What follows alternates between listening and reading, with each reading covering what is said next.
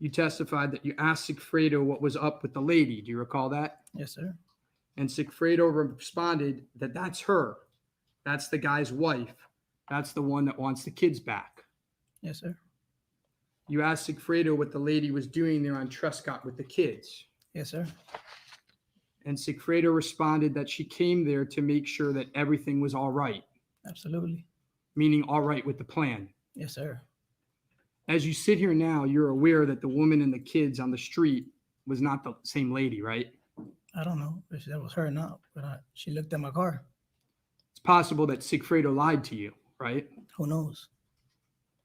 Another lie that Sigfredo and that was it. Oh, sorry. Strike that, Your Honor. Your understanding is that the money for the murder would be paid by the lady, right? Yes, sir. Again, your understanding came from Sigfredo. Yes, sir. You didn't go with Katie to get the money, right? No. So you don't know where she got it from, Nope. and you don't know what happened when she got it. Nope. Sigfredo never told you that he and Katie got more than $100,000 the night of the murder, did he? Nope. That would make sense why you got an extra $2,000, right? Maybe. And Katie never told you that they got more than $100,000 the night of the murder, right? Nope. Sigfredo never told you that he and Katie were getting paid every month after the murder, right? Never knew nothing about that. You didn't know that they were getting paid $3,000 a month. No. You didn't know that they were getting paid $1,000 in Adelson Institute checks, did you? Nope. But you saw that Sigfredo was spending a lot of money, right? Yes. You saw that Sigfredo even told you that he had paid for Katie's breast augmentation surgery, right? Her breast surgery? Yeah, I know what you're saying. If he told me about that? Yeah. Yeah. He told you he paid for it, right? That's what he said. You didn't know that Katie was getting money from Charlie Adelson every month in an extortion plot, did you? No. In May of 2015, you get arrested on a federal RICO case, right? Yes, sir. And you were detained. Yes, sir. And you wanted to get out of prison, right? You wanted to get a bail. Yeah. You started thinking about the fact that Katie and Sigfredo seemed to be spending a lot of money, right? No. Okay.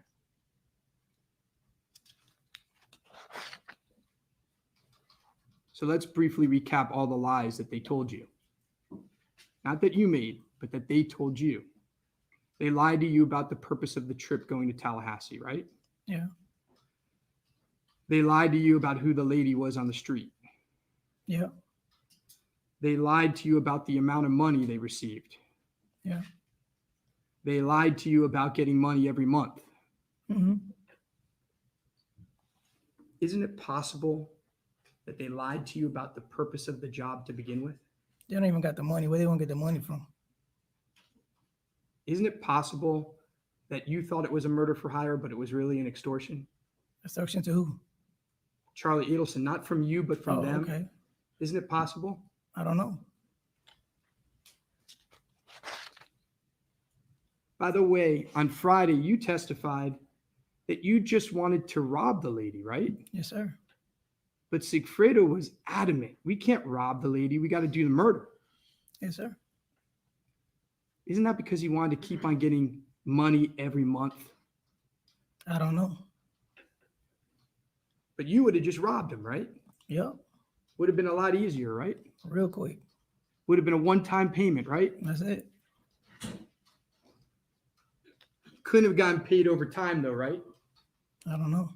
Well, if you rob someone, it's hard to keep robbing them over and over and over again. Absolutely, Right? of course. All right, so I want to back up a little bit, and I thank you for your honesty there.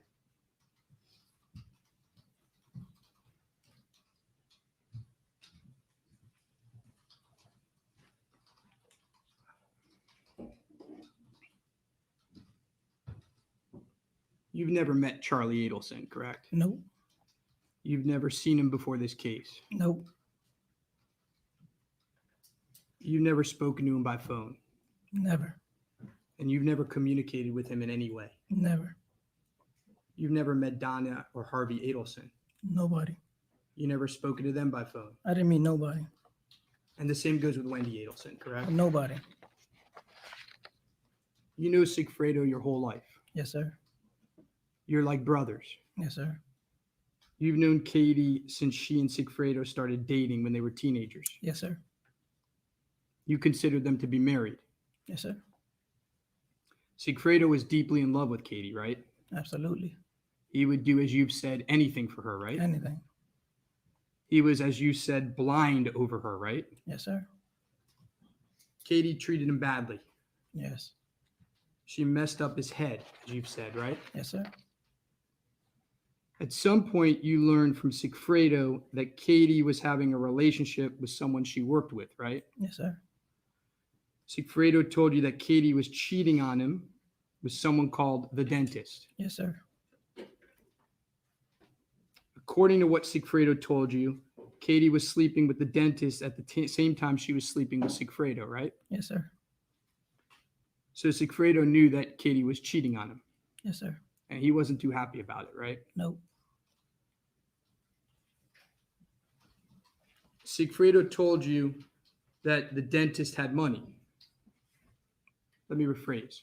Sigfredo told you that Katie told him the person she was with was rich. No. Well, he told you that Katie would flaunt and show off to Sigfredo that the person she was dating with had money, right? I don't think so.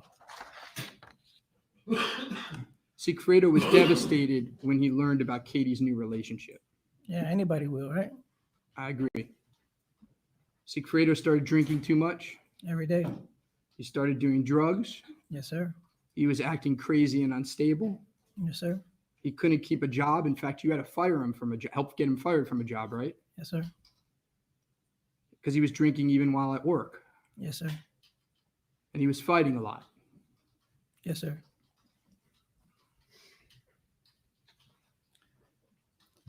Katie told Sigfredo that she would only take him back if he did this job for her, right?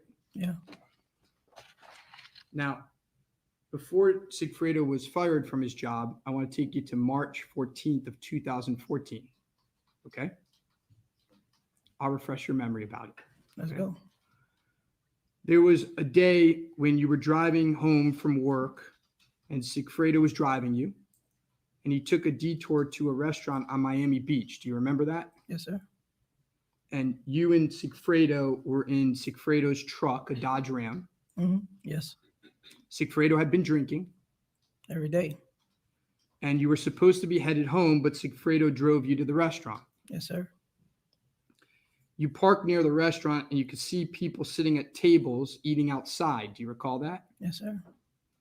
And one of those people eating at the restaurant was Katie. Yes, sir. She was with 3 other people. Can't remember that. Do you remember they were all white? I don't remember. Okay. Sigfredo pointed Katie out to you and said that one of the people there was the dentist. Do you Yes, recall sir. that? And while you were sitting in Sigfredo's truck watching Katie and the dentist, Sigfredo told you he was going to run him over when they got up, right? Yes, sir. And what did you tell him in response? I ain't gonna do it. I'm gonna get off the truck. But he was serious. Yes, sir. That's what he was like, right? He was angry. He was a good man. But anybody get angry if your wife is doing another man? He was angry. He wanted to hurt the dentist, right? Yeah. Are you aware that he actually did try to run him off the road a couple months later in July 1st, 2014? Did he ever tell you about that incident with a jet ski? No.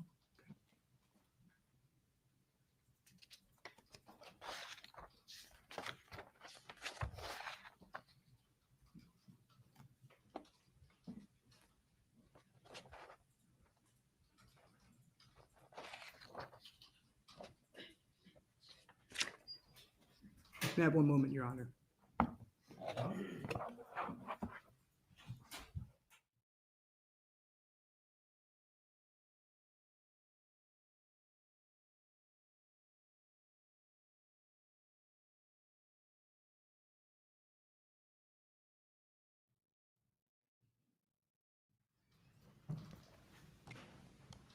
Now, let me take you a little bit back to the first trip, okay?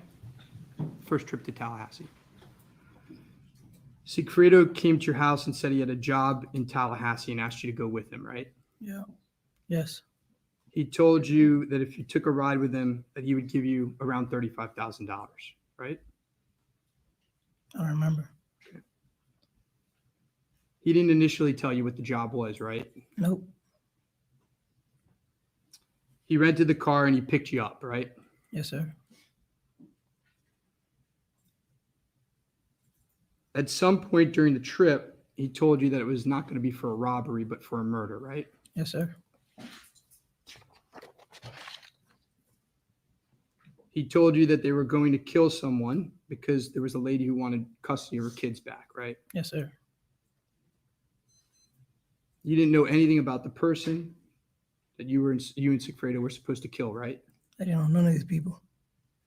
The only thing you saw was a piece of paper that Sigfredo had with a photo and address on it, right? Yes, sir. And the photo looked like a headshot, right? Like from chest up. Yes, sir. Something you would get off the internet. I doubt that, but wherever he got it from, he got it.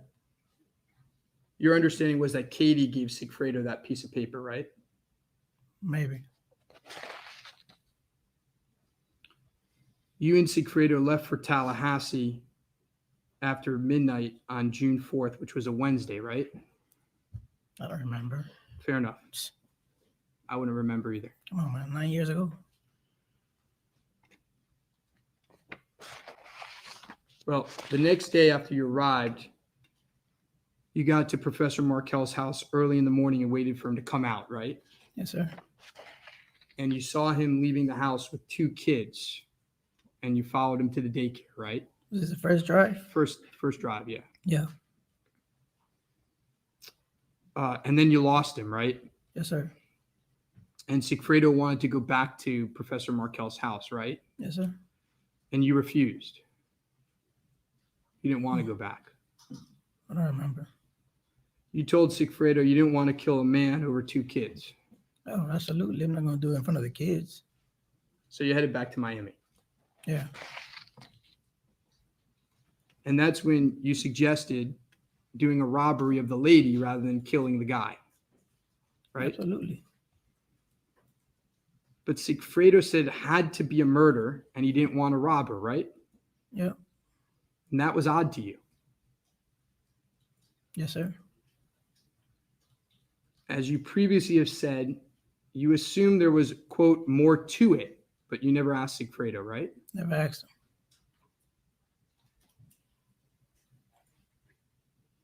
When Katie learned that the murder didn't happen on the first trip, she was upset, right? Probably. Now let's fast forward to July 16 to 18. And I'm not good with dates either, okay? A month or so after the first trip, Sigfredo came to you and said that you had to go back to Tallahassee, right? Yeah. He told you that he needed you to go back because he needed the money, right? Yes, sir. You told Sigfredo that you didn't want to go. Yes, sir. So he lied to you and told you, we're not going to do a murder. We're just going to do a lookout. We're just going to watch the guy. That's what he told you at first, right? Yeah. The first time you went to Tallahassee, Sigfredo rented the car for you, right? Yes, sir. But the second time, Sigfredo told you that you had to rent the car under your name. Yes, sir. Did Sigfredo tell you why he wanted you to rent the car under your name? I never asked him questions. Now, he actually gave you the cash to rent the car, right? Yep. Did he tell you what color car to rent? No. Did he tell you what type of car to rent? I don't remember. The cash he gave you was in a crumpled bunch, right? Shit, I don't remember though. But let me ask you this way. The cash he gave you to rent the car, it wasn't stapled. Nah, I don't think so. Now, you rent the car and you head up to Tallahassee, right? Yeah. And you arrive at around 1 a.m. on Thursday, July 17th, right? I don't remember the time, but Early morning. I don't remember. Okay. We got there. Gotcha.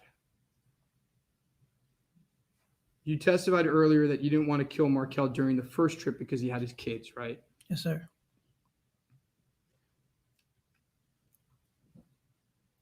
And you told Sigfredo that during the first trip. But Yeah, you didn't want to do it in front of the kids. I believe so.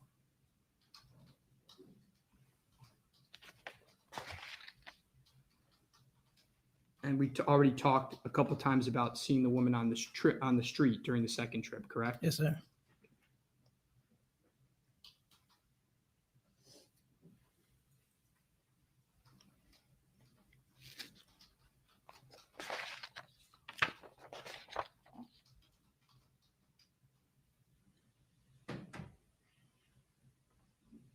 Now, on July 18th, the day of the murder, you saw Professor Markel with his kids. Yes, sir. Again, you followed them to the daycare to make sure they were dropped off. Yes, sir. And then you went to the gym, Yes. and then you followed him back to his house where he was murdered, right? Yes, sir. And Sigfredo was the shooter. Yes, sir. He wanted you to be the shooter, but you didn't want to do it. Yes, sir. You testified that when you and Sigfredo were on your way back to Miami, Sigfredo called Katie. Yes, sir. And are you aware that the state has call records which put that call at 12:30 p.m.? I don't know the time. Will you take my word that the call records for purposes of these questions show that that call happened at 12:30? If you say so. The call wasn't on speakerphone, right? No. And you were driving on the highway at the time, right? Yes, sir. With the window cracked open a bit. I don't remember. Fair enough. But it's your testimony that you were able to hear some of the conversation, correct? Yes, sir. And you think you heard Sigfredo tell Katie, it's done, right? I heard. You heard Sigfredo tell Katie, it's done. Yes. He's sitting And next you- to me. And what's that? He's sitting right next to me. Understand. And you think you heard Katie respond, I know. I think I heard her. When you were interviewed by law enforcement, in September of 2016, right? Yes, sir. That was 2 years after the murder. Yes, sir. We're now 8 years after the murder, right? Yes. Your memory might have been a little bit better then. Is that fair to say? Yes. And during that interview, you told law enforcement that you didn't hear the I know comment. Do you recall that? No.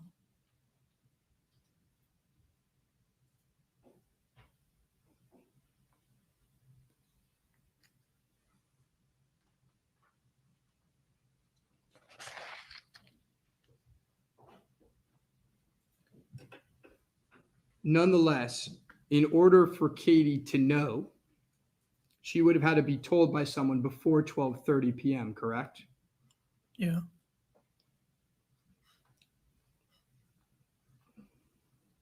After Sigfredo hung up with Katie, he told you that you would get your money tomorrow, right? Yes, sir.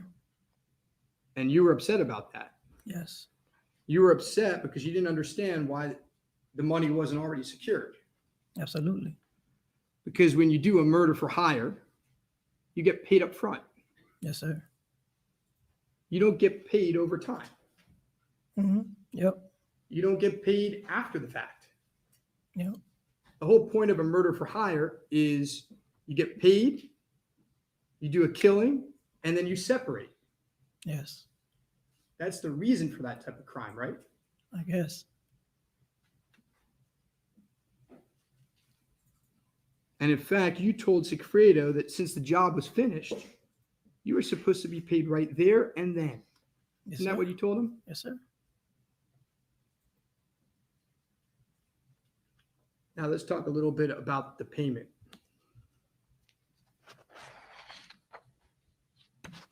You got paid the next day, right? Yep. And Katie dropped off the money, right? Yes, sir. And it was stapled. Yes, sir. And that's the first time you had ever seen stapled money, right? Yes. You had never, on any of these other trips, you had never seen stapled money. What other trips? Well, the first trip to Tallahassee, the second trip to Tallahassee, ever in your life. Yeah, that's the first time I've ever seen stapled money. And when you got paid, Sigfredo gave you an extra $2,000, right? Yes, sir.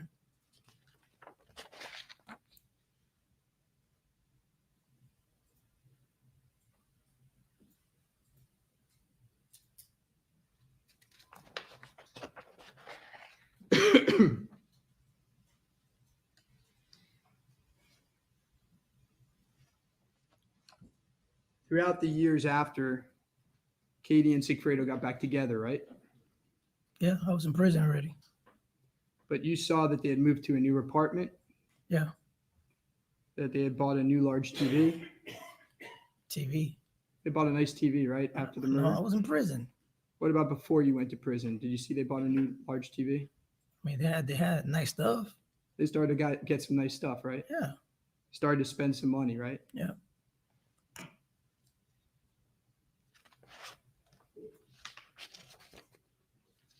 One last area of questions, I believe, and it'll be quick. In 2014 and 2015, during the time of these events, you were a member of the Latin Kings, right? Yeah. And that's a crime family, right? It's a family, yeah. Commits crimes, right? I mean, every gang does. It's a gang.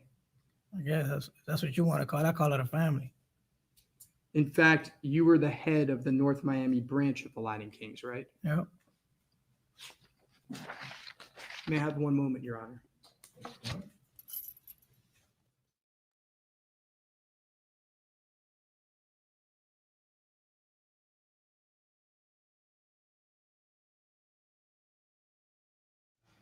Redirect examination.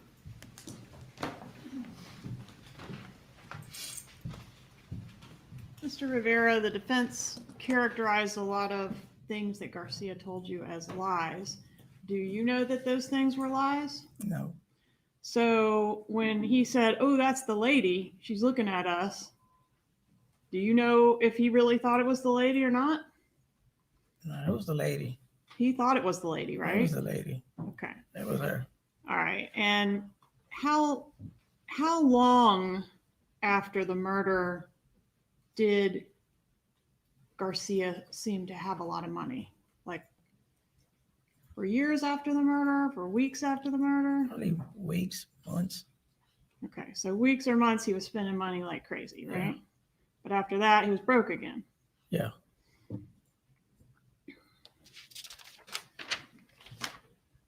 When you were in the car with Garcia at the restaurant where he was talking about running the dentist over, Yes, ma'am. what was he acting like?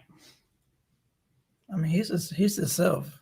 You can never tell. But Mm-hmm. he drinks a lot. He does a lot of coke. But he was frustrated. Okay, so he was jealous, Absolutely. angry, Yeah. pissed off, Hmm. drunk, Every day. okay, and heartbroken, right? Yes. All right. What about on the trips to Tallahassee? Was he like that on those trips? Yes, ma'am. Okay. So during the trips to Tallahassee, was he talking about the dentist? No, we barely spoke.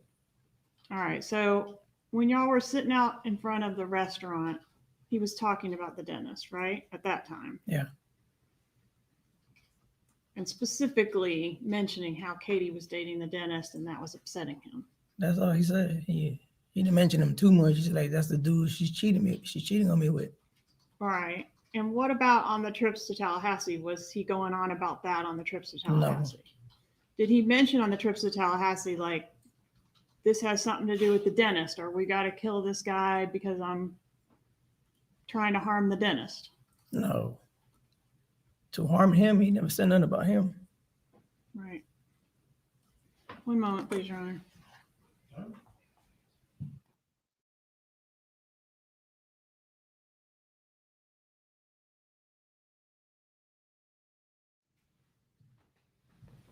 Did this murder have anything to do with the Latin Kings? No, absolutely not. Were you asked to threaten anybody related to this murder? I mean, were you ever asked to threaten the dentist because you're a No. Latin King and he might be afraid of you? No, I don't even know these people, man. The Latin Kings ain't got nothing to do with this. No further Promise you that. Witness be recalled by the party. Potentially, Your Honor. Mr. Rivera, you may step down from there.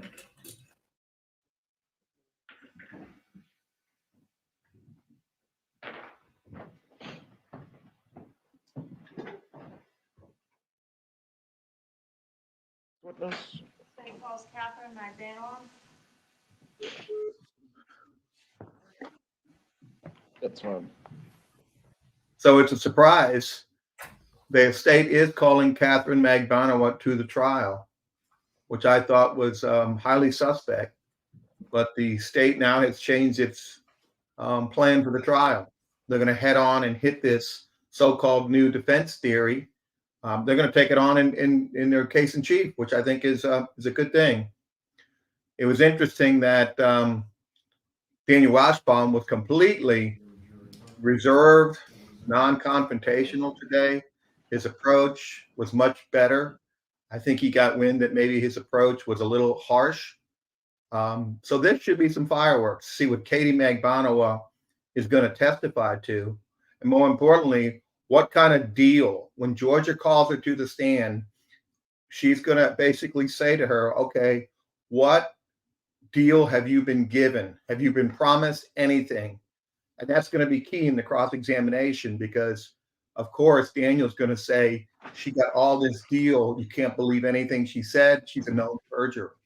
So this is going to be riveting. This could be the whole trial. And I'm excited for it. I think Georgia has spent the weekend planning this. And I think she feels confident that Katie will deliver a knockout blow to the defense for Charlie. And I think Daniel is completely surprised that the state called Katie Magbanua. So this should be great. I'm glad that Joel's in the courtroom and going to be able to see Katie take the stand. You can see nervous. They look a little nervous. They don't know how to approach Katie. And Charlie is really nervous, talking to his lawyer quietly. So this is it, guys. I think this could be a big moment in the trial. Could be a big moment for Wendy. I'm sure her lawyer and her are watching this to see what Katie's going to say. So I'll be glad. I'll be here all day trying to give analysis, but I think this is important. I'm curious. This might be Sarah Dugan handling this witness. And Sarah's pretty calm. She's very good with people. And I can see her developing a relationship with Katie.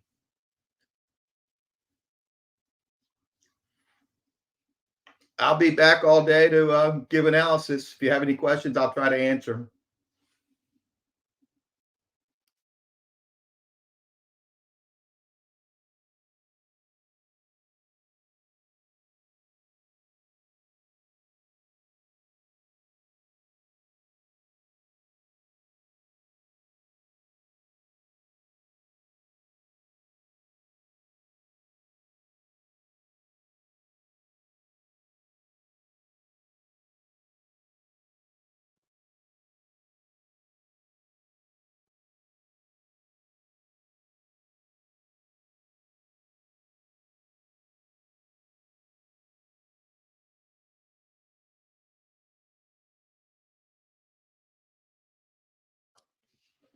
I guess, I don't know if everybody can hear me, but the problem is they're probably having to transport Katie because she's in custody with a life sentence.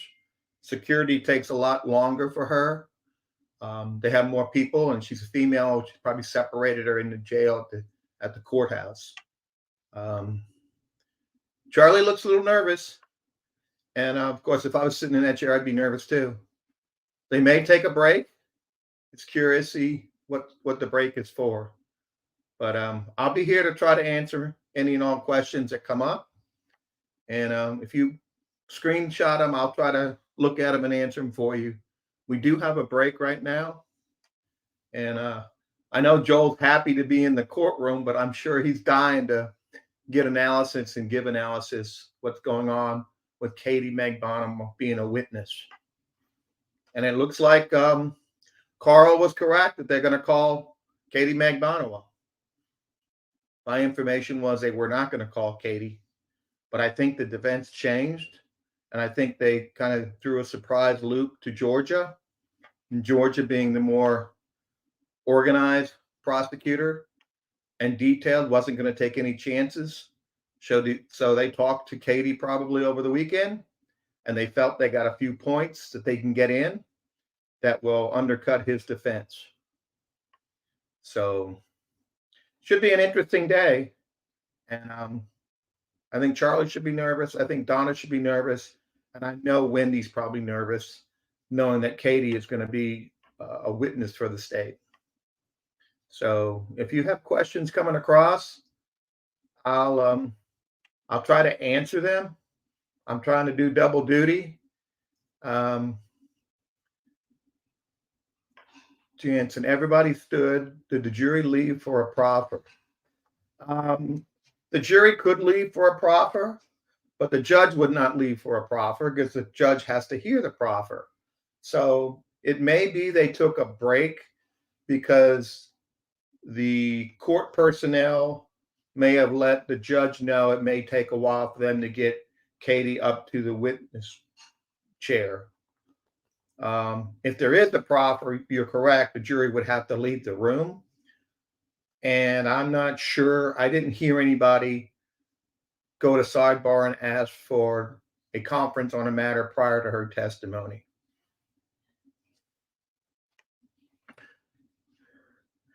Here's the deal with Katie.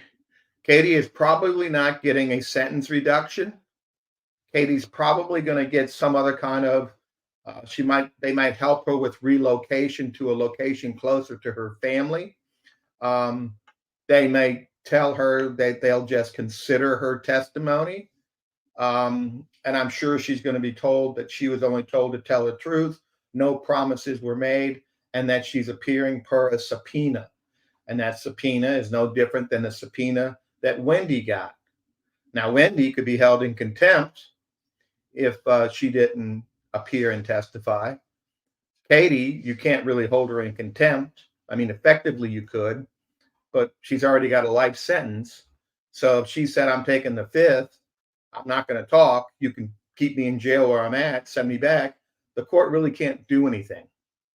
So Katie's getting some kind of benefit, and I'm curious to see how the state does that when they start. So that's going to be key. What kind of benefit is she getting? What is the state offering her? And that'll go a long way to give an idea how much information she has. So those are key things to look at. Those are the places, if I was a defense lawyer, I would be attacking. That she's getting a deal, that she's a committed perjurer, that she's a committed murderer. And I'm sure Dan then will try to incorporate his defense through Katie without having to call his client. But I think it's going to be a hard go. Now, I'm sure that Georgia will probably try to go through the Dolce Vitae and get her to fill in what she was saying or wasn't saying and try to give context so that the defense, if they call Charlie, won't have a one-sided context evaluation. So this is really good. This may make the trial a little longer. There is the risk of Katie testifying, Susan, because she is such a bad witness. She's lied. She's obviously a convicted murderer. She's testified. And now if she comes in and gives any helpful information for the state, she'll have to admit that she committed perjury the last time she was in a courtroom.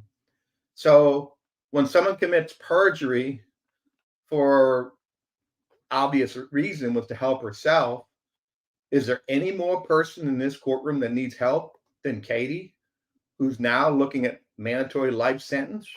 Of course she can be attacked, that she has an interest to lie, she has an interest to satisfy the state, and wants to get her sentence reduced.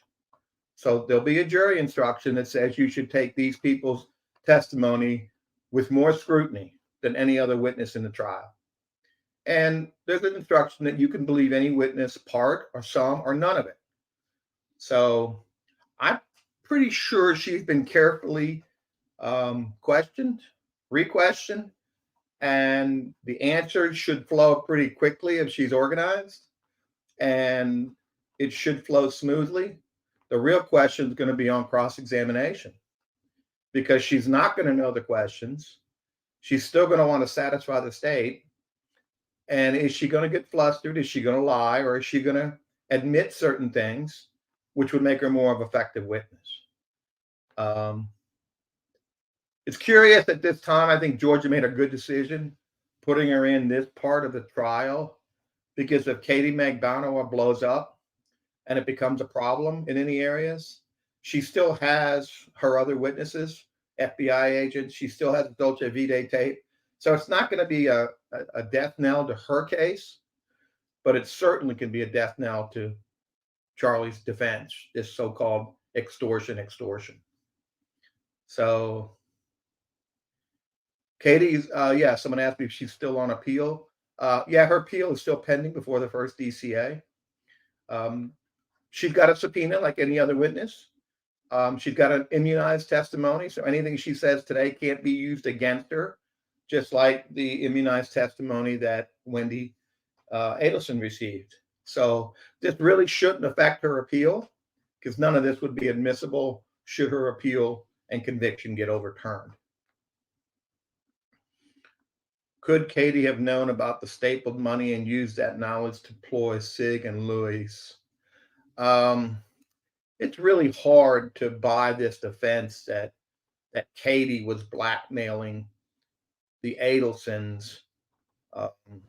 This whole thing about pay afterward is a little far-fetched.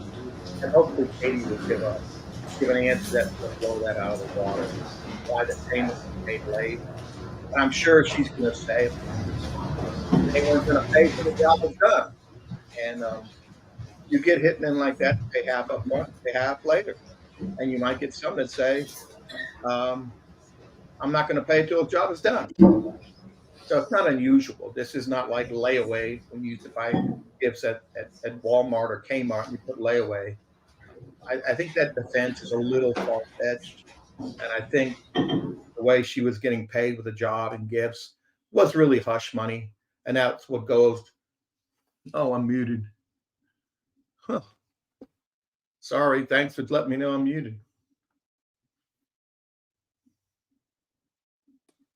Hey, Tim, you're good. You're not muted. Oh, someone said I was muted. Okay. You're good. We're hearing you. Okay. Thanks.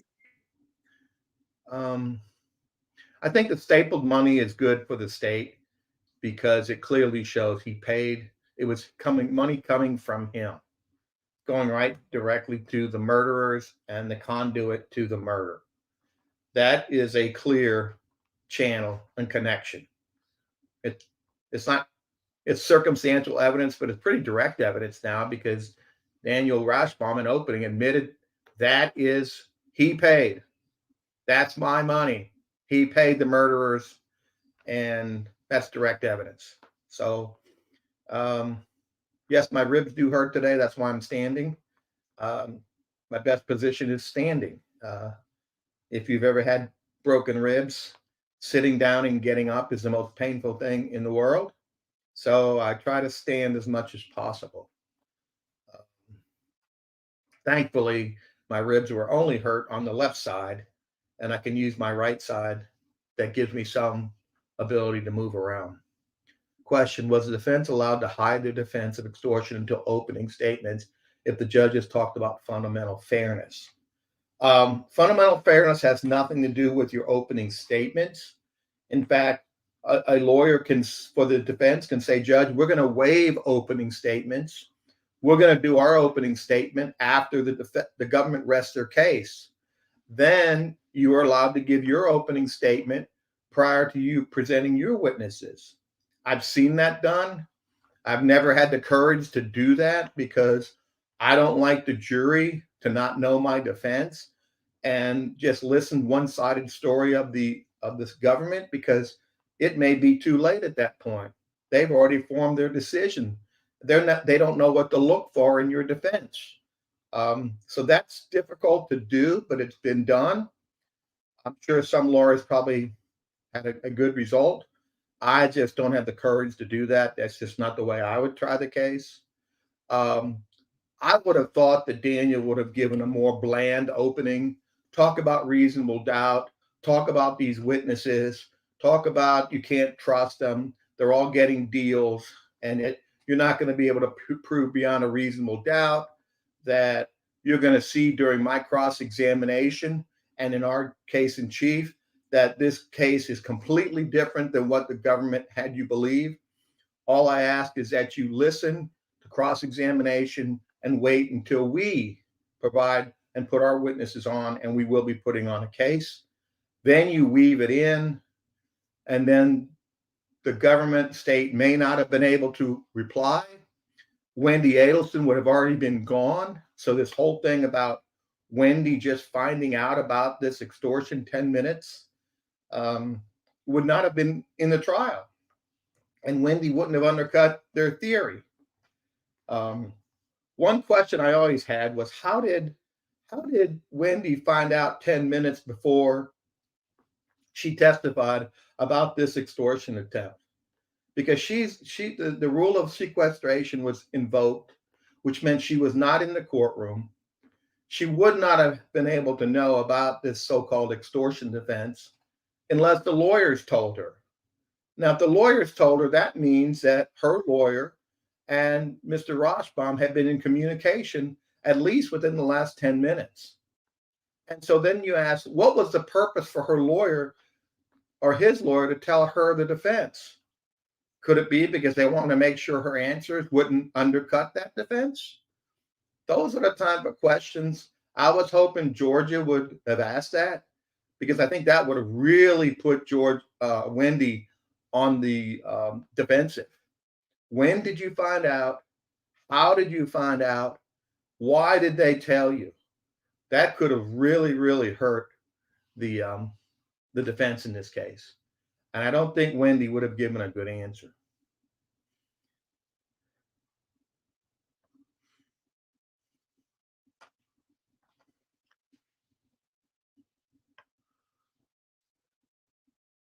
So last night I had a visit from Joel and Steve from SPS. And it's funny, I don't know if you all saw it, but they brought me a bottle of Bullet bourbon. And we actually took a picture with the Bullet bourbon. And then I had another special guest show up. Fancy Fiction showed up at my house. And we all were able to discuss the case and things going on. And it was pretty awesome. It kind of lifted my spirits. I was always planning on being in the courthouse, going to the courtroom. But this is as close as I can get. And it was fun. It was really great. These people are really great people. They really want to see justice done. I know Joel was excited to get to the courtroom today. He traveled a long way. And Steve, and it's just wonderful. I feel like I made a lot of new friends that I really enjoy. Question, do you believe Charlie parted ways with $100,000 cash free within hours of being extorted by the murderers of his nephew instead of going to the police? Charlie was never going to the police. His family was never going to the police. And why don't you go to the police? Because you're not an innocent person. Innocent people go to the police. My clients never go to the police because they normally have done something they shouldn't have done. But innocent people do go to the police. It's hard to fathom this defense. I don't know if anybody saw my article I wrote the other day, but Charlie was all over Lacoste about waiting like 6 months to come forward. And he said he was afraid. And he beat him, and he went in January, February, all this about that. But yet he wants us to believe that Charlie and the family kept this secret for 9 years. So if I'm Georgia in the closing, I'm going to say, ladies and gentlemen, you saw him try to beat up Mr. Lacoste, saying that he waited 6 months. Well, how could he wait 9 years? Problem is not true. And I think Daniel made a serious mistake attacking Lacoste with those arguments, because those are the same arguments can be like 25-fold against his client. And Lacoste I believe, was a pretty good witness. When witnesses make admissions that they could have done something different and admit mistakes, those are very credible witnesses. Witnesses that I've cross-examined that always have an answer for something, they don't come across well. And I really hate that because it's easy to show someone that doesn't want to answer a question. But when you get a witness, like I get a law enforcement officer, and they make admissions, that's tough because they're credible and the jury's going to find them credible. Wendy's not credible. Lacoste was very credible. I thought he came across, he even admitted he was kind of love-struck and he did stupid things. And I think we all who watched his testimony really believed he was scared. He got really scared. So I thought he was a great witness. And in jury trials, you pick these jurors and, they smile at you and you think you've got these jurors, but I can tell you, the jurors that smile at you one day are the ones that come back and say guilty and they look right at you. Sorry, making myself laugh, but you just never know with a jury. When you give a closing statement and you're in front of that juror and one of those jurors turns away, you get that feeling in your stomach like, oh my God, I lost that juror. And then you try to move and get in front of that juror again, they turn away again. And then you realize you've got problems. And then sometimes you go with jurors and they're all nodding and you feel really, really good. That's a great feeling, that the argument you're making is good, that you can see the jury is agreeing with you. It doesn't mean they're going to vote with you. I've had lots of jurors come back and say, you did a really great job, but your client was guilty as hell. All right, guys, I'm going to let you go and we'll talk after this about Katie.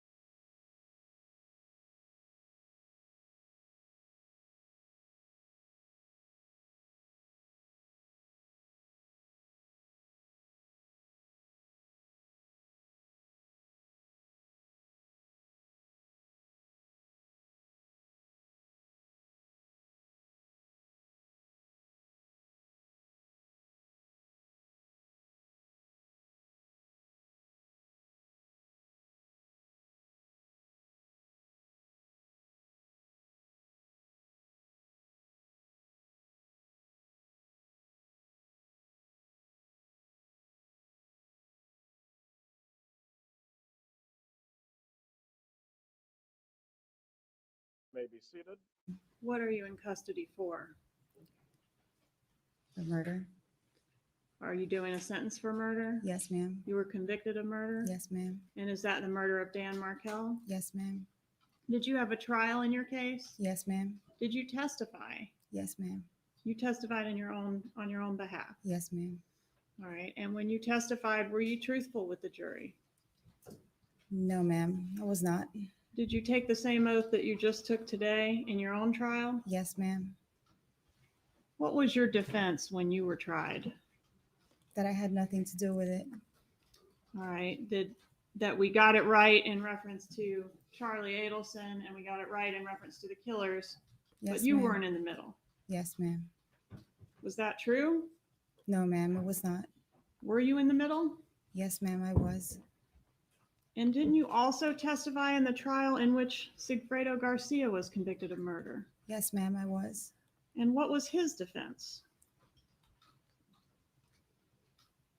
That he had nothing to do with it. That we got it right in reference to Charlie Adelson and we got it right in reference to the killers, but he had nothing to do with it. Yes, right? ma'am. Objection, Your Honor. The Overruled, Ms. Kellerman, make sure you use up any questions. And was that defense truthful?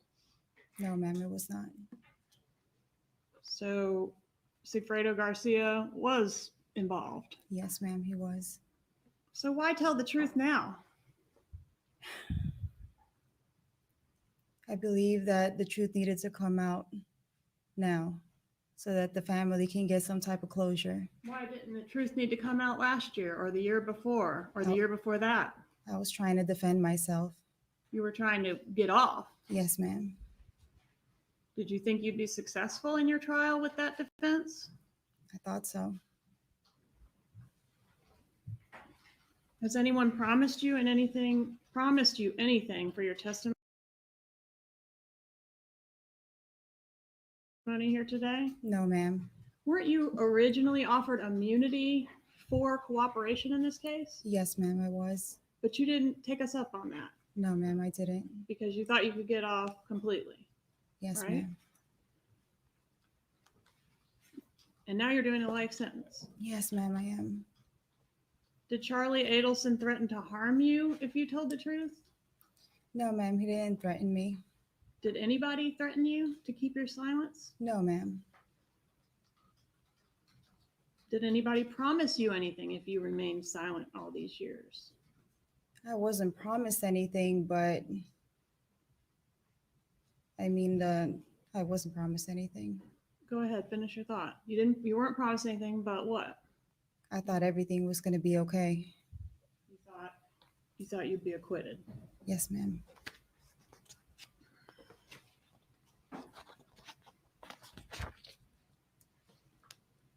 All right. So did you know Dan Markell? No, ma'am, I did not. Did you have any personal beef with him? No, ma'am, I did not. What was your motivation for becoming a part of this murder plot? Financially, So not as a favor to Charlie Adelson? Objection, Your Honor. What is the objection? I'll rephrase it, Your Sorry. Honor. Was it a favor to Charlie Adelson? yes, ma'am, it was. Okay, but your primary motivation was not favor to Charlie Adelson? Well, yes, ma'am, it was. And financially, All right, because you were going to get paid for your Yes. part? Yes, How much ma'am. did you get paid? I don't know the exact amount. What was your relationship to Charlie Adelson? He was my ex-boyfriend. When did you meet him? I believe that was in 2013. Do you know what month? Has to be around September. Can you point him out and describe what he's wearing? He's sitting over there with a blue jacket and a blue tie. Let the record reflect the witness has identified the defendant. The record will reflect. Show you what are marked as states 48. Recognize this exhibit? Yes, ma'am, I do. How do you recognize it? That's when we went to Key West. Is that a fair and accurate photo of you and Charlie Adelson? Yes, ma'am, it Is is. that when the two of you were taken, when the two of you were dating? Yes, ma'am. Judge, at this time, I'd ask to move into evidence states 48. Okay, objection. No objection, Your Honor. 48 is admitted. Do we have that for publication?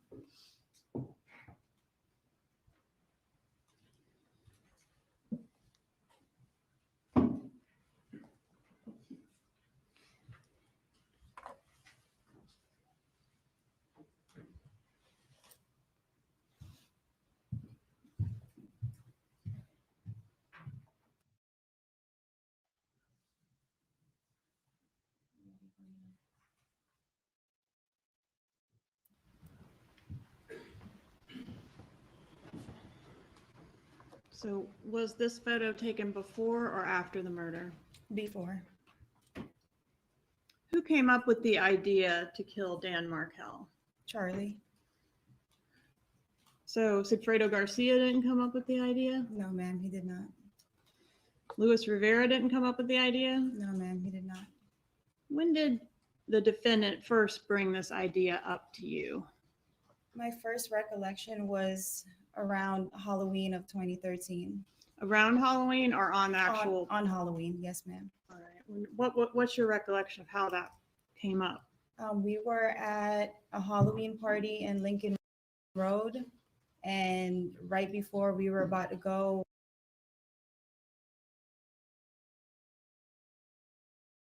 he got in the car with me and he asked me a question. What was the question? Do you know anybody that can harm someone? And did you know anybody that could harm someone? Yes, ma'am, I did. Who was that? Sigfredo. And at the time, what was your relationship with Sigfredo? Wasn't the best. But he was the father of your children, right? Yes, ma'am. He, So were you dating both men at this time, or were you only dating no, Charlie? I was only dating Charlie. And so he meaning the defendant, initially said, do you know anyone that could harm someone? Was he aware of your connection to Sigfredo Garcia when he made No. that statement? Not that I know of. No, ma'am. Did you suggest Sigfredo Garcia at that time to the defendant? No, ma'am. What I- did you say? I just said yes and kind of left it alone. All right. Did it go any further than that at that time? Not that night. I All don't right. believe Did you so. know who he wanted harmed at that time? No, ma'am.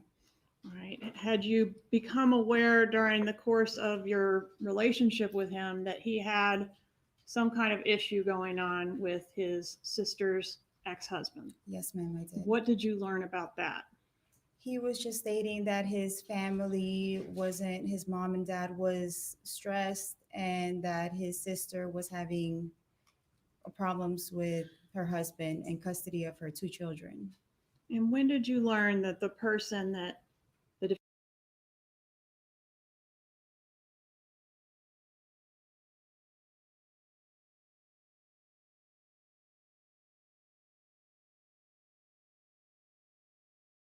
defendant wanted harmed was this ex-husband of the sister? I believe later on. All right. And when did you learn the name Dan Markel? It wasn't until, I don't know if it was on my trial or when Sigfredo got arrested. Okay, so even when he was killed, you didn't know the name of the person that was being killed. Yes, I never knew his name. How did the defendant refer to this person, if not by the name Dan or Danny Markel? Wendy's husband. So you knew that the person that was going to be initially harmed was Wendy's husband. Yes, ma'am. Okay, and you knew that there were issues, or what did you know about the beef with him? He painted this picture that this was a terrible man and making his family go through a lot custody-wise with his sister. All right, and when he would say these things to you, is it in the context of his mom specifically or his family in general? I believe it was more towards his mom, Meaning what? that his mom hasn't been sleeping, his mom is not eating. I know his dad wasn't the best health either, but he would refer to his mom a lot. All right. And the reason she wasn't sleeping or eating, did that have to do with this ex-husband of Wendy? Yes, ma'am.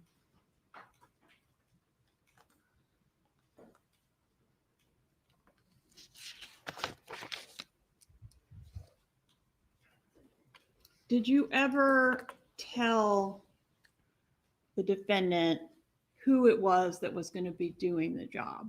No, ma'am, I did not. Why didn't you say the name Sigfredo to Charlie Adelson? I always referred to each other as my friend. Neither one of them wanted to really hear each other's names. And why is that?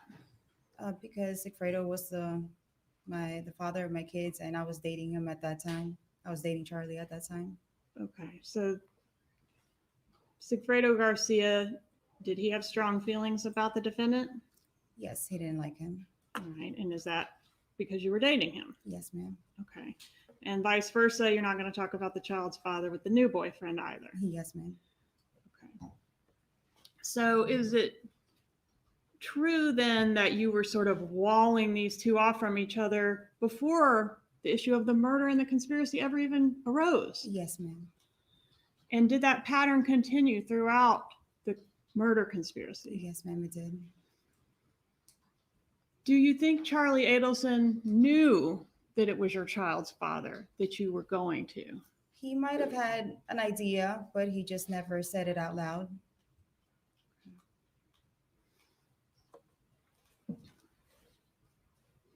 There's one phone call between, I think it's from Sigfredo Garcia to Harvey Adelson, the father of the defendant. Do you know anything about that phone call? That was on July 1st of 2014. Yes, ma'am. What do you know about that phone call?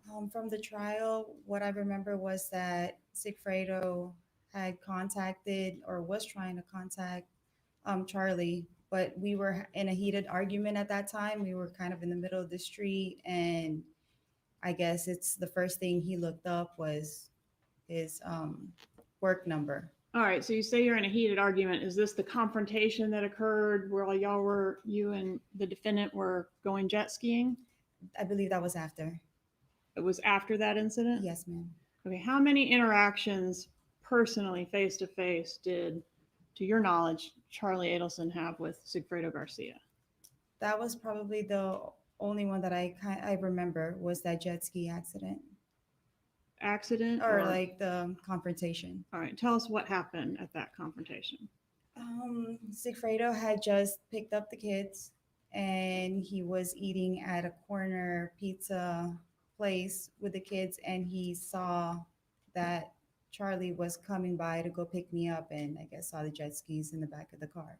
So he loaded up the kids and cut us off, was screaming a couple things out loud, but we didn't really hear anything because our windows was up. All right, did you say he cut you off? Do you mean in traffic? In the back street of where I lived at that time. All right, and when you say he cut you off, did he run you off the road or something else? He kind of just went right and blocked the road in front of us. So Charlie had to kind of do a 3-point turn and go around the other way. Did the two men actually get out into the street and confront each other? No, ma'am, they did not. Okay, were any actual words exchanged through the windows? Through the windows, yes, but I had my window up, so we didn't know what Sigfredo was saying. All right, so Sigfredo shouted some things out the window. Did Mr. Adelson do the same? No, he did not. And what were the things that were shouted out the window? Were you able to hear them or not? I didn't hear anything. All right. And at this point, this is July 1st of 2014, the plot is already underway to do this murder, right? Yes, ma'am. Does Sigfredo Garcia know that he's doing the murder for Charlie Adelson? To my knowledge, he might have had an inkling about it, but I don't know. That was never spoken of. Okay, the killers, and when I say the killers, I'm referring to Garcia and Rivera, knew they were doing something for a lady to get her kids back. Do you Yeah. know how they knew that information? I believe it's because of the envelope that Charlie gave me to pass over. So you didn't relay that information to them that it had to do with a lady and her kids. I might have mentioned it to Sigfredo, yes. Okay. So if you mentioned that to Sigfredo, would you be, I guess, were you intentionally trying to characterize this job as being related to someone other than Charlie Adelson? I believe so, yes. Because is that because Sigfredo Garcia would not have wanted to do anything to help out Charlie Adelson? Yes, ma'am. All right. So do you think Sigfredo knew that this lady with the kids was somehow connected to Charlie Adelson? I believe so. All right. And there was going to be a lot of money paid for this job, right? Yes, ma'am. Did you know anybody else with that kind of money or that might have had that kind of money to get this job for them? No, ma'am, I did not.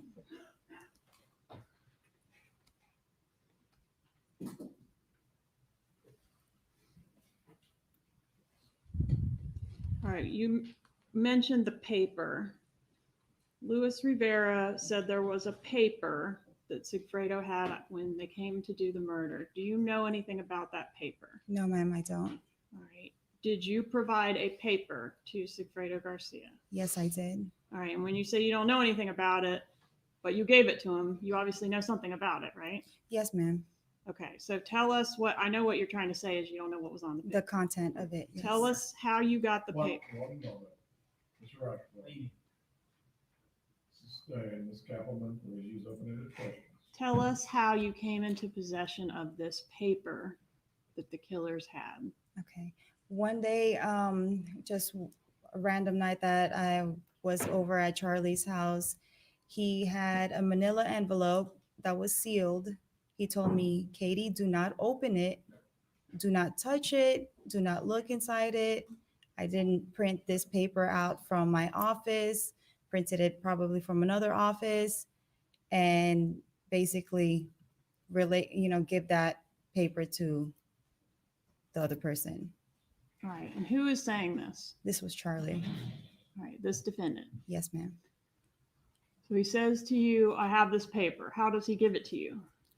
I had a diaper bag, so he showed me the envelope, and I was like, just put it in there. Did he express any concerns about fingerprints being on the envelope or the contents? Yes, ma'am. He said he wore a glove so that there's no fingerprints on it. He was very specific about me not opening it and not looking inside it. And he also told me that he didn't print it from his office. All right, and what about licking the envelope? And that he didn't lick the envelope. He said he did not lick the He envelope? did not lick that. And what was the purpose of that? I guess his DNA. Okay. So did you touch the envelope? It was in my diaper bag, but I don't remember if I never opened it, but I might have touched it just to stick it inside in my diaper bag. And did you deliver the envelope to Sigfredo Garcia? I must have contacted Sigfredo and just told them, hey, come by the house. And then, he was kind of in and out of my life. So he popped up, he literally got the envelope. I was like, you have something inside that bag. And then he grabbed it, stuffed it in his pants and left. In regards to the June trip that the killers made, did you provide Garcia or Rivera with any money for expenses Yes, ma'am. associated with that trip? Yes, ma'am, I did. And where did you get the money from to do that? From Charlie Adelson. Can you tell us about that? What was the context of you getting that money? Sigfredo would just ask me, hey, I'm going to need some money. I need to go out of town. And I'm like, okay. So then I'd go to Charlie, or I'd be at Charlie's house, and I'll tell him I need some money for the expenses. And he gave you some money? Yes, ma'am. About how much money, if you know? I can't recall, but it was a couple $100s.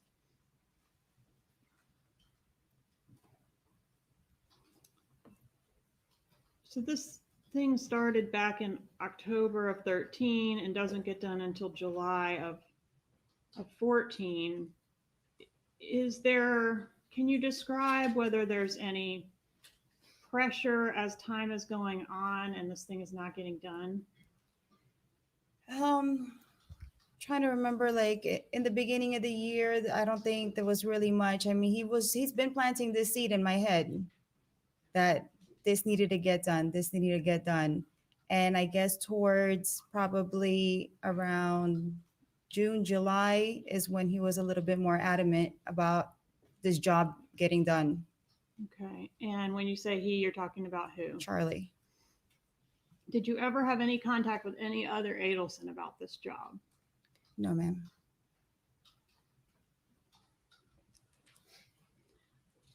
In the context of, this needs to get done, this pressure getting put on you, is there ever a mention of the mom, Donna, or the divorce situation in the context of getting it done? At that time, not that I could recall.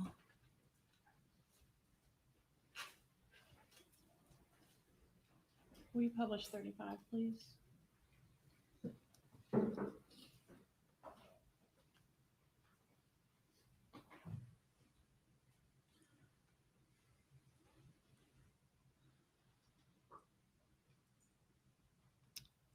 Is this you on the left side of the screen? Yes, ma'am, it is. Right. And was this picture, where was this picture taken? This was in South Beach. I believe the building that they were living at where Charlie's parents were living at. Is that the Icon? I don't think that was an Icon. It was somewhere in First and Ocean. Okay, so a different residence. Yes, ma'am. All right. And this photo, was this the first time you'd ever met Wendy, or had you already known Wendy before this photo? I met her one time prior to this because I believe this was in Father's Day. So I met her around spring break when I had dinner with her and Jeffrey. Okay. Yes. So the Yardbird restaurant? Yes, ma'am. All right. So this was the second time you'd met her. Yes, ma'am. Did you have a relationship with her outside of her being Charlie's sister? No, ma'am, I did not. Did you communicate with her by phone or through any apps or anything like that? No, ma'am, I did not. Did you receive any communication from her specifically about the homicide? No, ma'am, I did not. Did Wendy ever give you any money or other gifts? No, ma'am, she did not. Did anybody pay you for your part in the murder other than Charlie Adelson? No, ma'am, they did not. All right. And the payments from Charlie Adelson, did those include the checks that were signed by his mother from Yes, the ma'am. Adelson Institute? Yes, ma'am, it was. Did you perform any job at the Adelson Institute? No, ma'am, I did not.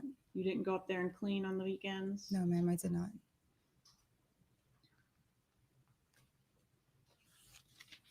On the night of the murder, did you go to the defendant's house? Yes, ma'am, I did. And where was that house, or what house was that? That was in Whale Harbor in Fort Lauderdale. All right. And did you get payment for the murder that night? I believe it was the following morning. Were you in a panic when you arrived at his house? Was I in a panic? In a panic. I wasn't in a panic, but Charlie was. Okay. Explain that. How was he acting? When I opened the door, he was kind of frantic and he had a gun in his hand and he was just all over the place. Was that normal behavior for him?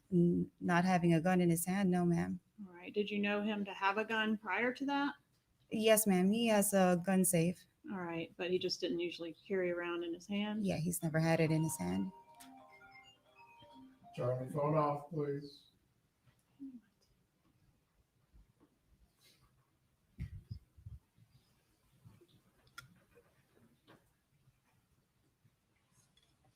What was he saying to you when he was in this frantic state?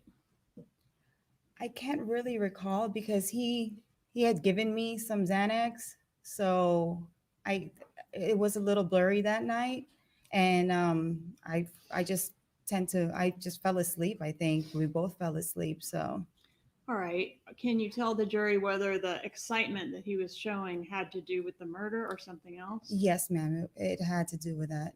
Okay. Was anybody else there at his residence when you arrived? At that day, no, ma'am. Okay. Did you ever see his parents at the residence? No, I didn't see his parents. How was the money packaged when you got it? I think you said you got it the next morning. Yes, ma'am. Okay. It How was it was. packaged? It was in a plastic. The money was in a plastic bag, like a Ziploc bag, that was inside a brown bag, and then like a grocery bag over it. And was the money stapled? Yes, ma'am, it was. Can you explain how it was stapled? Like what size bills and what increments were stapled together? I believe it was stapled in. I never counted it, but it was like in a stack, and it was stapled in the corner. All right. Were they $100 bills or something else? They were $100 bills, and there was some 20s and 50s. Okay. And was the money damp? Yes, ma'am, it was. Explain what you mean to the jury. A couple days after that, I went and I opened the bag and I called Sigfredo and I told him, I was like, there's mold on this money. And he's like, well, blow dry it. And I was like, but why would there be mold on the money? And he's just, I don't know, just blow dry it. So I believe his parents or his mom might have washed the money. You mean like physically wash the money? Yes, ma'am. And why do you think his mom did it? Because he was always adamant about telling me he didn't have any money in his house. And he told me that his parents had just stopped by right before I got there. So all Okay. of a sudden he had money to put in the trunk of my car the Was following the morning. money, I'm sorry, I interrupted you. I'm sorry. Was the money already sorted out and packaged when you first saw it, or was he doing that? No, while you it were was there? already stacked and sorted out. Okay.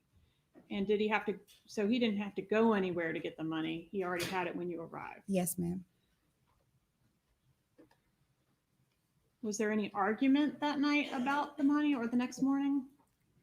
With me and Charlie? Yes. No. Did you, I guess you did stay there that night? You may have already said that. Yes, I fell asleep. Was there any argument with the defendant at all about anything that night? No, ma'am. Not that I can recall. Did you threaten him in any way? No, ma'am, I did not. Judge, maybe good sidebar.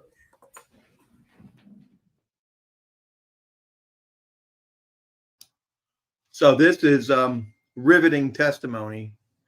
I think one of the things that stood out to me was the Charlie doing the Mission Impossible envelope with the picture, didn't touch it, no DNA, and just you can see Charlie in his own mind thinking that's how he's going to get away with this by doing the Mission Impossible, not touching it, no DNA. The laundering of the money, that's pretty funny. A new term. That's a new way of laundering money, cleaning money. I think she comes across really, really credible. But here's my thing. She didn't spend a lot of time as to why are you now telling the truth? What are you getting out of this? She said, I'm not getting any deal. No promises have been made. So if I'm Daniel Roshbaum, the first thing, and most of my cross-examination will be about why are you here? When did they contact you? When did you contact the state? How many times have you been talked to?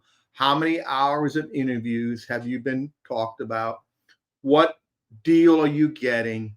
Are they going to give you better location? Did they promise you in the future that you might get a reduction of sentence? Did they promise you if you help get a conviction, you'll get a reduction in the future? She's going to deny all that, but it's going to be set into the ears of the jury to consider.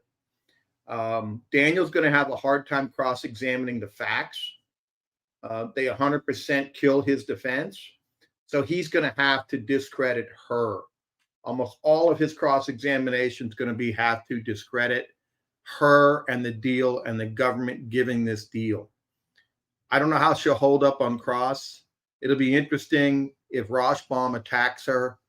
He can't be subtle with her because this is a witness who's basically saying her husband hired the hitman, paid me to do it.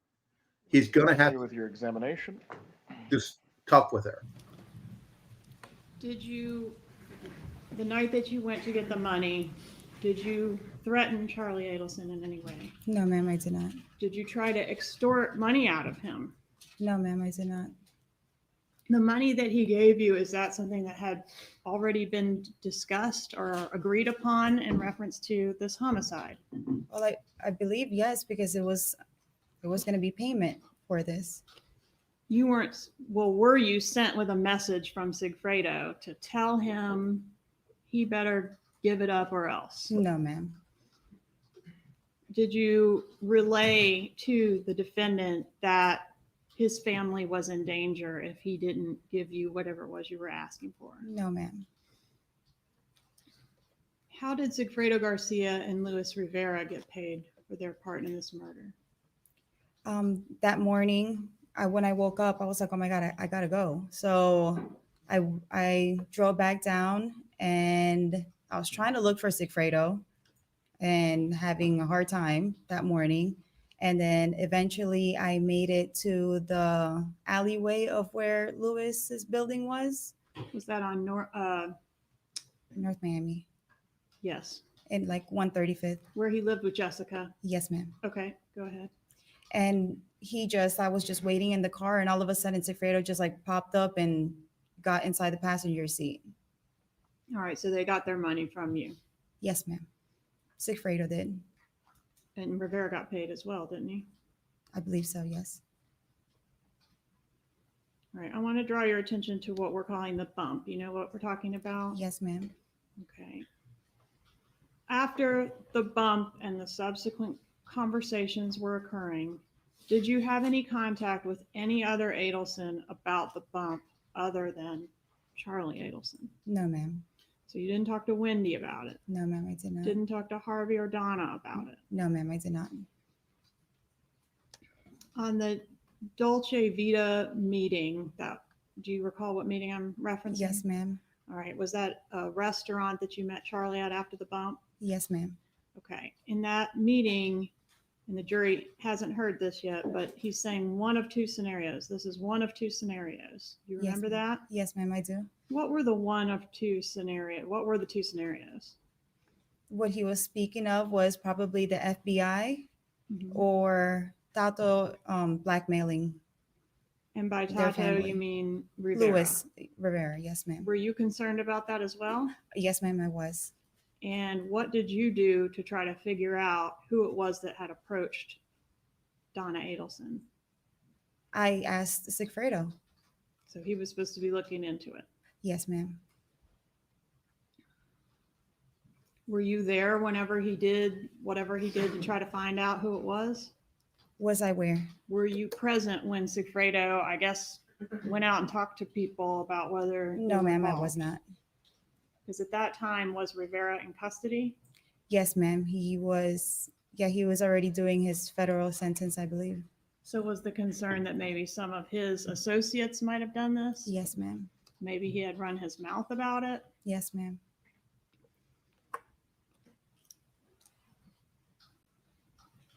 Have you reviewed what I had marked for U.S. States Exhibit 111, the Dolce Vita recording with the transcript attached? Yes, ma'am, I did.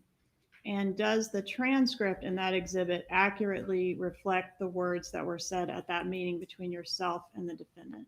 Yes, ma'am. When the defendant described the bump to you, strike.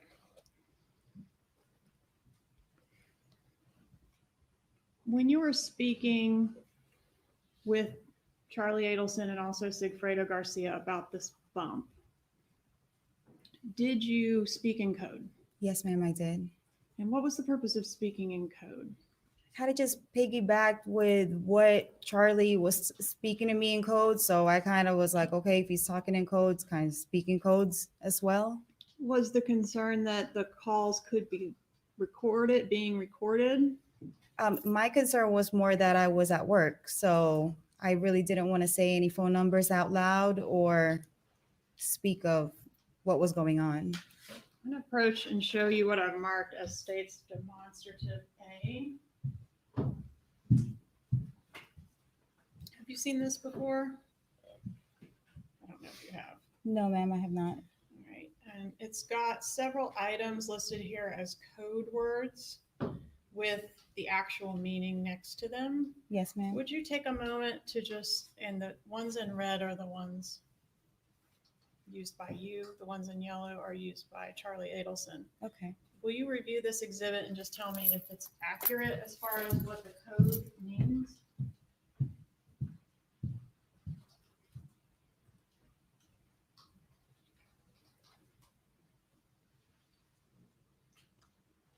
So an interesting point while she's reviewing this, Georgia now has a witness who can verify the accuracy of the transcripts. I would expect Georgia now ask the court to introduce the transcripts because we have a witness now has verified to the Yes, accuracy ma'am, of it. it's accurate. Judge, at this time, I'd ask to make use of states demonstrative A. Any objection? Yeah, I see it.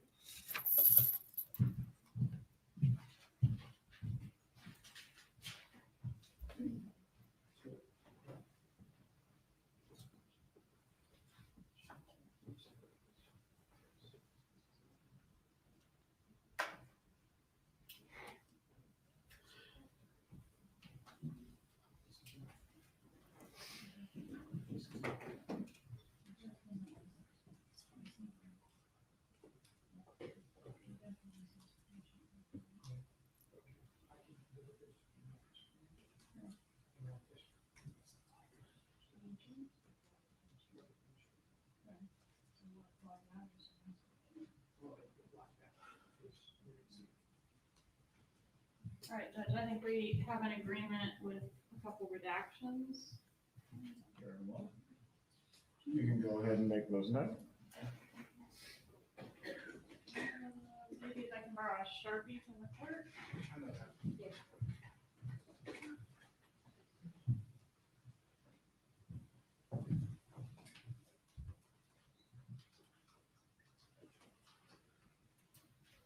I agree with, this is the best witness for the state, Julia. By far the best witness in the entire case. She solves the whole puzzle and very damaging to the defense. I think if I'm Dan Rossbaum, I'm thinking, where the heck do you go from here? The only cross-examine he can do of her really is what kind of deal you're getting. You're a perjurer, you're a liar, we can't trust anything you say. He certainly doesn't want the transcripts in, because in the opening, he said Charlie's going to give context to the transcripts. But the transcripts weren't admitted, so his client can come in and give his version. But now, Katie has just said these transcripts were all valid. And as Georgia now moves to get the transcripts in, then I think Charlie's defense is undercut even further. So these code words is important. Good timing, because she wants to get these code words done. So when they introduce the wires and the calls, we'll know exactly what the code words mean. You know,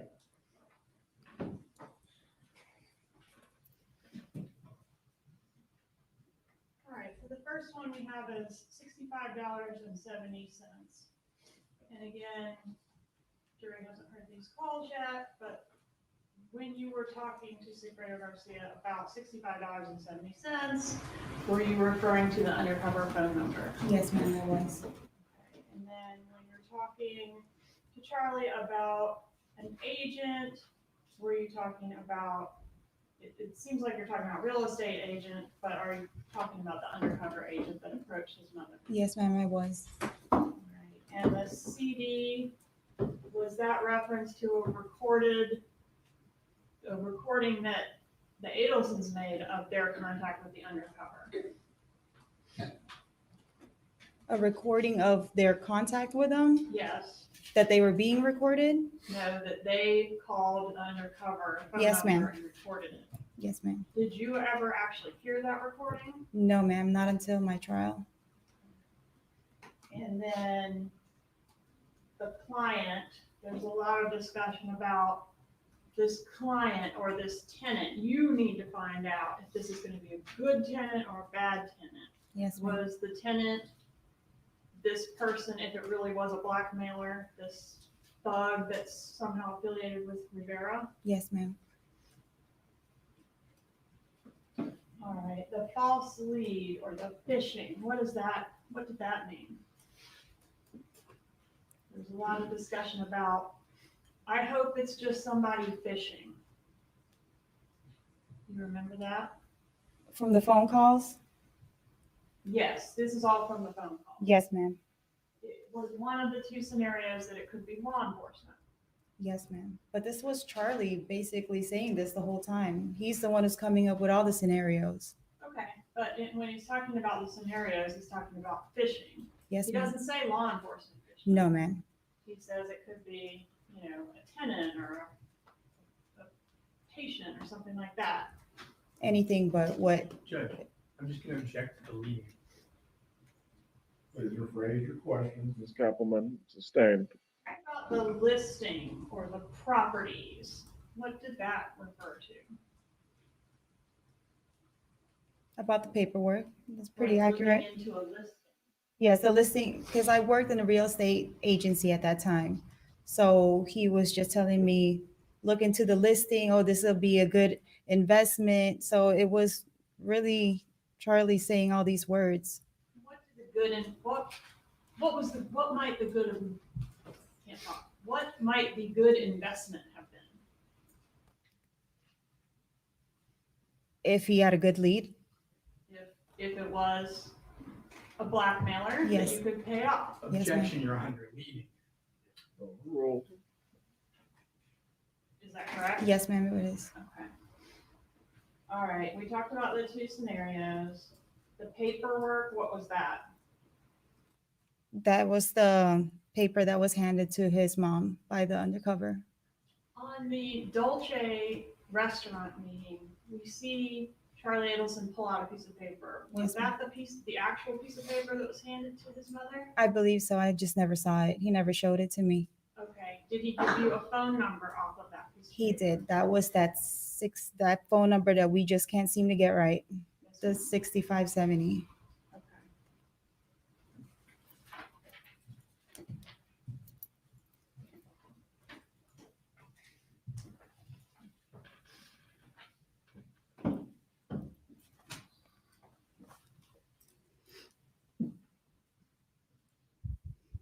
At any time after, I know we talked about the night of the money, that you got the money.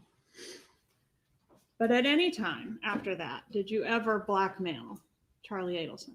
No, ma'am, I did not. Did you ever threaten him in any way? No, ma'am, I did not. Did you relay any threats on behalf of Sigfredo Garcia? No, ma'am, I did not. Did anyone ever make you extort any money or other favors out of Charlie Adelson? No, ma'am. Before the murder, had you bragged to Garcia and or Rivera about my new rich boyfriend? I didn't even know he had money like that. Well, I mean, he had a, I mean, he had a good job and, he had a nice house, but I wasn't aware of how, how much money he has. okay, but he definitely had more than Sigfredo Garcia. Oh, yes, ma'am, he did. Okay, and did you brag to Garcia like, oh, I got a new, better guy? I'm pretty sure he saw that I was happy and I was, going out to dinners and hanging out with him. So Okay. But did you tell them specifically he's got a lot of money? no, I did not. Did you tell them specifically he's got this issue with his sister's ex-husband? I believe I mentioned it. Yes, I Okay. did. And when you talked to them about he's got this issue with the sister's ex-husband, was that in the context of hiring them to do the murder or just in, Just in general. okay, so they Just- were aware that he had this issue. Well, Sigfredo was, yes. Okay. Did you ever talk to Rivera about it? No, I did not. Okay. And when you talked to Sigfredo about it, did he ever say, well, I think I'll just drive to Tallahassee and kill the guy or anything like that? No, ma'am, he did not. Is that something he would have mentioned to you if that was his idea? Sigfredo doesn't say a lot of things to me, and he likes to keep a lot of things away from me. So he would have Okay. never asked me that or told me that. Okay.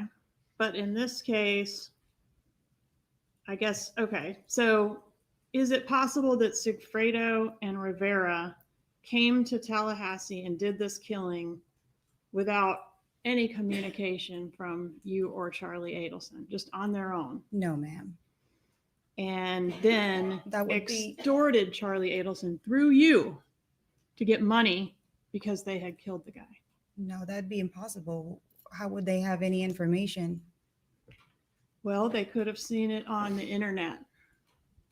No. I don't think so.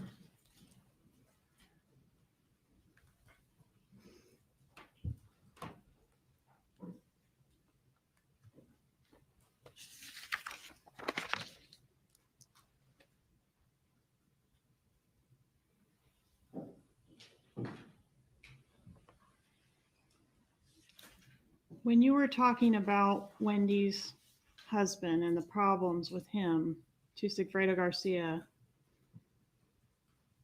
I know you've already said this, but I just want to be crystal clear. Yes, ma'am. Did you say the name Dan Markel? No, ma'am. I never knew Dan Markel's name. How was the name Dan Markel, the location and name of the target for this killing, provided to the killers? I believe it was all the information that was given to Sigfredo, which I got from Charlie, was all in that paper. Paper provided by this defendant. Yes, ma'am. inside the envelope. May I have a moment to confer? Go ahead.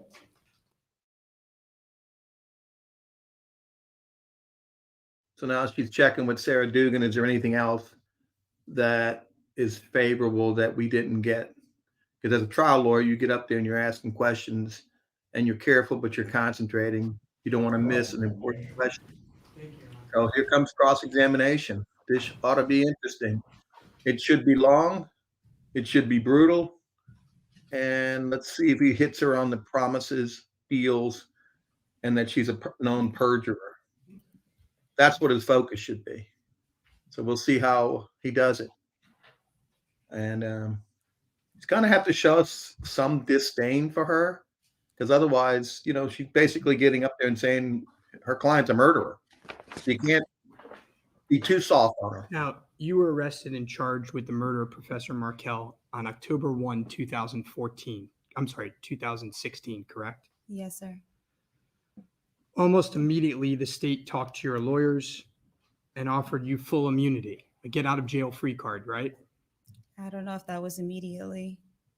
Pretty soon after you got arrested, you were offered to cooperate against Charlie Adelson and the other Adelsons, and you would get to go home to your kids, right? Yes, sir. And your lawyers told you about that offer. Yes, sir, they did. You also saw an interview on TV while you were in jail in which one of the prosecutors mentioned this immunity offer, right? Yes, sir. You have 2 kids who are your world, right? Yes, sir. If you took the state's deal, then you would have been let out of jail immediately, right? That's what your lawyers told you. If I took their deal? Yes, sir. But you didn't take the offer. No, I didn't. Instead, you stayed in jail for 3 years before your first trial, right? Yes, sir. You stayed in jail through COVID after your first trial hung. Yes, sir. You still didn't cooperate. Still, the deal was still open, right? Well, the deal was to give up Charlie, And you couldn't do that. because in order to give up Charlie, I had to give up Sigfredo, the father of my children. So I couldn't do that. So while you're in jail, sitting in jail, during COVID, you knew there was still a deal possibility open for you, right? You could still take a deal. Your lawyers told you that.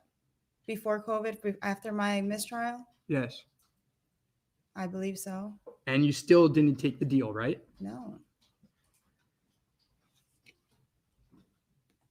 Charlie Adelson didn't force you to take the deal, not take the deal, right?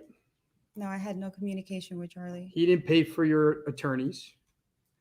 He didn't pay for my attorneys, but there was word that my brother declined him paying for my attorneys. Ma'am. I had anything to do with him. I know you have an agenda here, but just answer my questions. Yes, sir. Did Charlie Adelson pay for your attorneys? No, sir, he did not. Did anyone in the Adelson family pay for your attorneys? No, sir. Did anyone in the Adelson family pay any money to your kids? No, sir. You had nothing to do with Charlie Adelson, right? After the bump. No, sir, I did not.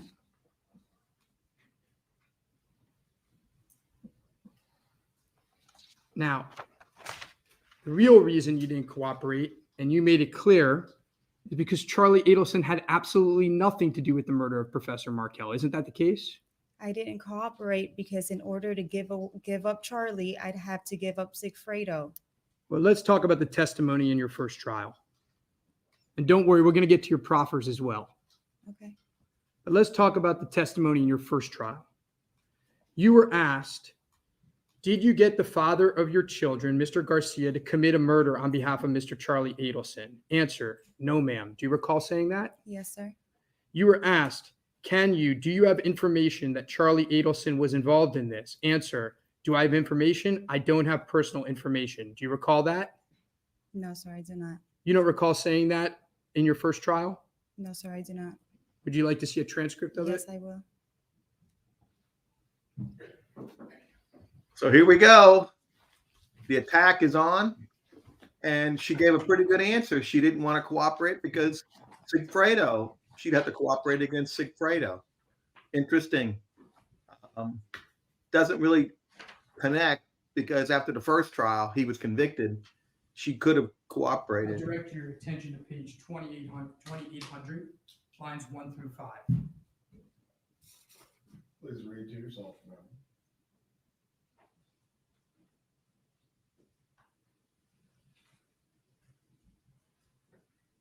Does that refresh your recollection that that's what Yes. you said? Yes, sir, it does.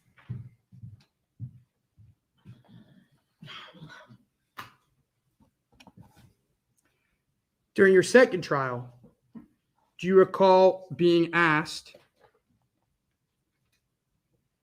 Charlie didn't ask you to do anything weird? Answer, no, ma'am. Like get someone to get a hitman to commit a murder of his ex-brother-in-law? No, ma'am. Do you recall those questions and that answer? Yes, sir, I do. Because you couldn't implicate Charlie, you went to trial, and the first trial hung. Isn't that the case? Yes, sir. A few weeks before your second trial, Charlie was arrested. Yes, Isn't that the case? Yes, sir. The state waited and waited and waited for you to cooperate, and then they arrested him on the eve of your trial when you made it clear you weren't going to cooperate, right? Yes, sir. So you went to trial the second time, and this time you were convicted. Yes, sir. And you were convicted of first-degree murder and other charges, right? Yes, sir. A few weeks after your conviction, you were sentenced to life in prison without the possibility of parole, plus another 30 years. Do you recall that? Yes, sir. And you were transferred from the jail in Leon County to the state prison where you would spend the rest of your life, right? Yes, sir. Away from your family, Yes, sir. away from your children. Yes, sir. And you realize that there are only two ways to get out of that prison, right? What are the two ways? Well, one way was in a coffin, right? Yes, sir. And the other way was cooperating against Charlie Adelson, right? No, sir. I wanted the truth to finally come out. What are the only two ways that you can ever get out of prison, Miss Magbanua? My appeal? Oh, well, we'll get to that too. You have an appeal pending right now, right? Yes, sir. That claims that you're innocent. Yes, sir. Let's just make this clear to the jury. Ms. Kappelman has called you as a witness against this man who's presumed innocent. You've just testified that you did a murder, and you have an appeal pending right now in this county claiming your innocence. Isn't that true? Yes, sir.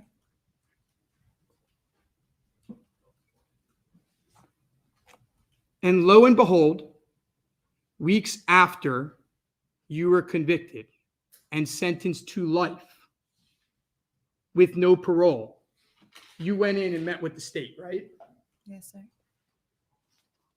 And you met with them not once, but twice. Yes, sir. And you met with them for hours, Yes, sir. a combined total of around 6 hours, right? Yes, sir. Now, we're going to get into that and all the lies that Ms. Kappelman didn't go through with you that you made during those interviews, but let's go back to the first trials first, okay? In each of those trials, you took the stand for your own defense, right? Yes, sir. And you took the same oath and looked at different jurors the same way that you look today, right? Yes, sir.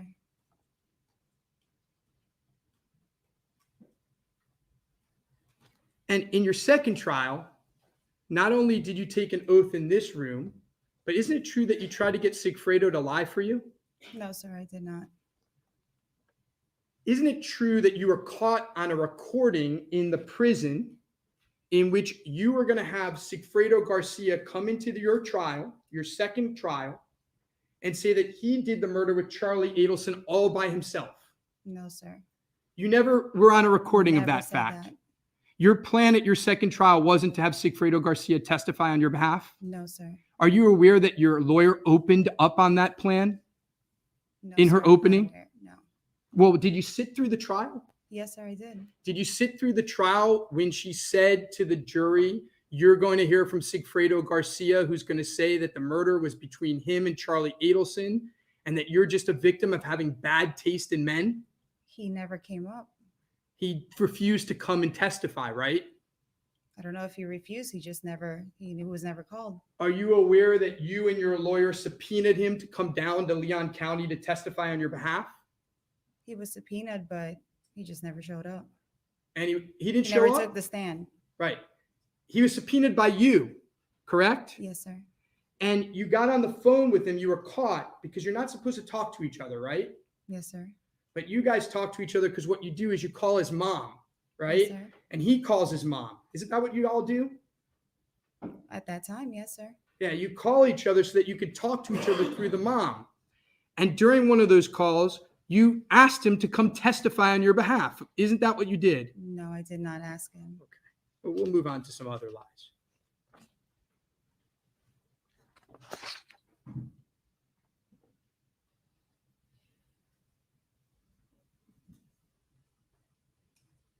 During your first trial, you didn't ask Mr. Garcia to help this lady get her kids back in Tallahassee. Answer, no, ma'am. You didn't solicit him to commit a murder of Dan Markel. Answer, no, ma'am. Do you recall those questions and answers? Yes, sir. You were asked, well, back then, did you know someone by the name of Dan Markel? Answer, no, ma'am. In 2014, you learned that Wendy Adelson's divorce was already finalized, right? I learned that in court. I didn't know it before. Do you remember those Yes, sir. those words? Those were lies, right? Yes, I lied in my trials to save myself. We'll keep going. You lied when you said that Charlie told you that Professor Markel had been in an accident, right? I lied that. Say it again, sir. Well, I'll ask you the questions. Do you remember having a conversation with Charlie Adelson about his brother-in-law being in an accident? Does that sound familiar to you? It Yeah. sounds familiar. Yeah, that was a lie, right? No, that's what Charlie said. He That told is- you that he was in an accident. He'd tell you that there was a murder. No, he told me he was in an accident. So you didn't know about the murder of Dan Markel on July 18th. Is that what you're telling this jury? No, not at that time. When did you find out about the murder of Dan Markel? It was later on. Oh, really? So the money that you brought to the guys that Miss Kappelman brought up on opening, the money you brought up to the guys on July 19th, it was because Dan Markel was in an accident? I didn't know that that was Dan Markel. Like, I didn't know his name. Oh, But there was Oh. a murder that happened, yes. at the March 11th dinner that you had with Mr. Lacoste at Yardbird, Dan Markel's name wasn't mentioned? No, sir. Would it surprise you that Mr. Lacoste has testified to the opposite of that? No, I haven't seen his testimony.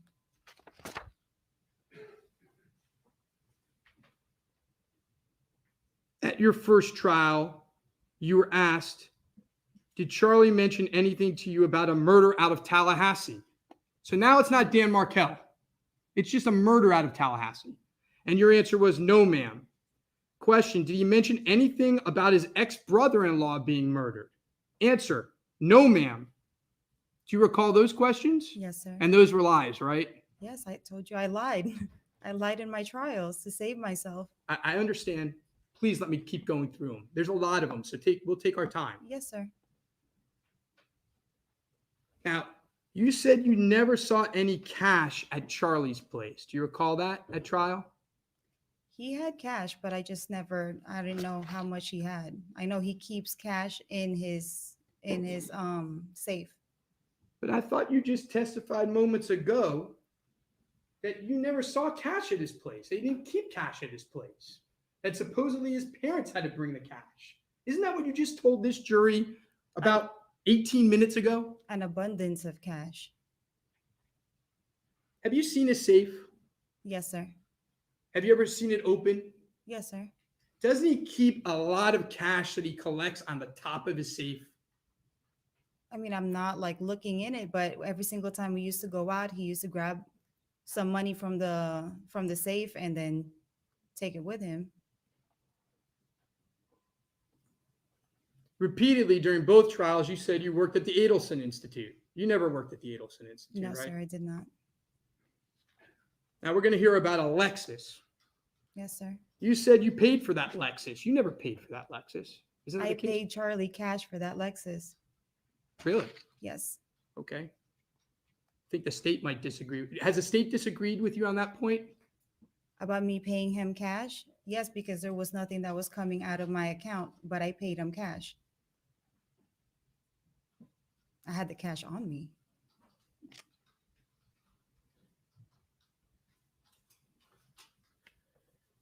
During the trial, first trial, you were asked, do you know why it is that Charlie chose you out of all of his ex-girlfriends to call? I don't know why he called me. Do you recall those questions? Yes, sir. That was a lie, right? I told you I lied in my first and second trial to save myself. Well, let's get to the second trial. Just like you're lying here to save yourself, right? I'm not saving myself. I'm telling the truth this time.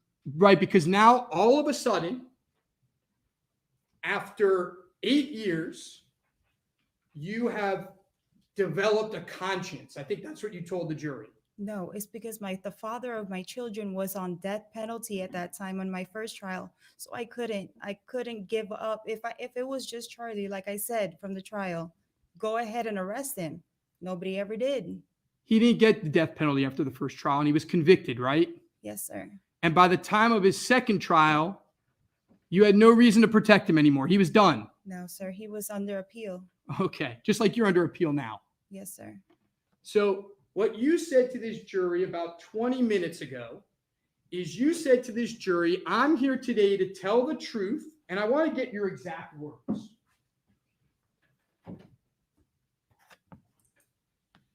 Because I want to do the right thing. Yes, sir. Isn't it because you want to go home? And that's the only way that you could ever go home is to help them. That's the only way you can go home, by not being dead. I was not promised anything. I'm doing this solely on myself. Clearly, you don't even see my attorneys in this room. Let's talk about the second trial. Again, you lied when you testified that you didn't know anything about or were involved in the murder of Professor Markell, right? Yes, sir. I told you I lied in my first and second trial to save myself. Ma'am, we've heard it. If you could just answer the questions. Did Yes, you sir. lie? Yes, sir. You lied when you testified that you knew nothing about Wendy Adelson's divorce. Yes, sir.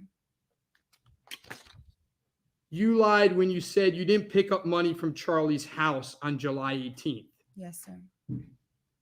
You lied when you said you knew nothing about stapled cash. Yes, sir. You lied when you said you didn't bring the money to Sigfredo or Luis Rivera the next day. Yes, sir. You lied again when you said you worked as a personal assistant for Charlie, right? Yes, sir. You lied repeatedly when you tried to discuss what had happened, what was being spoken at Dolce Vita, correct? Yes, sir. All right, well, now let's talk about the lies that you told that the state didn't go over with you. Let's talk about your proffers, your cooperation. Yes, sir.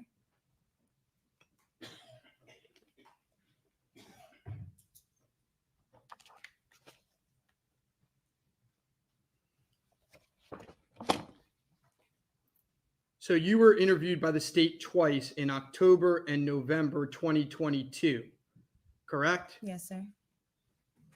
And by the way, you've met with them a couple times since then, right?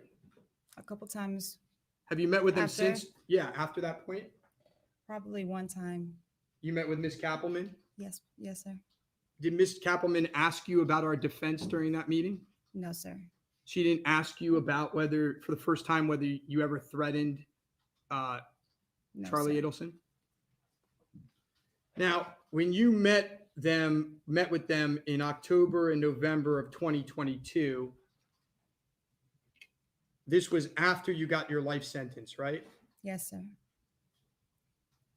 And you met with them first in Marion County Jail on October 11th, right? Marion County Jail? No, sir. I've never been in that county. You met with them in the jail. I got the wrong jail, obviously. I've never met with them in any jails. Where did you meet with them? I the was first time? already in DOC Okay. in Lowell. You met with them in prison. Yes, sir. Apologies. And the second time you met with them at the state attorney's office, right? Here in Tallahassee. Yes, sir. And both times, Special Agent Sanford was there, Yes, sir. Investigator Jason Newland was there, Yes, sir. and TPD Investigator Sherry Bennett were there. Yes, sir. And they asked you questions. Yes, sir. And each time you told them a version of events that was very different from what you said at your trials, right? Yes, sir. In fact, during those 6 hours of interviews, you told them about 5 more versions, right? 5 different versions of it? Yeah. No, sir. Oh, so you told them the same thing throughout the 6 hours that you met with them? I believe so, but I think the first time you can't even visit more than 2 hours, so I don't know where you're getting 6 hours. Well, maybe I'm wrong, but let's look. The first interview started at 9:26 a.m. and it ended at 11:44 a.m., so a little over 2 hours. Yes, sir. First interview. Your position right now, what you're telling this jury, is that the same thing you told them in the first interview, you told them in the second interview? I believe so. Yes, sir. You believe so or you know so? I know so. I believe so. I believe You so. absolutely know so. No, I don't, not verbatim exactly what I said. Isn't it true that during the entire first interview, you said you had nothing to do with the murder? No, sir, I didn't say that. All right, well, we're going to go through exact quotes and we'll see if your memory can be refreshed. Yes, sir. By the way, during any of these interviews, did you give them any documentation, anything new, any text messages, documentation, WhatsApps, any new, as people call it, receipts? Did you give them any new evidence?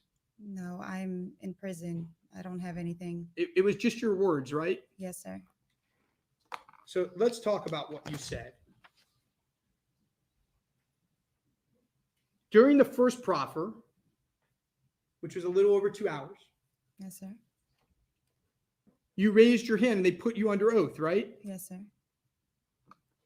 And throughout the proffer, the agents, particularly Special Agent Sanford, kept on telling you that you have to tell the truth, right? Yes, sir. He didn't believe you. I mean, whatever his reasons are. Was I he know. frustrated with you during the interview? Yes, sir. In fact, 1 hour and 8 minutes into the proffer, he said to you that you were minimizing your involvement. Hold on. What is the objection? Hearsay, Your Honor. Please, approach.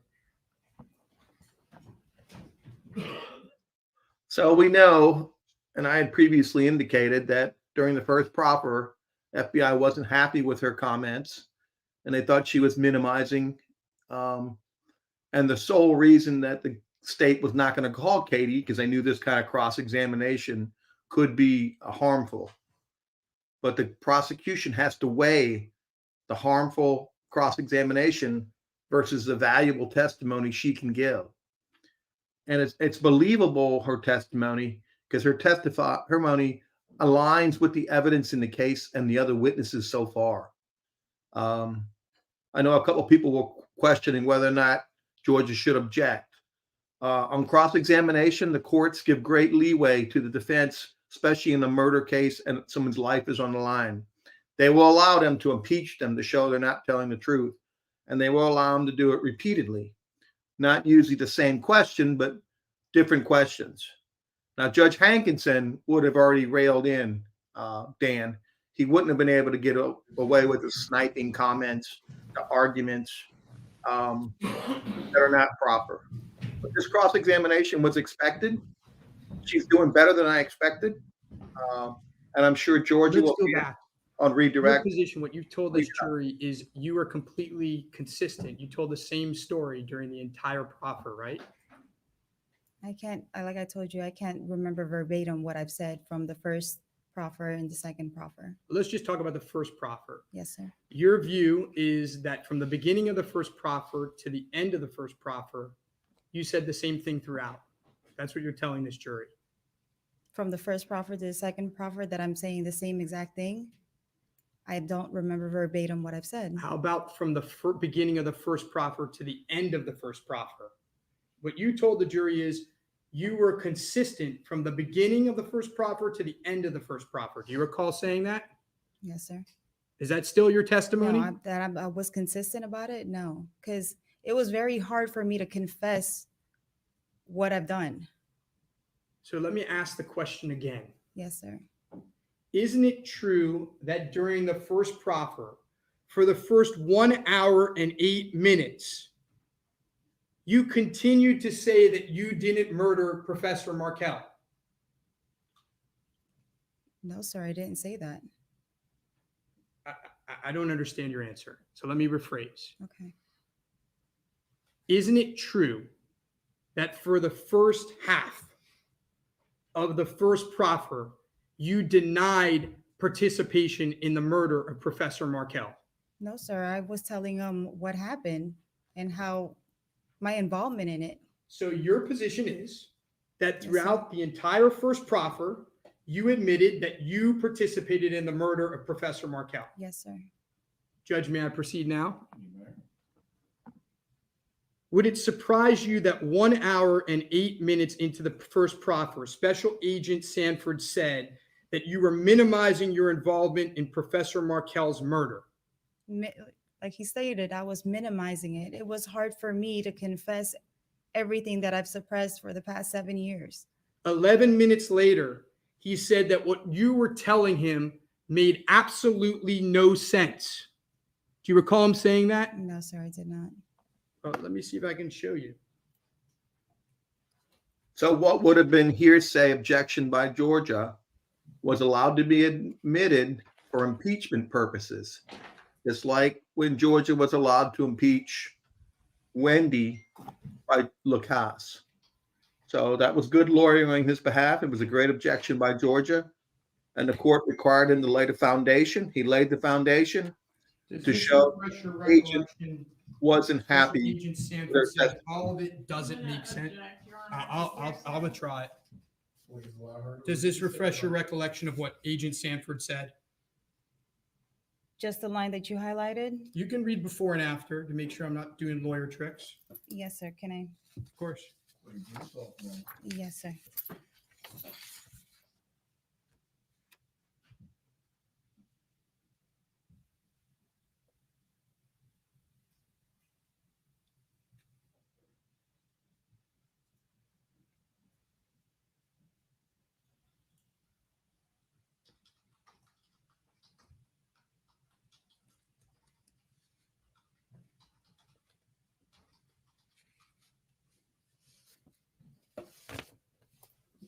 I'm glad he clarified he wasn't doing lawyer tricks.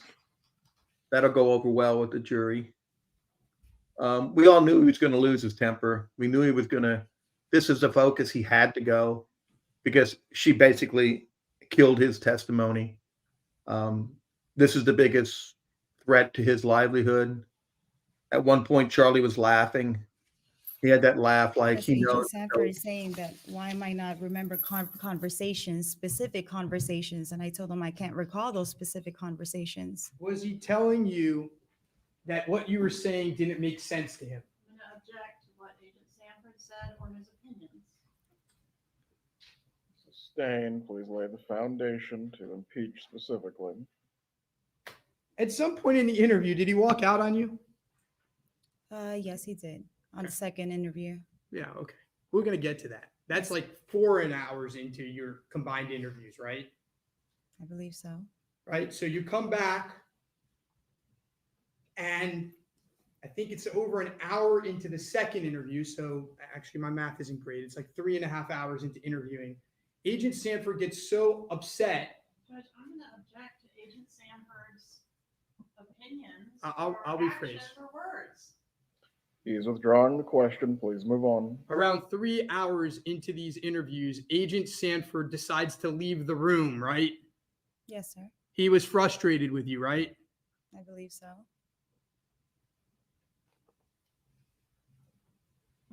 Truthfully, during your first interview,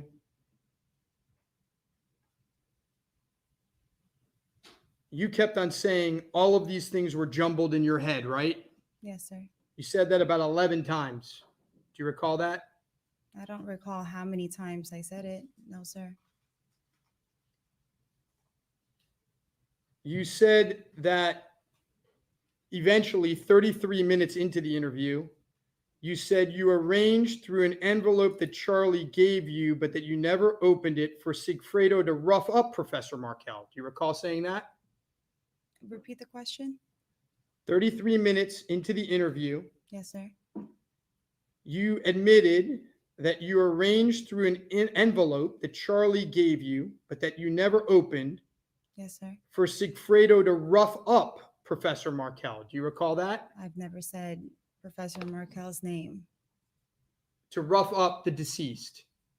What do you mean by that? Can you explain? You told them 33 minutes into the interview Yes. that Charlie had given you an envelope that you had never opened, that miraculously got to Sigfredo Garcia, and the purpose of it was to rough up his ex-brother-in-law. No, because I didn't know what the contents of what was in the envelope, so I wouldn't have said that. You said that somehow that plan had transitioned to murder, but according to what you told investigators, you never knew when that happened. Do you recall saying that? Repeat the question again, sir. You said that somehow the rough up plan had transitioned to murder. I never said rough up or any of those words. That's why it's confusing me what All right, you're well, stating. let's say it again. Yes, sir. You said that somehow the plan had transitioned to murder.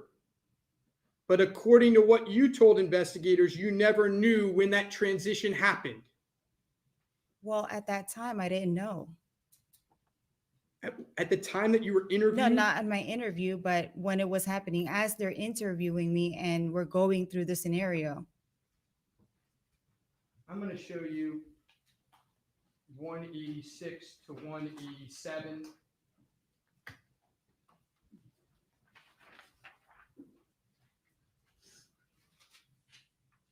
You know what? I'll just move on.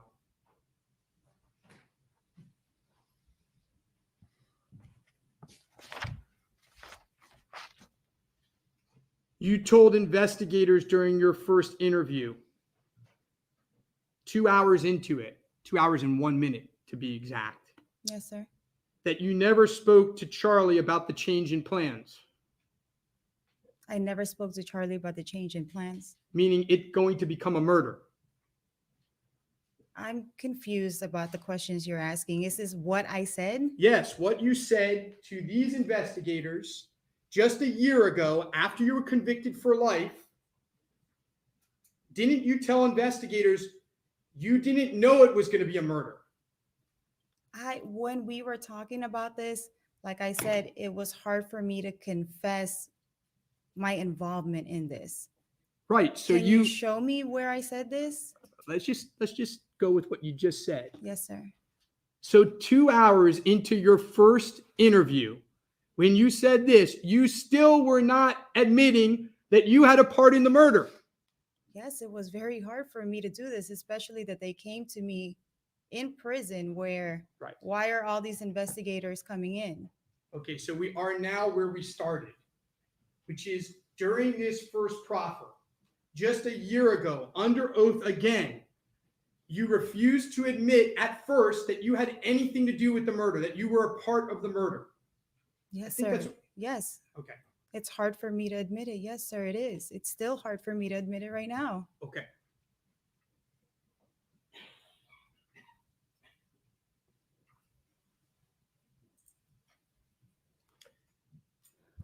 During your first proffer, 9 minutes and 14 seconds into it, do you recall being asked the following questions? And as you saw in trial, Garcia and Rivera made a trip in June. What can you tell us about that? Answer. See, like I don't even remember. I mean, obviously, like you're telling me to, like, remember from what I heard at trial. I learned a lot of things from trial. That's why it's so hard. And I want to say the right thing, but like, I don't remember them going up on a first trip. Do you recall saying that during this proffer? I don't recall it. If you could show it to me.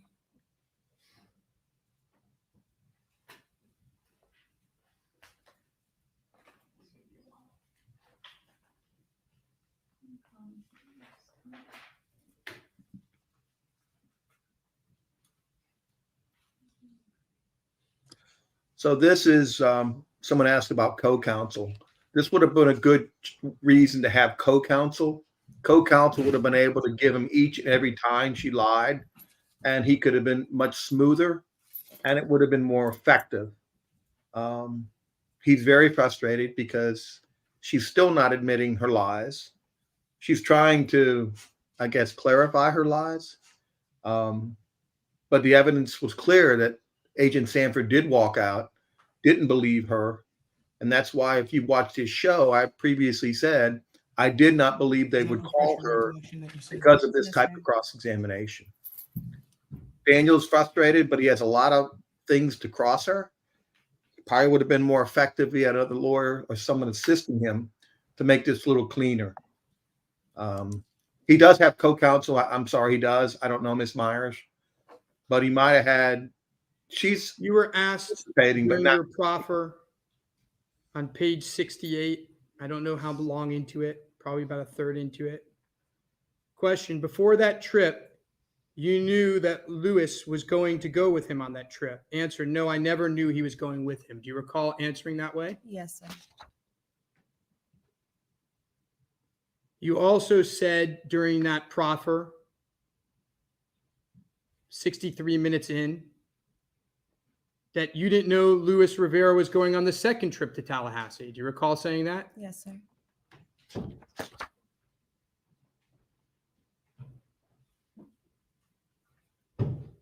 During that interview on page 83, you told investigators, this is just a year ago, that on the night of July 18th, you didn't know that Charlie's brother-in-law had been shot.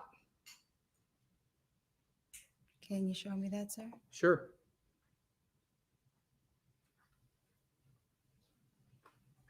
You know, Rashbaum really hates this because he's actually testifying himself, and he hates when she interrupts him and wants to see the answer because he knows he's getting away with something he shouldn't. He's just reading all the good points and getting her to say yes. And on cross-examination, you can lead a witness, but he really doesn't want her to be having to show her this because it interrupts his flow. And I think she might be doing it not purposely, but because she can't remember all her lies. So it's a give and take. It slows the process down. I don't know Dan Markel. You said that you didn't know that Dan Markel had been shot, right? Yes, sir. You told that to investigators a year ago, that's what, on that night, you had no idea that there was a shooting. Yes, I was partly denying probably still my involvement in it. This is something I've suppressed for a long time, sir. Now, what's also interesting is when you described July 18th, you said Charlie was panicked. Yes, sir. You said he took his Xanax and you took his Xanax. Yes, sir. He gave me. You said that he was upset. I never said he was upset. He was just frantic.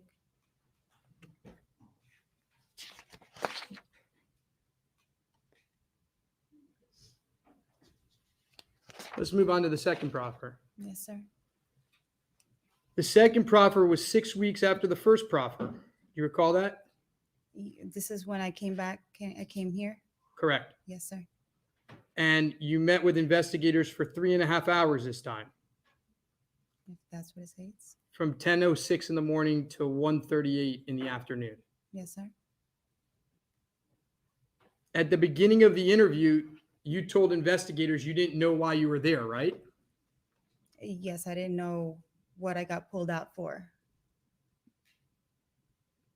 And 15 minutes into the interview, Agent Sanford left the room, right? Yes, sir. He didn't come back. No, sir.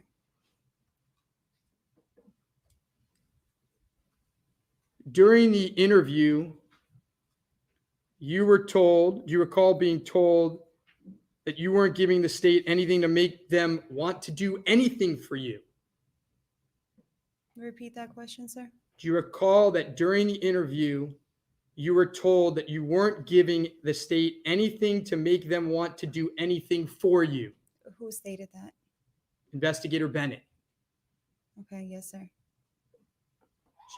She was upset. I mean, we were just talking about the same thing over again. When she said that you had a real issue, right? Not that I can recall. What's the issue? Well, if you didn't help the state and give them something that they could work with, there was only one way you were ever getting out of prison, and that's in a box. Why do you keep stating that, sir? You're in jail for the rest of your life, right? Yes, sir. If the state doesn't help you, the only way you're getting out of prison is when you die. But they never said they were going to help me. I wasn't promised. That's not my anything. question. What's the only way that you're getting out of prison if the state doesn't help you? I'll die in prison.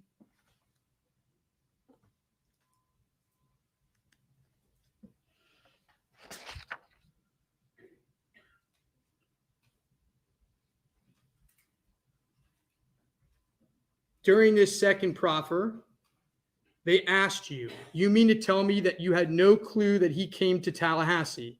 Answer, he never told me he was going to Tallahassee.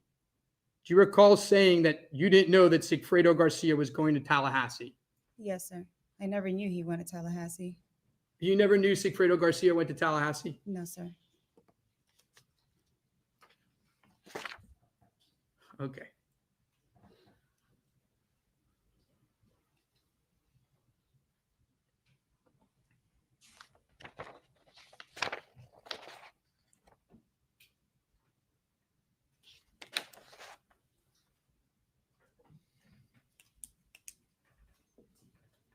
During these proffers, you never told the state about monthly payments, did you? Monthly payments. That Charlie was making monthly payments to you? What, the checks from the Adelson Institute? Yes. They were aware of that. How about the cash he was giving you every month? He wasn't giving me any cash every month. Oh, really? Yes. He wasn't giving you $2,000 of cash every single month that you're heard on the wires trying to accept? No, sir. He was just giving you an Adelson Institute check? Yes, sir. What would the $2,000 be for? Before he gave you the Adelson Institute checks, you were getting $3,000 a month, right? No, sir.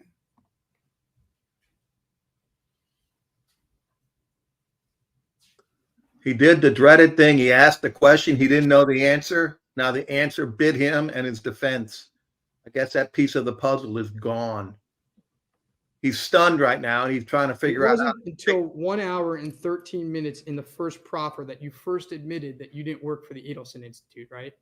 Yes, sir. I lied about it. In the proffer. In the proffer, I don't know when I said it, but I lied in my trials about getting those checks from the Adelson Institute. So I said those were checks that I needed to show so that I can get insurance for my children. You recall them asking you about a meeting with Charlie in the car before Dolce Vita? Yes, sir. And you said that you couldn't recall what was discussed? Yes, sir. You recall that during the second proffer, you told the state that you didn't know the police were at your door during the wire? And if you had known they were at the door, you would have let them in? I don't think I mentioned it in that way, but they didn't announce themselves when they were knocking on the door. In fact, aren't we going to see in the wires that you were hiding from the police? I was not hiding. I was at home. Weren't you hiding at home? From what? I was working from home that day. Weren't you making a bunch of phone calls to a lot of people saying, the police are at my door. I don't know what to do. I can't answer the door. I'm afraid. Weren't you hiding from them? Somebody was knocking at the door. They didn't state who they were. So I was calling Sigfredo and nobody was picking up. Then one of his coworkers finally called back and said, that there's FBI over there speaking to him and he's going to come by the house. And he came by the house. Yes. And you all discussed how you were going to stay hidden and not answer the door, right? I didn't discuss anything. They just said that there was like an FBI agent or an agent outside. So I And just you never decided answered. not to answer the door and let them in, right? No, why would I let them in? Let me make sure that we're being clear here. Yes, sir. Did you know that the police were outside your door? I didn't know who was outside my door. I didn't know until his coworker had stated that there was an undercover or an agent outside. And after he stated that, did you know that there was police outside your door? They were gone. Oh, really? Yeah, like they knocked. Okay. And then they were gone. You didn't stay hidden for over 45 minutes No, while these sir. phone calls are happening? I was at home. I just didn't open the door. Okay.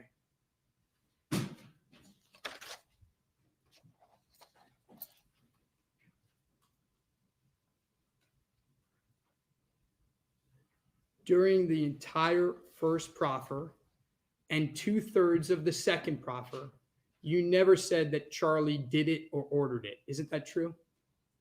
Not specifically, no.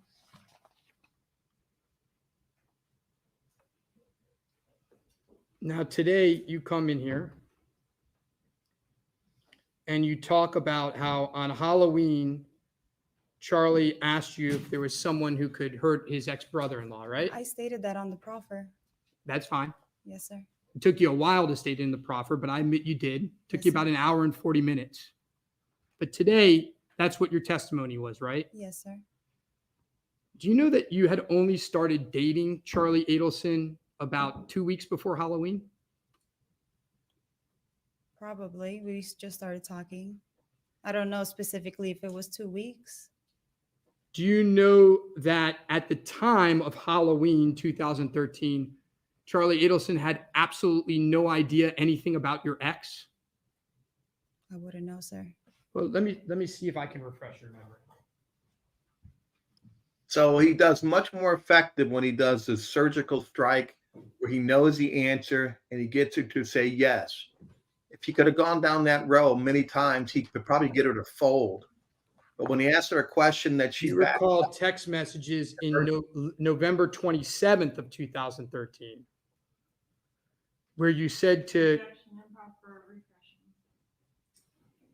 Sustained.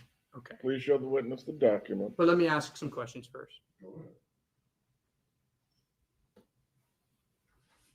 Isn't it true that Charlie Adelson didn't know about your ex until November 27th, 2013? I wouldn't know, sir. And even then, he didn't know much about him? I wouldn't know. Let me approach with, So what he's trying to do is get in testimony that Charlie will give through this witness. If she admits it, then he'll second think about putting Charlie on the stand. So everybody knows telephones are allowed in the courtroom. I've been texting Joel, making sure I'm not destroying his network. Pat Sanford, my information was that, Pat's a very serious FBI agent. And my understanding was he did walk out because Katie was being less than truthful, just wasting his time. When you go to a prison like does that, that refresh your recollection that he You don't didn't know know about your ex? notify the inmate you're The coming. earliest, November 27th, 2013. Yes, sir.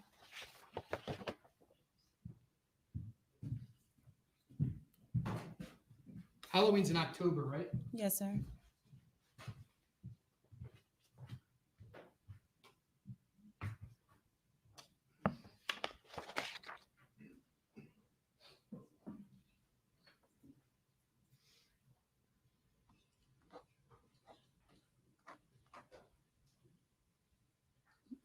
Now, you talk about this letter and Charlie printing it up. In all the times in Charlie's house, you ever see him? Does he have a computer? He doesn't own a computer, right?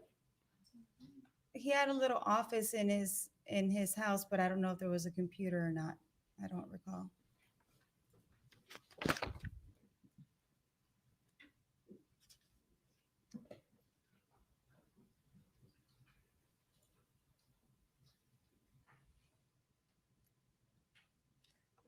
Do you recall during these interviews that the investigators kept on pushing you whether Charlie gave you money during the trips?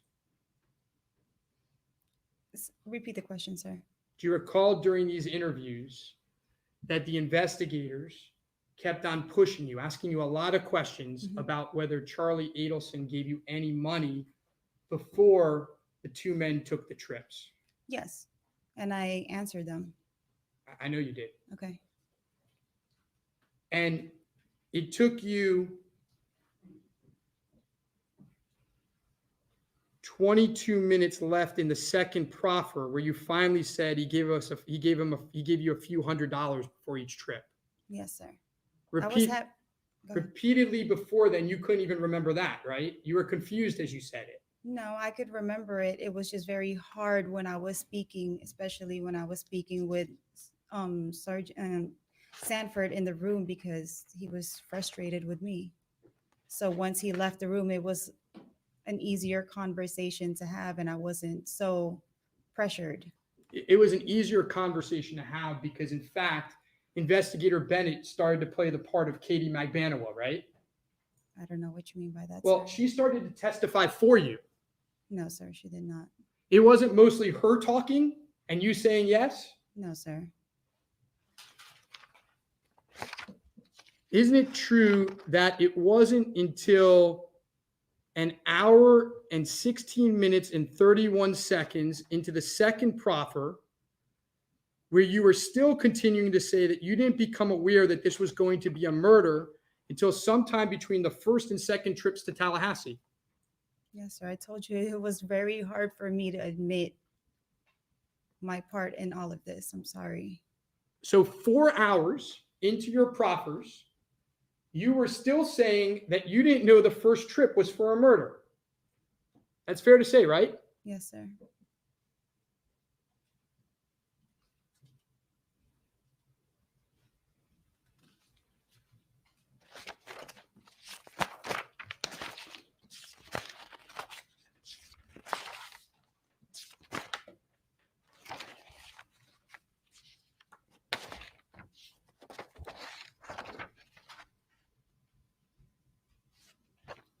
All right, let's go on to a little different subject.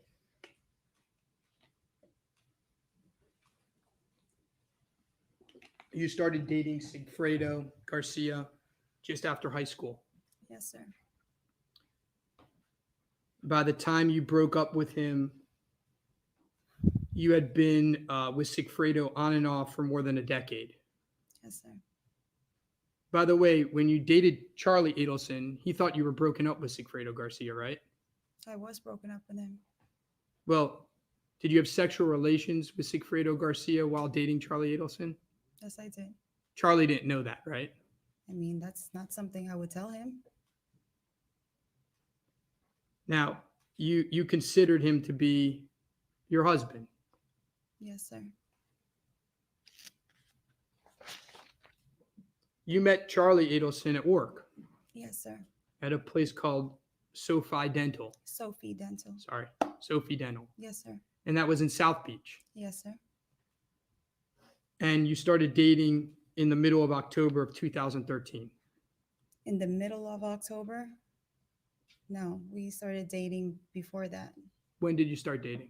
I don't recall the exact date, but it was definitely before October. If I told you September. do you recall that your first date was at a restaurant kind of in the building?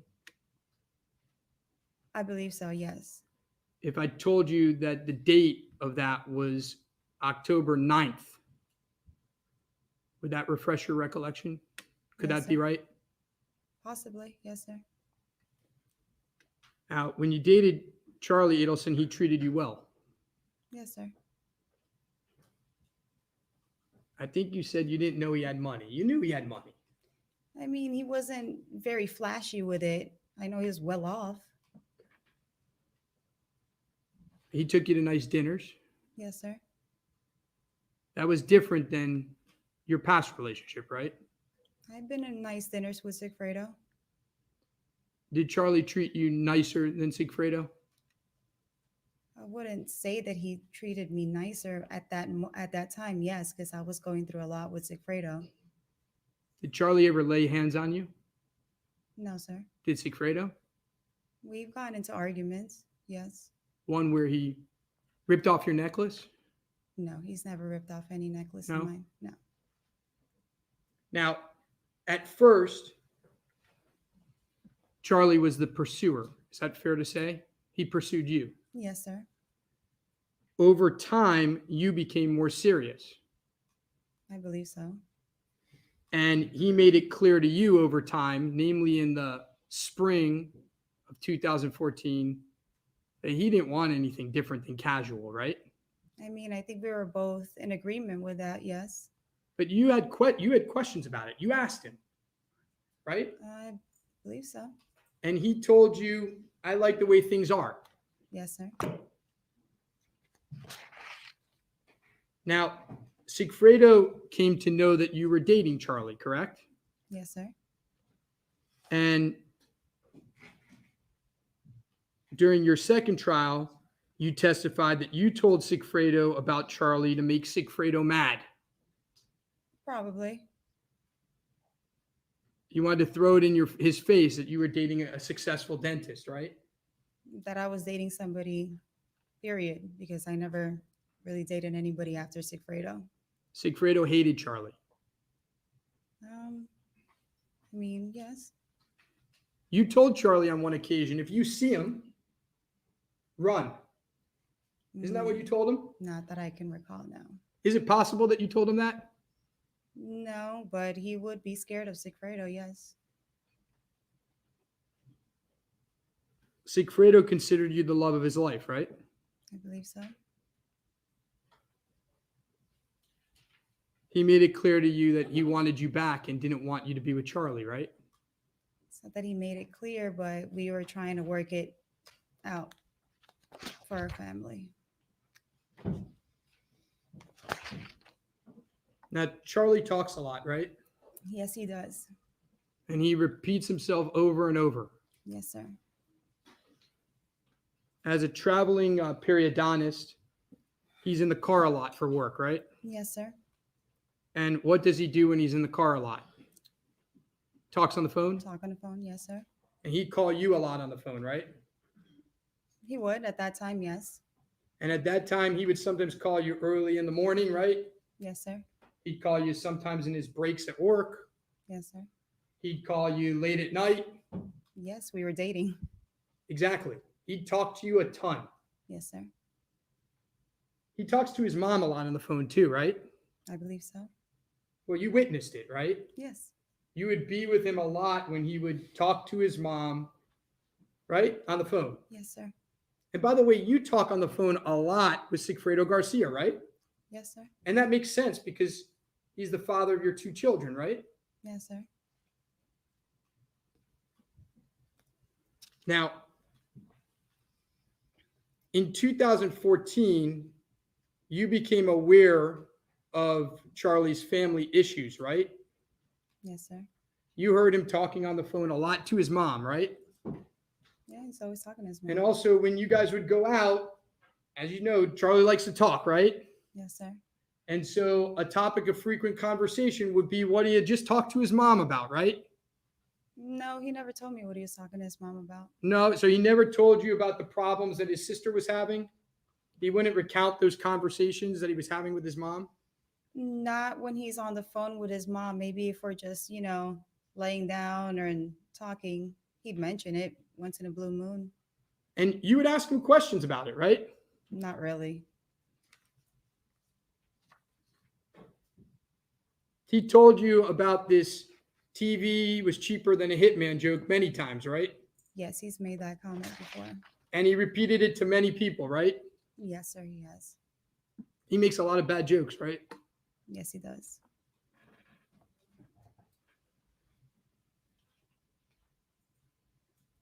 Did you ever tell him, Charlie, why are you making that joke when we're actually hiring a hitman? Like, don't you think that's a bad idea? Did you ever say that to him? No, because feels like he's untouchable.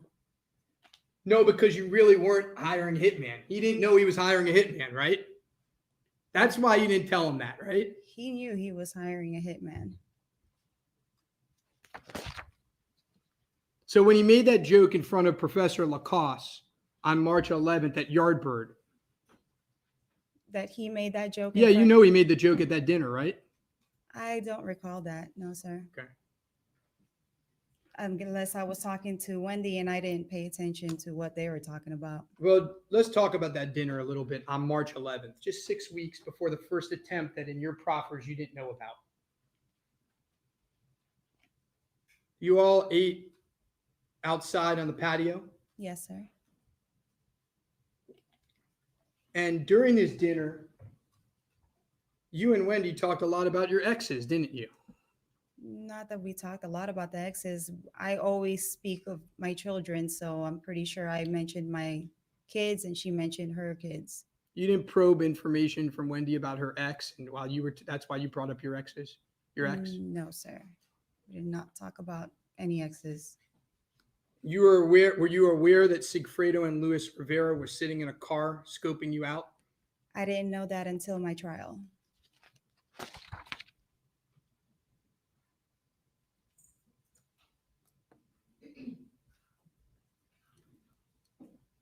Now, the state showed you a picture of you on the beach with Wendy Adelson. Yes, sir. No discussion about a murder plot during that. No.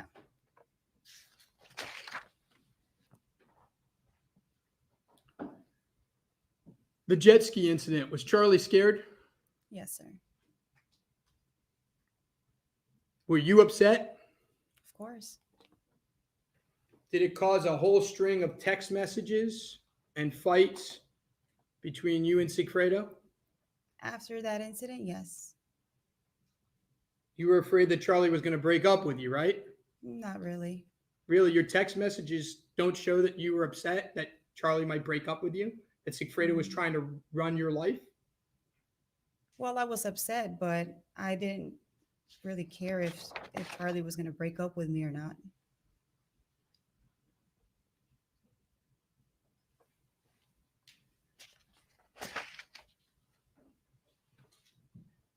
Now, I want to take you to the week of the murder, and we'll start with July 14th. You had dinner with Charlie the night of July 14th, right? Not that I can recall. Oh, you don't recall having dinner with him the night of July 14th? No, sir. Are you sure you didn't have dinner with him the night of July 14th? I can't recall. If you'd show me something. Do you recall him working late and coming towards your house and meeting him at a place near the water on July 14th? No, sir. Well, let's do it this way. If you had dinner with him on July 14th, just 4 days before the murder, Yes, sir. did you pick up money from him at that point in time? No, sir, because I don't even remember that dinner. Assuming that the dinner happened, Yes, which I sir. think the state's going to prove, Okay. did you pick up any money from him at that dinner? No, sir. I don't even recall that dinner. Fair enough. Do you recall having lunch with him on July 17th, the day before the murder? No, sir. Let me try to refresh your memory on this. Do you recall on July 16th that Charlie worked late and went out to dinner with Erika Johnson? I can't recall. Do you recall that you got in a fight with him that night because you thought he might be cheating on you? No, sir. I don't recall it. Do you recall that there are text messages in which you were upset that he was out so late? You don't recall that? No, sir. Do you have something to show me? I don't need to. Do you recall that he told you on that call that he had worked late, that he had gone out with Erika, and that he would have a lunch with you the next day? I don't recall any of those days, sir. Do you recall that on the call on that night, the evening of the 16th, it's actually the very morning of the 17th, it's after midnight, that you were adamant that you wanted to have dinner with him on the 18th? No, sir. I You don't remember recall that? any of those days. That's why I'm You don't asking if remember that. can It's fine. Show me. The answer is you don't remember that, right? No, I can't recall. I get to ask the questions, Yes, sir. okay? Yes. That's how this works. Yes, sir. Now, you went to lunch with him near his house. Do you recall that? No, sir. One moment. Yes, sir. So Rashbaum has heard him. She said, "Can you show me something?" No, I don't need to do that. What he's saying is, don't interrupt me while I'm testifying, and you're just saying, no, I can't recall. Right by Charlie's house. I know of the restaurant, but I don't remember the date when we went, or we've eaten there before. Yes. You don't recall going there the day before the murder? No, sir. Nonetheless, if you had been there, you didn't collect any money that day, right? No, sir. Do you recall that during that lunch, you got in a big fight? During what lunch? The lunch on the 17th that you don't remember. How can I tell you what happened if I don't remember the day and you're not showing me anything? Let's talk about after the murder.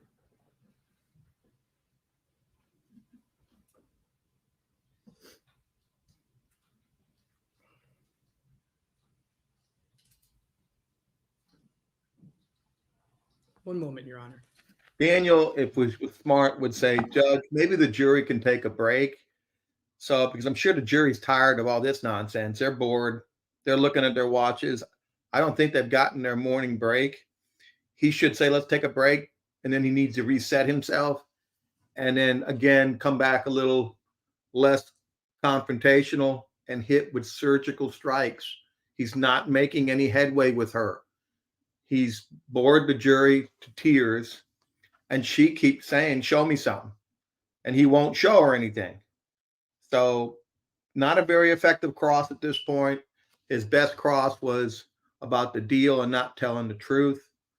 I just don't get where he's going on his cross. He's trying to introduce evidence on behalf of Charlie through her, but she's not taking the bait. Isn't it true that Charlie Adelson gave you $138,000 the night of the murder, not $100,000? I never counted the money.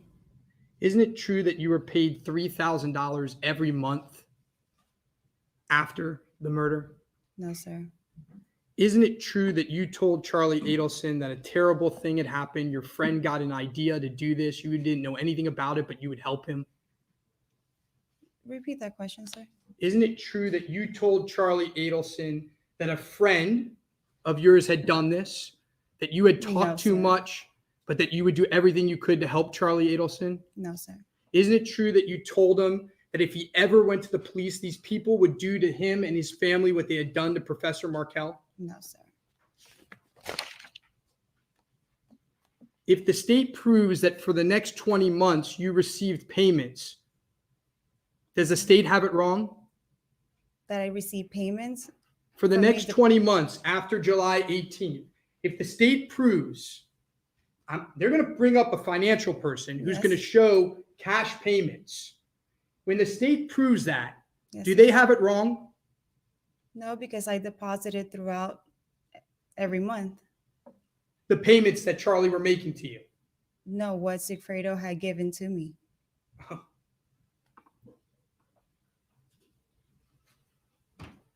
Is it true that you were the mastermind behind Professor Markell's murder? No, sir. That was Charlie. I'm sure it was. I didn't have any information on Mr. Markell. Magbanua, do not volunteer information. Yes. Wait for a question, respond accordingly to the question. I'm But- sorry, Your Honor. By the way, on these wires that we're going to hear, you're repeatedly lying to Charlie, right? Repeatedly lying about what? Well, you're telling him that you're calling the undercover number, right? Yes, I lied to You him. never called the undercover number.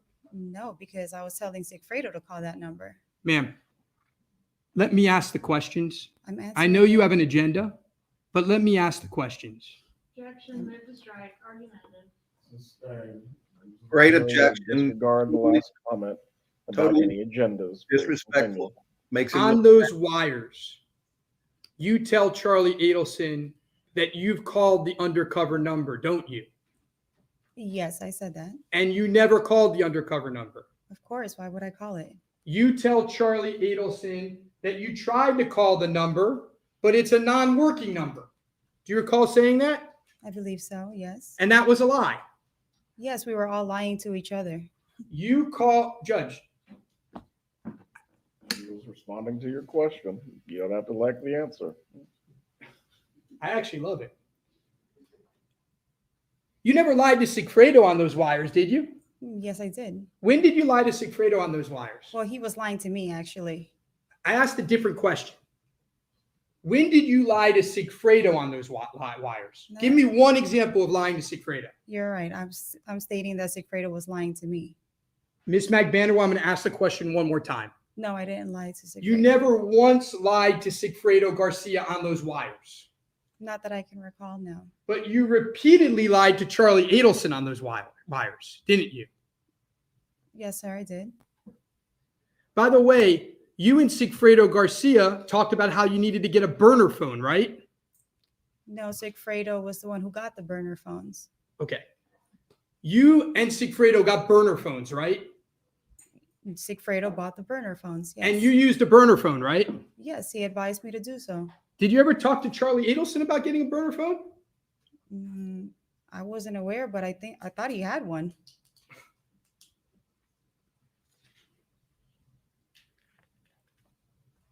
You told Charlie Adelson that Sigfredo Garcia left a voicemail for the undercover. You recall telling him that? I believe so, yes. That was a lie, right? I believe Sigfredo did leave a voicemail to the undercover.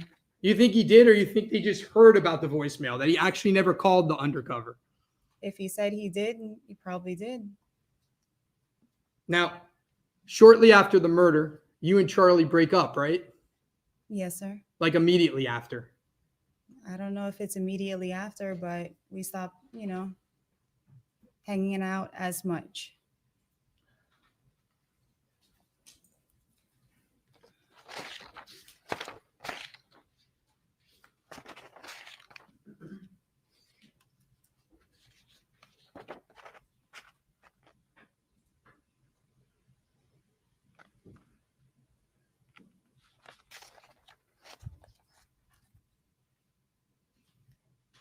Now, you keep on saying that the state hasn't promised you anything, right? Yes, sir. But you're hoping that they're going to help you, right? Of course, I want to see my children again.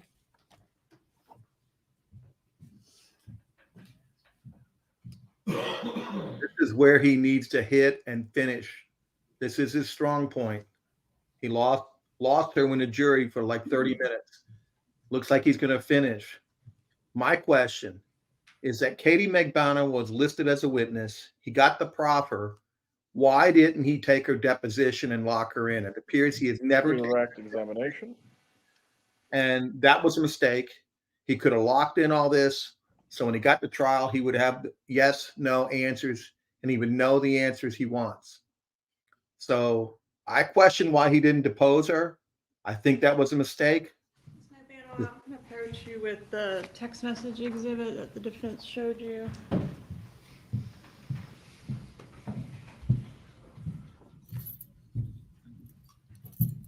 Maybe I misunderstood, but is this text showing that the defendant found out about Sigfredo in November, or that Sigfredo found out about the defendant in November? From the text messages, it's that Sigfredo found out about Charlie. All right.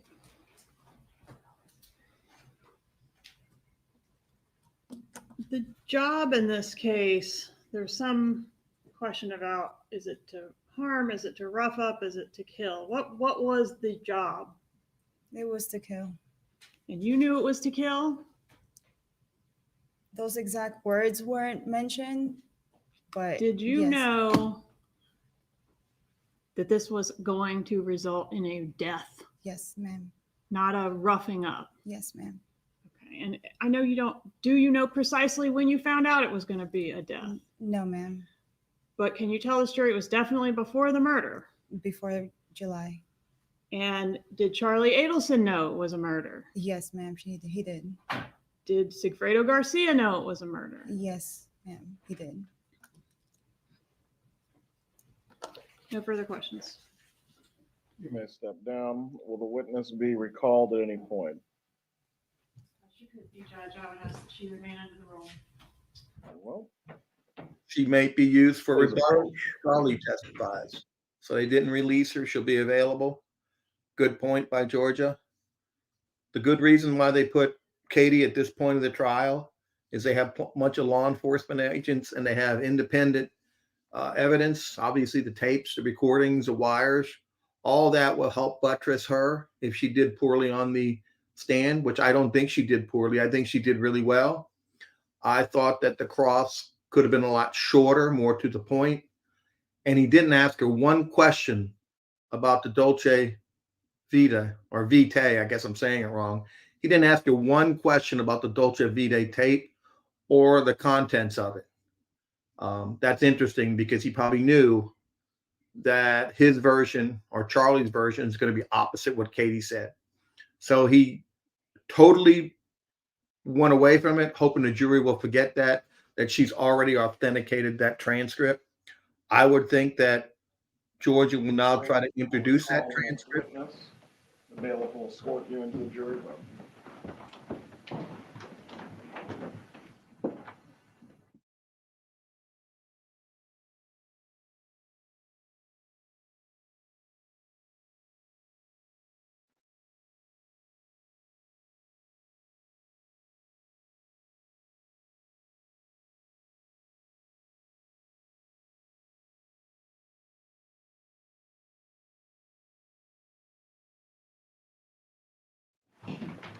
We'll take a 5-minute recess.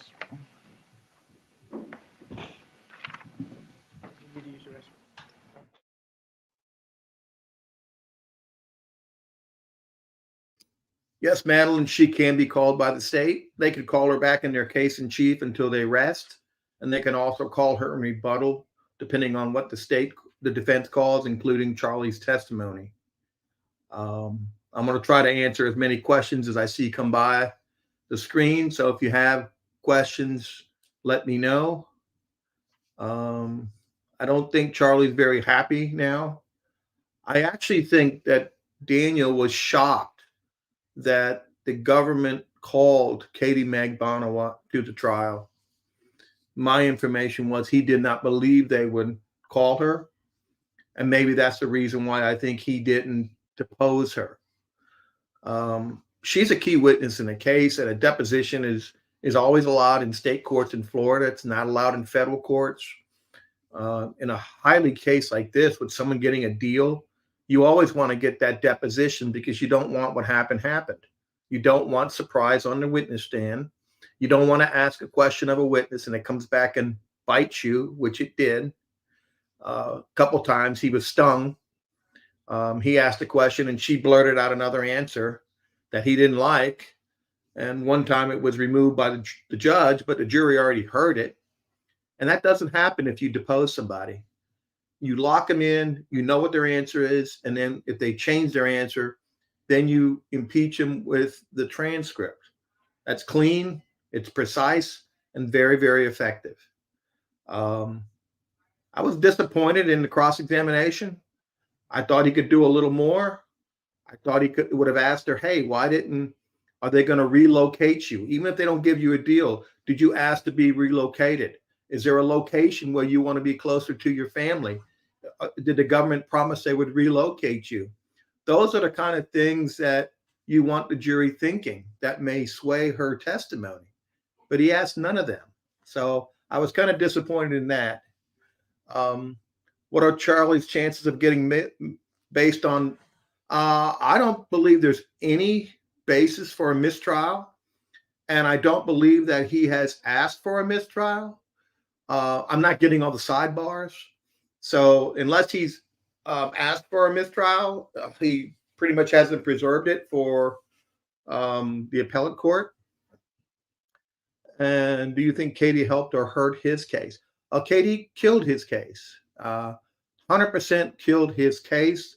The whole payment theory, the payment down the road, him on the Dolce Vita saying, well, you're cleaning up, right? Yeah. She said, I was never cleaning anything. So that hurts him. Didn't hear anything about the pieces of the puzzle. Sarah says, Tim, I saw someone mention Donna wrote the checks. Well, I think Donna does have some liability. Now, the question is, George is going to have to make a determination.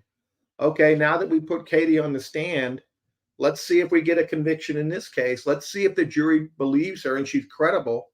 Then we will take a double check and decide if we're going to charge Donna, because apparently the jury believed her.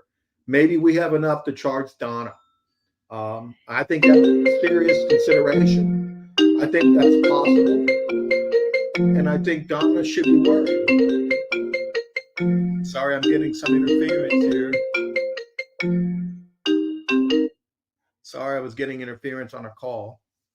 I think Donna has some liability. Tim, how was Georgia with this witness today? I missed it. Would love to hear your assessment. It's clear you could see that Georgia didn't want to have to call her. She did call her. She kind of up front talked about her deal, no deal, talked about her lying. She went into the facts, went out of the facts, and kept it as short as she could. On redirect, she kept it as short as she could also, because everybody knows the girl lied and she gave reasons why she lied. I thought it was significant that she mentioned Sigfredo, the father of her children. I think that's significant reason why she may not have come forward. But the thing that really concerns me is Tara, her previous lawyers. How do you get past a full immunity for a defendant in a murder case? How do you get past full immunity and not convince her to take it? That's hard to do as a lawyer, knowing that as a lawyer, you have to have some control. And given the evidence in the case against Katie, they had to tell her chances of winning were not good and that she would have to maybe take this immunity deal. That's a hard pill to swallow. If I had a client that got immunity and I went to trial, now she's doing life plus 30, I would feel horrible as an attorney. And I would love to know the answer to that. My understanding, they didn't show up for the proffer.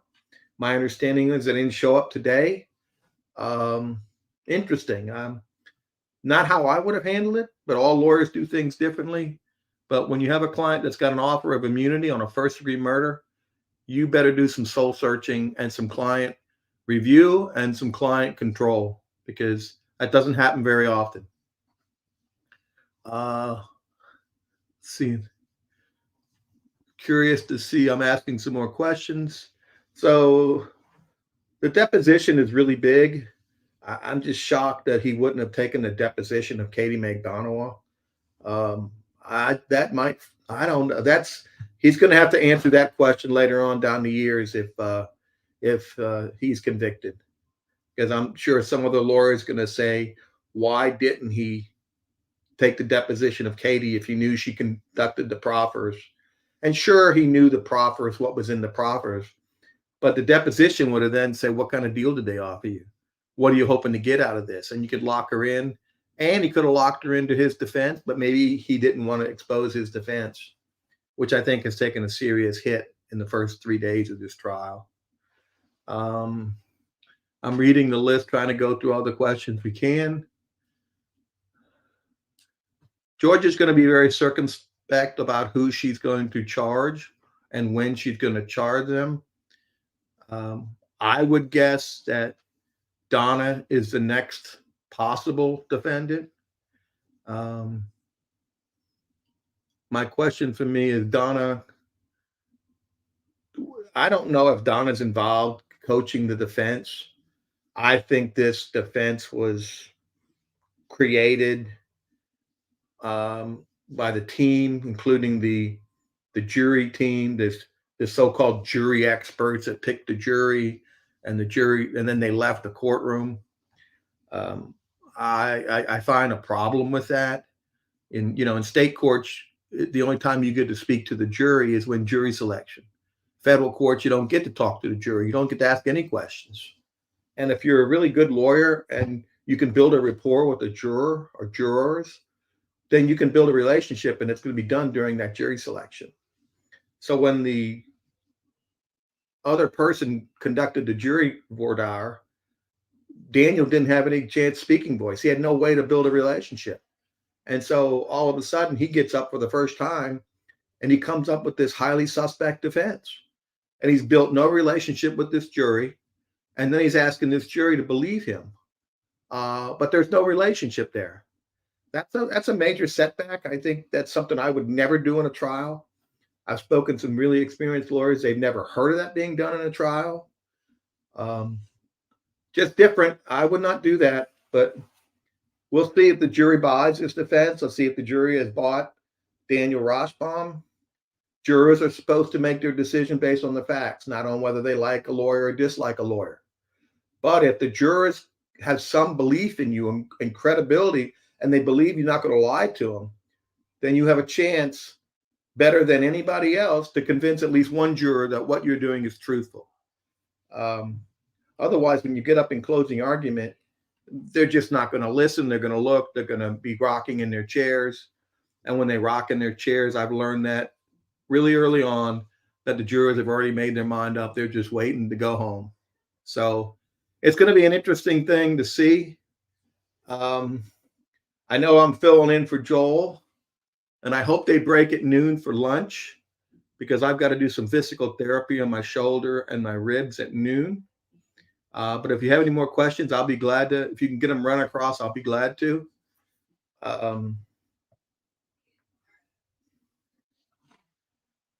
There's a question whether I'm an attorney. Yes, I've been an attorney for 37 years. I was a federal prosecutor for 5 years, and I've been doing criminal defense since 1994 here in Tallahassee.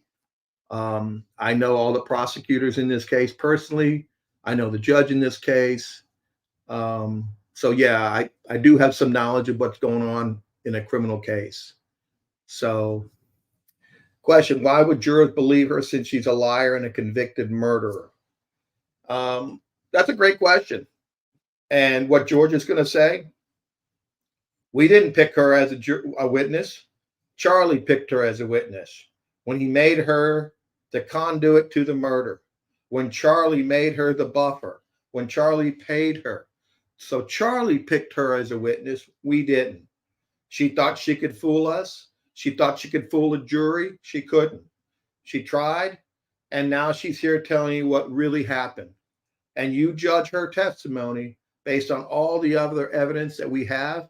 And I think you're going to see that her testimony lines up perfect with the independent, the wiretaps, and what happened in the case.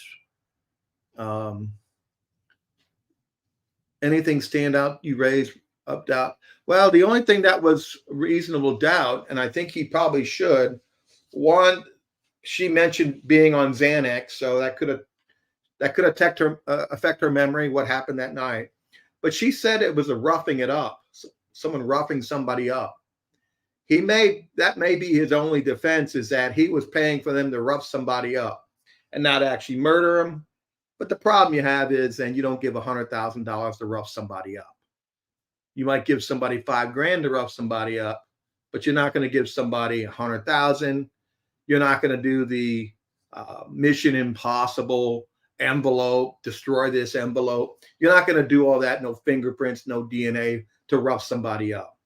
That's what you do when you hire a hit person. And when you hire a hit person and you have a buffer, there you go. Perfect Patsy is Katie Magbanua. And what did he do after that? He broke up with her and distanced himself. Then he tried to control her on the tapes. And I think the jury's going to see. Jurors, when they take that oath of office, they really try to do the right thing, especially in a high stakes case like this. They will do the right thing. Sometimes I disagreed with them, but more than not, they get it right. If I was Charlie's lawyer, how would you play this? I'm so glad I'm not Charlie's lawyer. I would not have presented a defense like this. I would not have cross-examined her like that. I would have taken a completely different approach.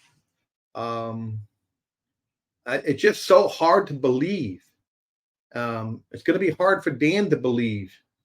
And if you don't get up there and believe in your defense, the jury can tell right away. The evidence is really overmounting against him. I've had hard cases. Sometimes I later wish I wouldn't have taken them, but you're there. You have to give them a valid defense. But there's different defenses you can do. I'm not sure what he's going to do with Charlie right now. We'll see how the tape plays. Let's see if the transcript gets in. She just admitted she authenticated the transcript.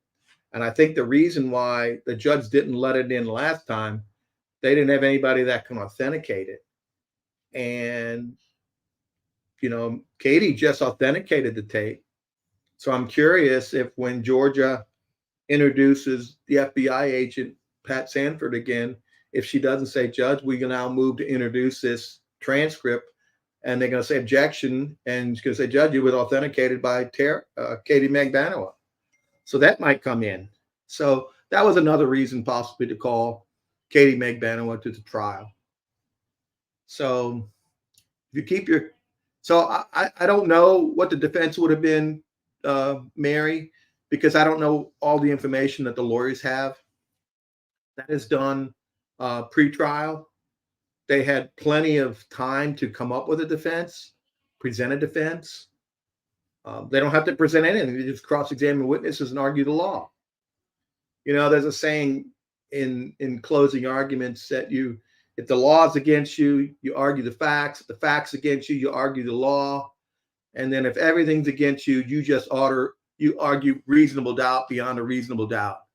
So we shall see where this goes. I'm surprised he didn't take a lunch break or when they're going to take a lunch break. But I will be gone from 12 to 12:30 for physical therapy. I'll try to jump back in at 12:30 and keep your questions coming. I'm glad you're enjoying this. First time I've ever done this for Joel. Hope I get invited back. It's been fun. And my ribs, I can only sit in this chair. So you don't want to see me get up. So I'll talk to you all soon.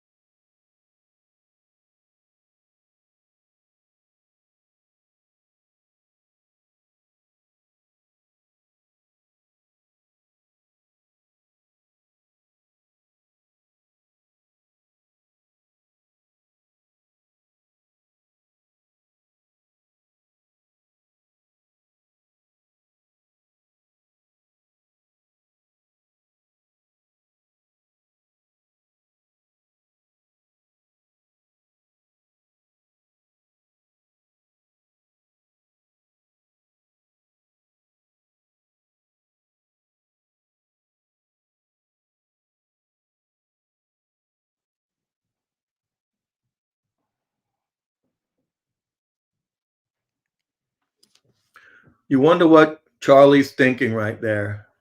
Boy, if I wouldn't have been dating this bimbo, use her to be my conduit, I might not be sitting in this chair. Too late now, Charlie.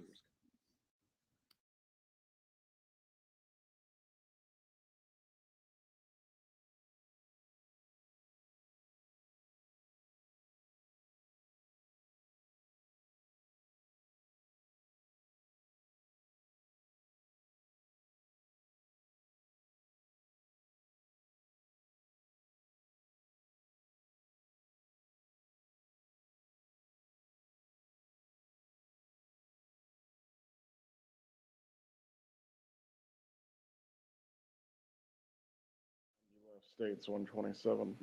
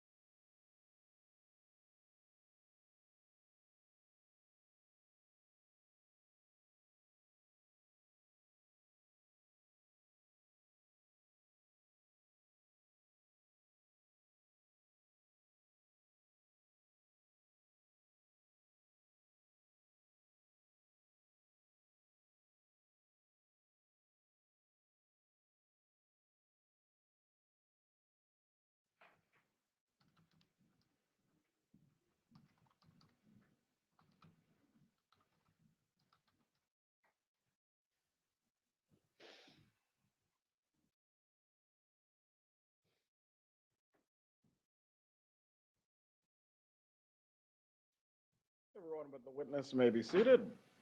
Please raise your right hand, ma'am. Do you swear or affirm the testimony you're about to give will be the truth? You may take your seat. Please speak loudly and clearly. Good morning. Good morning. Will you tell us your name and spell it for our court reporter, please? Clariza, Clariza, Lebredo, Lebredo.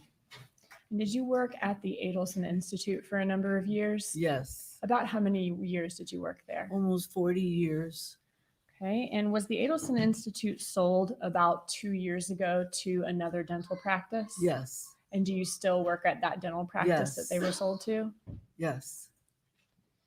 All right. Where was the Adelson Institute located? In Tamarack, Tamarack. About how far is that from Miami? about 30 miles. And is the exact address 7737 University Drive in Tamarack? Yes, All right. The Adelson Institute's a dental office, right? dental office, yes. Okay. The questions I'm going to ask you about the Adelson Institute are about the years from 2013 to 2016. Okay. Okay. What was your position at the Adelson Institute during that time? Dental assistant? Okay. And did you ever work the front desk? No. And do you know Dr. Harvey Adelson? Yes, And did you know his wife, Donna Adelson? yes, Did both of them work there during 2013 to 2016? yes. Okay. And what was Dr. Harvey Adelson's job at the Adelson Institute? He was the dentist.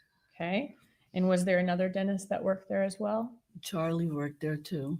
Okay. Charlie Adelson? Yes, Charlie Adelson. All right. And what was Donna Adelson's role at the Adelson Institute? Donna was our office manager. Okay. And how long have you known the Adelson family? 40 years, over 40 years. So ever since you began working there? It was Adelson Institute even back then. The name changed, but it was always a dental practice. Okay. And you've known their family for 40 years. Yes, All right. In addition to Harvey Adelson, Donna Adelson, and Charlie Adelson, back from 2013 to 2016, I want to ask you about the other people that worked there. What about Erika Johnson? Did she work there during those years? yes. And what was her role there? She was front desk and she was Charlie's assistant. Okay. And was there also a hygienist? Yes, And was her name Amy? yes, Okay. And was that all of the office staff? yes, Okay, so Donna Adelson, Harvey Adelson, Charlie Adelson, you, Erika Johnson, and Amy the hygienist. correct. Those were the employees of the Adelson Institute during those years? Yes. What were the Adelson Institute business hours during that time? 9 to 5, and we had a late night. Okay, was it 9 to 5 only 3 days a week? Yes, Was that Monday, Tuesday, and Thursday were the 9 to 5 hours? yes. Was Wednesday the late night hour? Late night was Wednesday, 11 to 7. 11 to 7. Okay. I guess to try to accommodate the people that had a hard time coming during regular business hours. Right, yes. All right. And did the doctors routinely see patients on Fridays or on the weekends? Emergencies only. Okay. So that wasn't a routine thing for them to do. No, And Adelson Institute did not have operating hours on Friday or the weekends, correct? no. Now, back during those years, if a patient called Adelson Institute on a Friday or on a weekend, would it be routed to voicemail? Yes, And when y'all came in on Monday morning, would somebody check that answering machine to return the calls of patients? yes. Who had access to employee records? The Adelsons. Okay, so that's not something you would have access No, to. no. And when you say the Adelsons, you mean the Adelsons that work Donna there? and Dr. Adelson. Okay, thank you.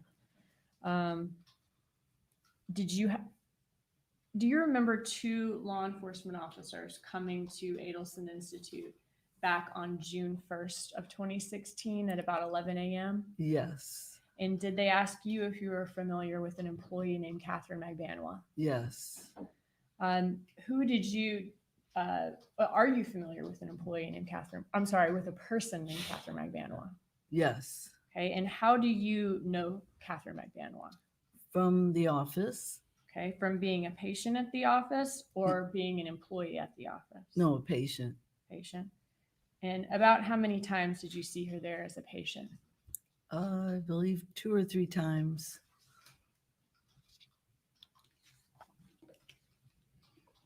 Okay, did you provide testimony in another proceeding for a co-defendant's case back in May of 2022?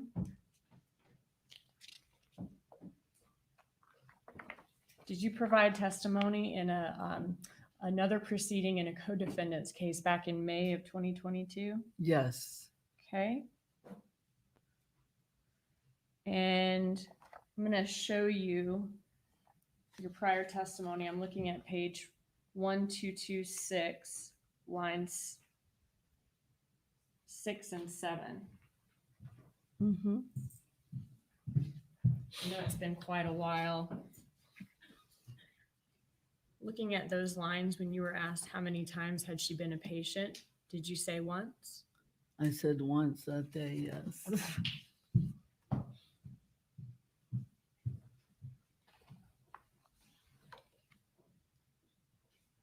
In your 40 years with the Adelson Institute, had you ever seen Catherine Magbanua at Adelson Institute as anything other than a patient? No.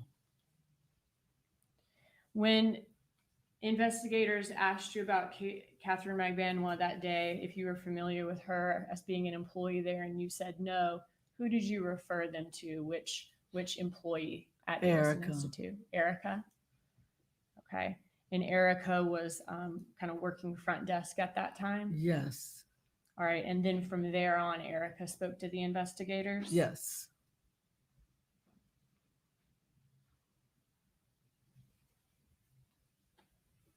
How did you get paid by Adelson Institute? With checks. And about how often would you get checks from them? Every 2 weeks. Had you ever been paid for weeks of work prior to completing your work there? Yes. When that would happen, would it be because the Adelson family was going out of town or going on a vacation for a couple Right. of weeks? They at were a going time? away. They were going on vacation, so we got paid before. About how often would that happen? Maybe once or twice a year. Okay, so just once or twice a year. And when that would happen, how many paychecks would you get at one time? 2. 2. All right. Would you ever get 4, 5, 6 paychecks in a row? No.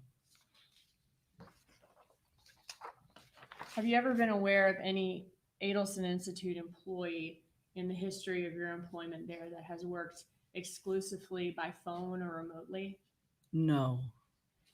Did the Adelson Institute have a cleaning service at that time? Yes. And was it a husband and wife team? Yes. And have you seen those people before? Yes. Okay. I know who they are. I You knew know- who they were. Yes. Was Catherine Magbanua part of that team? No. Those are all my questions. Thank you. No questions, Your Honor. The witness may step down. Will she be recalled at any point? No, sir. Have a good day, ma'am. They called Erika Johnson.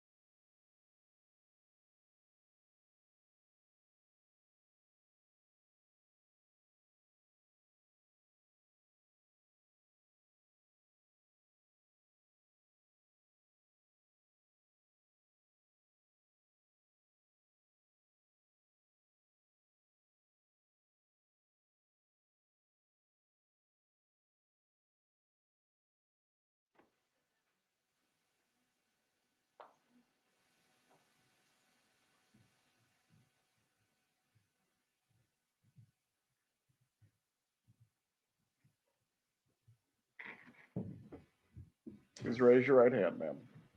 Do you swear or affirm the testimony you're about to give will be the truth? You may take your seat. Please speak loudly and clearly. Good morning. Will you introduce yourself and spell your name for the court reporter, please? Erika Johnson, ErikaJohnson. Okay, and did you work at the Adelson Institute for a number of years? Yes, For about how long? about 11 years. And were you employed there from 2013 to 2016 during those years? Yes, And what was your job there at that time? front desk. Okay, were you also kind of worked as an assistant to Charlie Adelson and the front desk? Yes, What were your tasks at the front desk? making appointments, collecting payments. All right. Were you the primary person who did that for Adelson Institute? Yes, Did Adelson Institute often deal in cash for their services? sometimes. Would sometimes they offer cash discounts for their dental work? Yes, Back during the time period of 2013 to 2016, did Clariza Lebredo, Harvey Adelson, Charlie Adelson, Donna Adelson, and Amy the hygienist, were those the other employees of Adelson Institute besides yourself?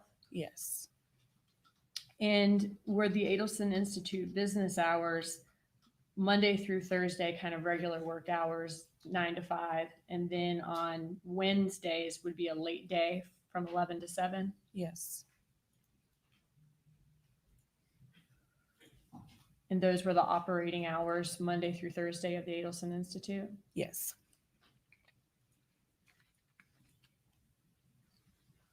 So back in 2014 to 2016, if a patient called the office and it was closed, would a voicemail that were a call, would it go to a voicemail machine?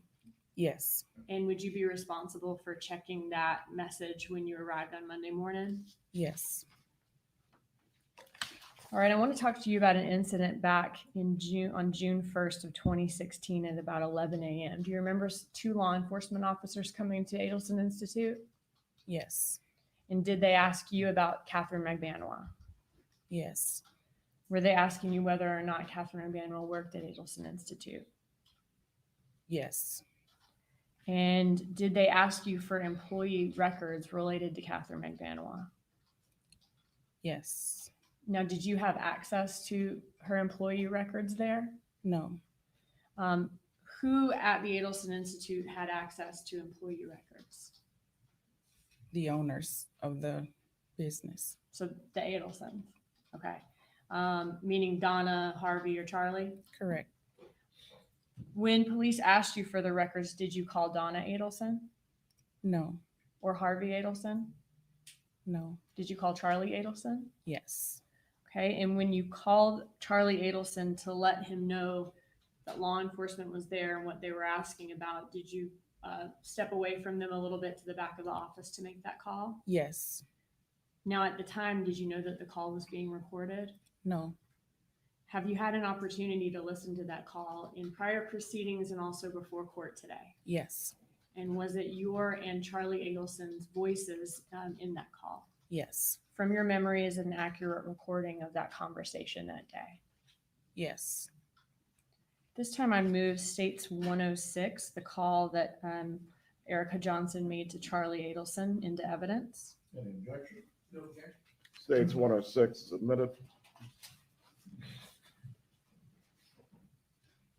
Permission published? You may.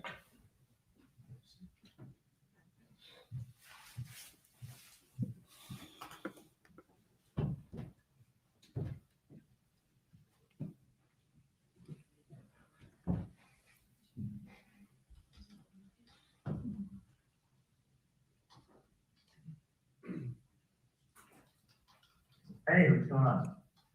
Hey, the FBI is here asking for records for Katie. For what? That she works here. I wouldn't,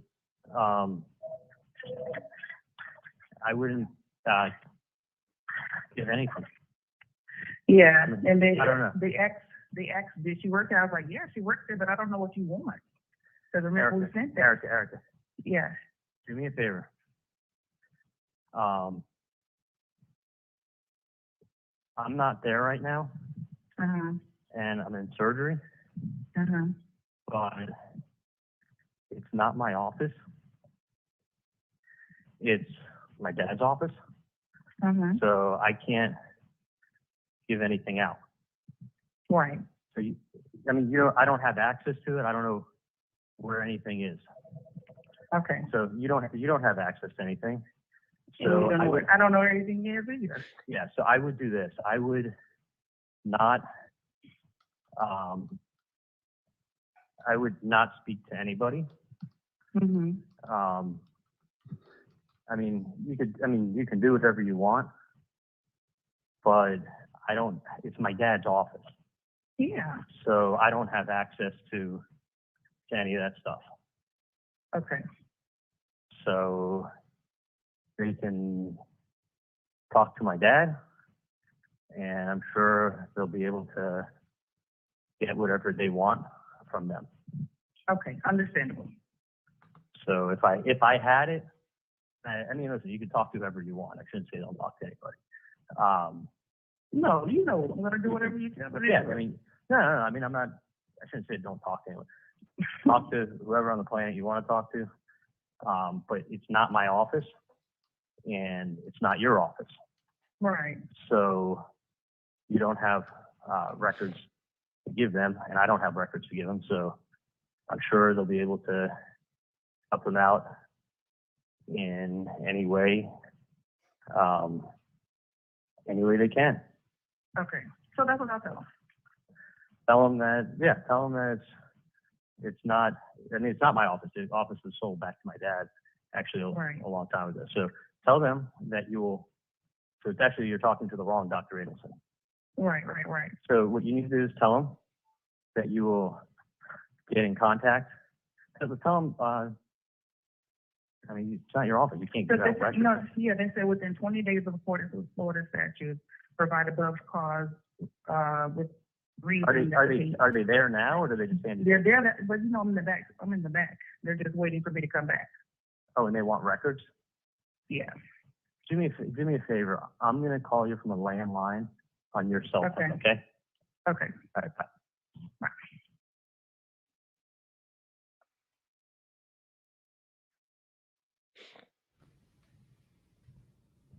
We heard you say at the beginning of the call, you're referencing Katie. When you said Katie, were you talking about Catherine Magbanua? Yes. And how did you know Catherine Magbanua? She was a patient at the office and his girlfriend. Okay. A patient at Adelson Institute and Charlie Adelson's girlfriend? Yes. Had you ever seen Catherine Magbanua work at Adelson Institute? No. Did Adelson Institute have a cleaning service that came? Yes. And was it a husband and wife team that cleaned the office? Yes. And was Catherine Magbanua part of that husband and wife team? No. Were you on yearly salary or paid by the hour at Adelson Institute? Hourly. And would you get paid every 2 weeks? Yes. At that time, were your checks around $589 every 2 weeks for about 28 hours a week? Yes. Would you ever get paid for weeks of work in advance? Yes. And when would that occur? What was going on for that to occur? They would go on vacation. Okay. And when that would happen, when they would go on vacation, would you sometimes get 2 checks at a time? Yes. Would you ever get 4, 5, 6 checks at a time? Not that I can remember. Were you aware of any Charlie Adelson's girlfriends being on the payroll at Adelson Institute? No. Was Donna Adelson the person that took care of payroll? Yes. Had you ever been aware of any employee in the history of Adelson Institute that worked exclusively by phone or remotely? No.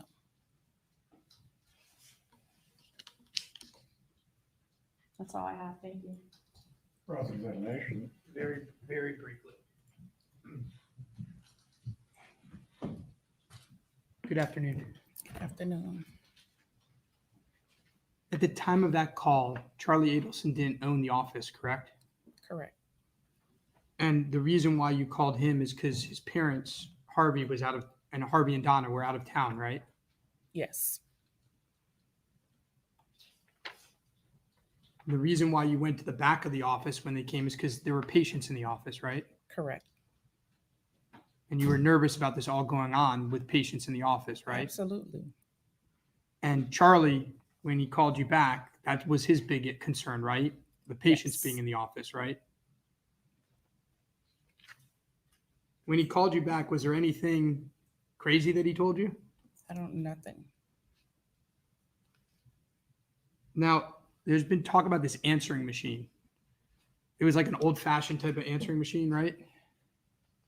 The other ones, a voicemail, yes. And on the answering machine, Harvey Adelson would give his name and cell phone number for an emergency, right? Correct. By the way, Charlie Adelson, he only worked at the Adelson Institute maybe 2 times a month, right? Yes. And when he would work there, he'd work mostly with you, right? Yes. You liked working with him, right? Loved. And you'd work late at night, Yes. and sometimes you'd go out to dinner late at night after, right? Yes. By the way, you say you loved working with Charlie Adelson. Did you continue to work with him after the allegations in this case? Yes. Did you ever worry about working with him? No. Sustained. We would disregard the last Answer to that question. Please move on. You continued to work with him until he got arrested, correct? Correct. I have no further questions, Your Honor. Redirect examination. So at one point, Adelson Institute was sold to Charlie Adelson and then sold back to Harvey Adelson, right? I think so. But Charlie Adelson still worked as a dentist there, right? Yes. At his family's dental practice. Yes. And he also worked as a traveling periodontist, correct? Yes. Okay. Just a second.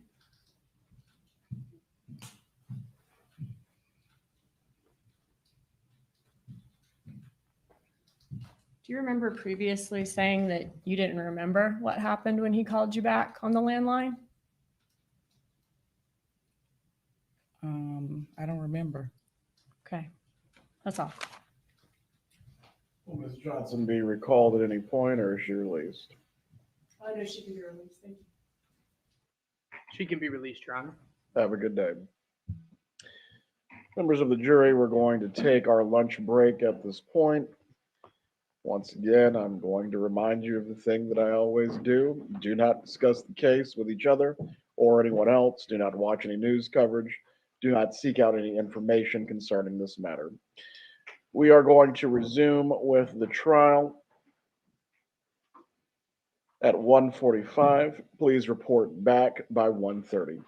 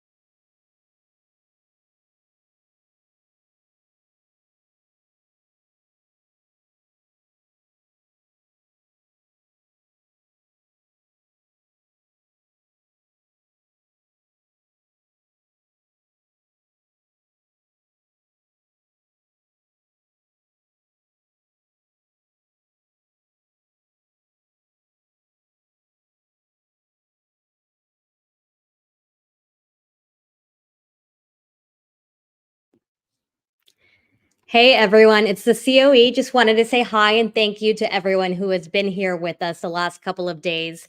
I don't have a mic in, so not sure if you can hear me, but hopefully you can. I just want to give you guys a heads up. I believe Tim is going to be coming back in a few minutes and give you guys his breakdown and analysis. If not, you guys can take a little lunch break. You can hang out here. We are going to keep the stream up throughout the lunch break.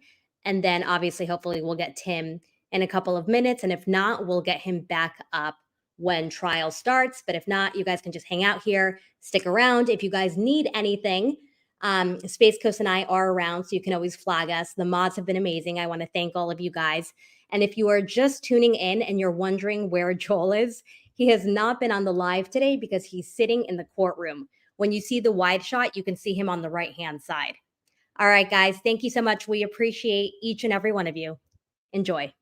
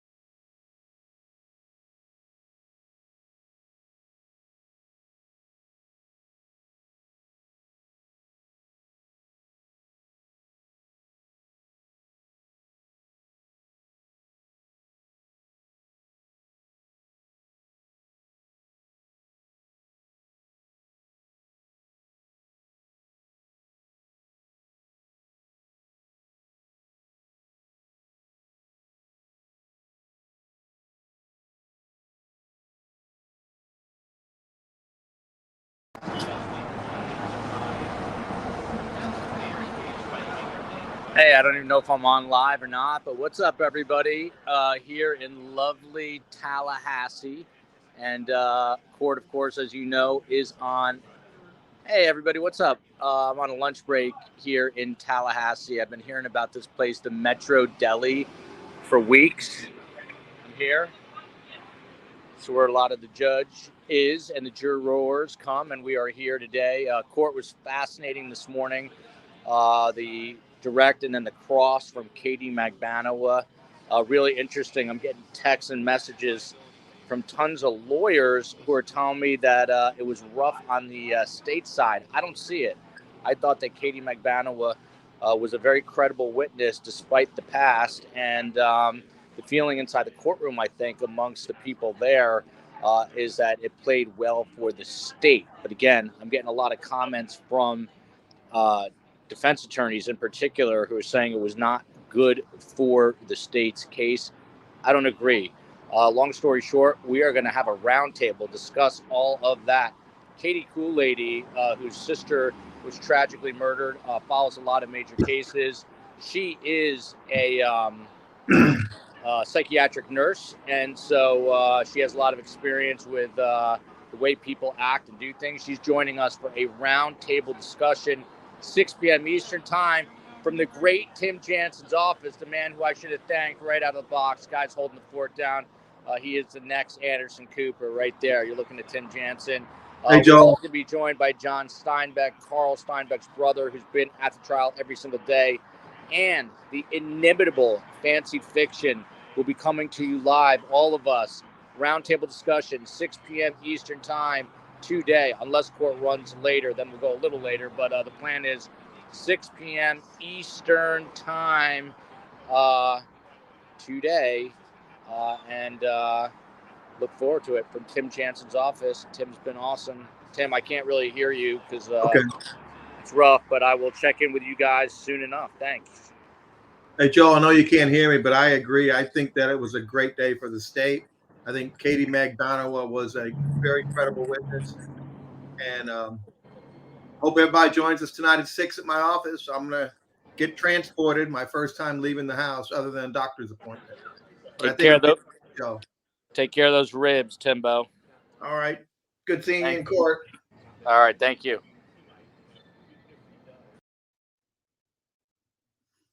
So that was fascinating. I guess he was still here. Just finished my physical therapy. If everybody's still on the show. It's great to see Joel get a feeling about downtown. The Metro Deli, in case you don't know, it's about 2.5 blocks from the courthouse. And most judges go there. Most jurors go there. And most lawyers go there. And it's a really small place. And the tables are set up like where you can sit with complete stranger and any conversation can be overheard. And it's really awkward when you're in a trial that you don't run into jurors. And as a lawyer, you don't want to be seen because then there's a perception, even the appearance that you might have talked to a juror, you can get in deep trouble. So a lot of times we order out. The Metro has guys on bicycles and they will deliver food to you. In federal court, we have a room. We usually have the food delivered. It's hard because you never know when the judge is going to break for lunch, sometimes early. So sometimes you're either waiting for lunch or you're eating a cold sandwich, but that's normal. I was shocked to hear that he thought some defense lawyers were saying that was bad for the state. In reality, I'm sure George is going to clean it up. But what George is going to say, and if I'm the prosecutor, hey, she is what she is. She's a murderer who was part of this conspiracy. She was the middle person. She delivered the money. She delivered the murderers. She lost. And now she's here testifying. The jurors can give whatever weight they give to it, but it clearly threw Rashbaum off his game. It certainly hurt his defense. The extortion, that just is just not believable. And now Katie came in, and even if you only believe 10% of what she said, that seriously undercuts Charlie's testimony. And ask yourself, if I'm the state, who has a bigger reason to lie at this stage? Charlie Adelson or Katie Magbanua. Katie's already doing life. Charlie has not. He's fighting for his life. And those are good arguments you can make for the state. The defense obviously is going to attack her. And we knew that he would. And it was appropriate because she has committed perjury. She is a convicted murderer. She did him and haw during her proffers. The agents did walk out. And that's why I didn't think they were going to call her. My information was that they didn't want to call her unless they had to. And I think with this new defense theory, Georgia felt it was important to ask or to call her. Kamala Norris. Can the jury ask questions during the trial? You know, we went through a phase where Judge Hankinson used to let jurors ask questions. And it was really odd, and neither party really liked it. I didn't like it. You go to sidebar, and then I don't believe Judge Everett's going to let the jurors ask questions. I don't think he will. I think they got away from that. I think they used to like that, and Hankinson would usually, even dumb questions, he would ferret them out. But it does give the jury more involvement in the case. It also gives the parties an idea what the jury's thinking. You know, a lot of times some of the questions were so far in left field, you're like, oh my God, what are they thinking? On the other hand, you can see maybe what they're looking at, and you can tailor your defense and incorporate those questions. That's why, as a defense lawyer, you never want to lock in your defense. You want to have multiple areas where you can build a defense or find a weakness in the state's case. That didn't happen in this case because the defense chose to specifically say a theory of defense, which they're locked in on now. They're completely locked in on. Trials are fluid.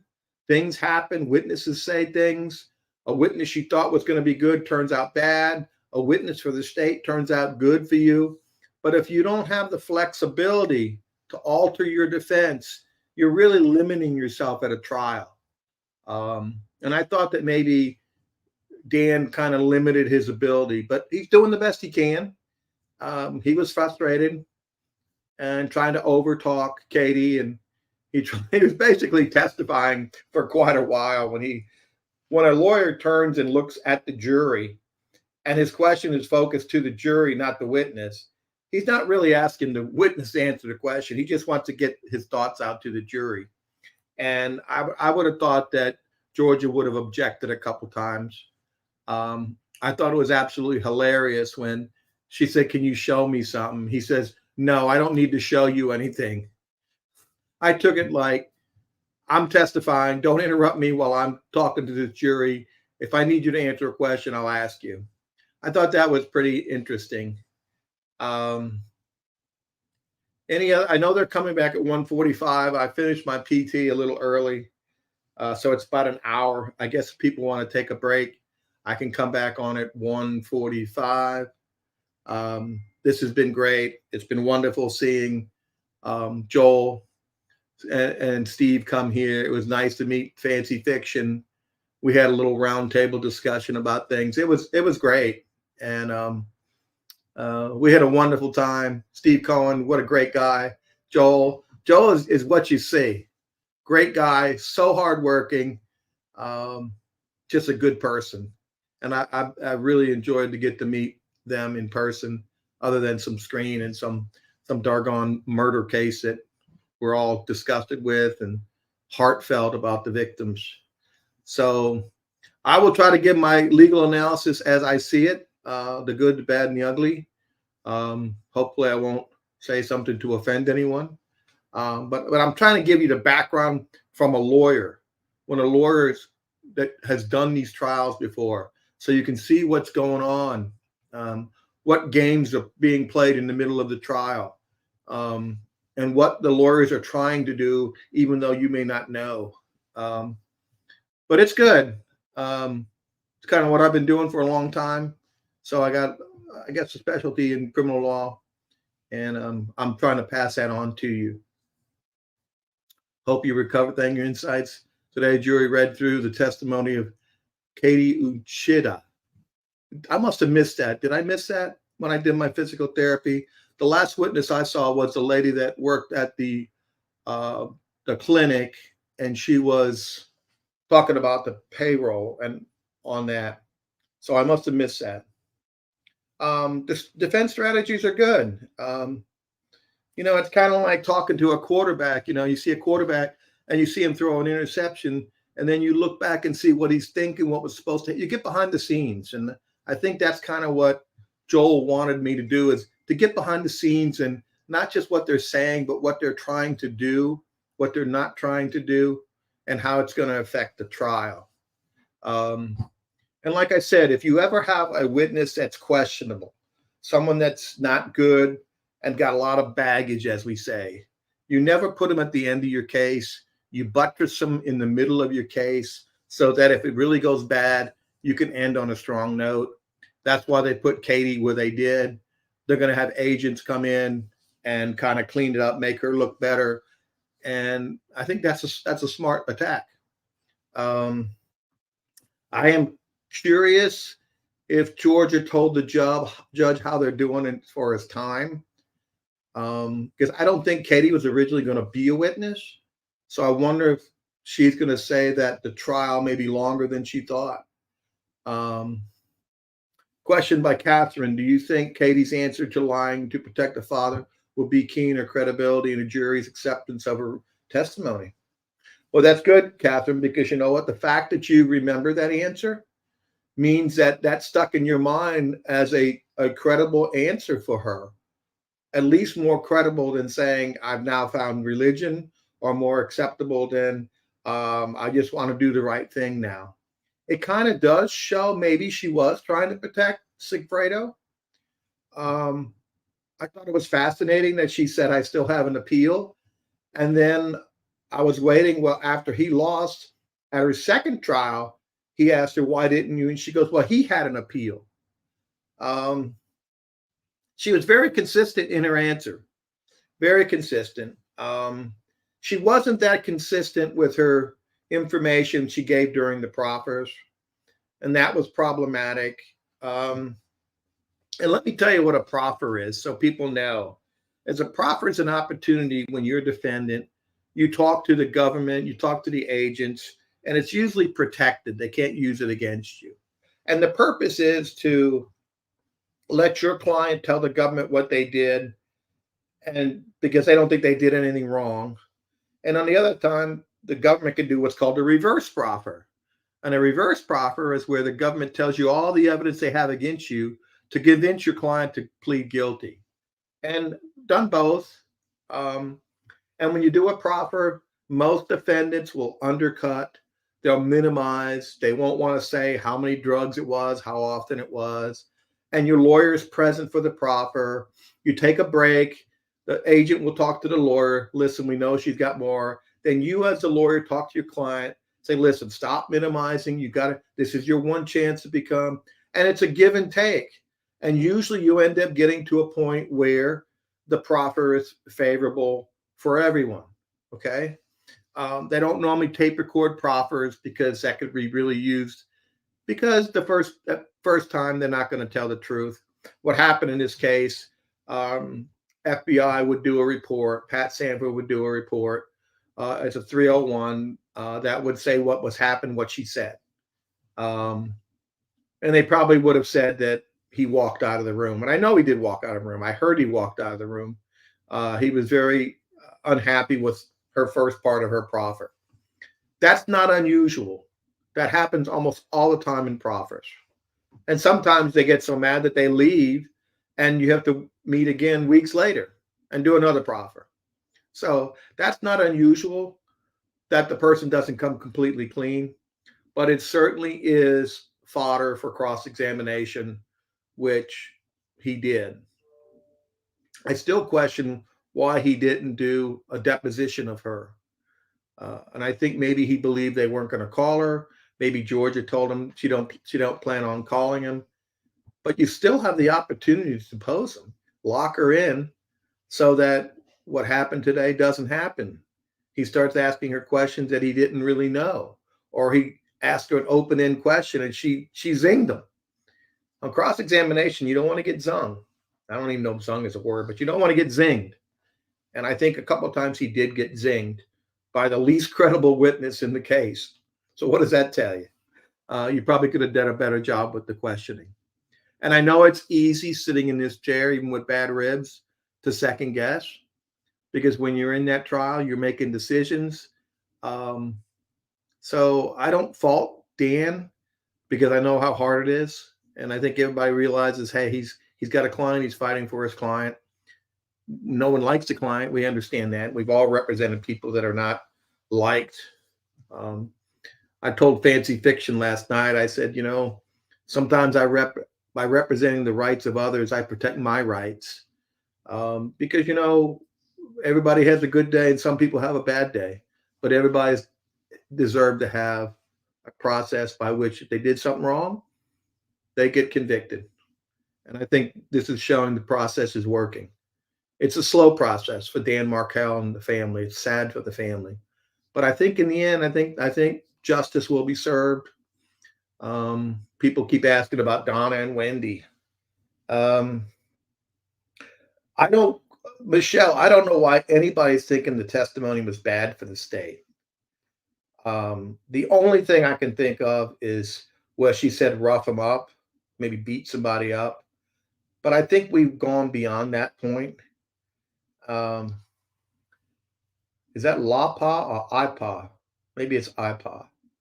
What do you think about Katie implicating Donna?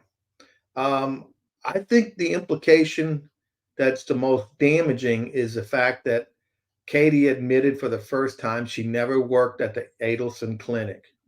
She was never working there. Okay. We all assume that by negative inferences, by no one saw her there. They were doing surveillance on her. ISOM did surveillance, said she never left the house. I think that's really bad against Donna because it shows Donna knows they put on payroll Katie. That's a strong piece of circumstantial evidence. And you start with the bump. Now, I know people earlier talked about the bump.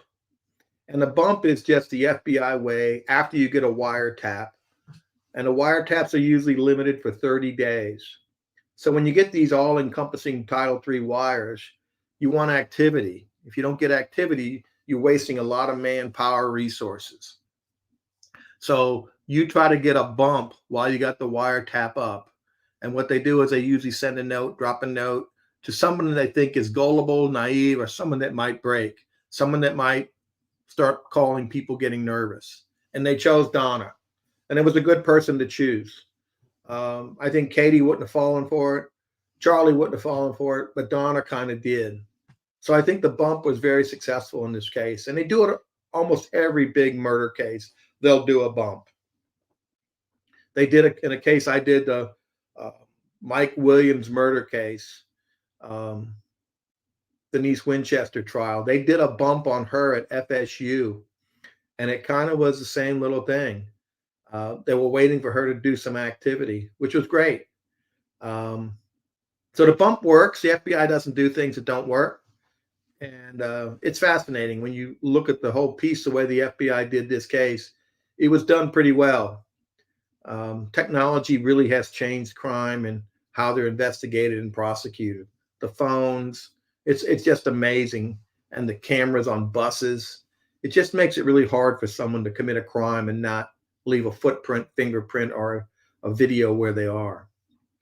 All right, so I know I'm going to come back. I'm going to have lunch and come back at 1:45. And I hope you'll join us with the best show, STS. Joel, it's been an honor filling in for him. And then tonight, we're going to do 6 o'clock at our office. So I'll talk to you soon.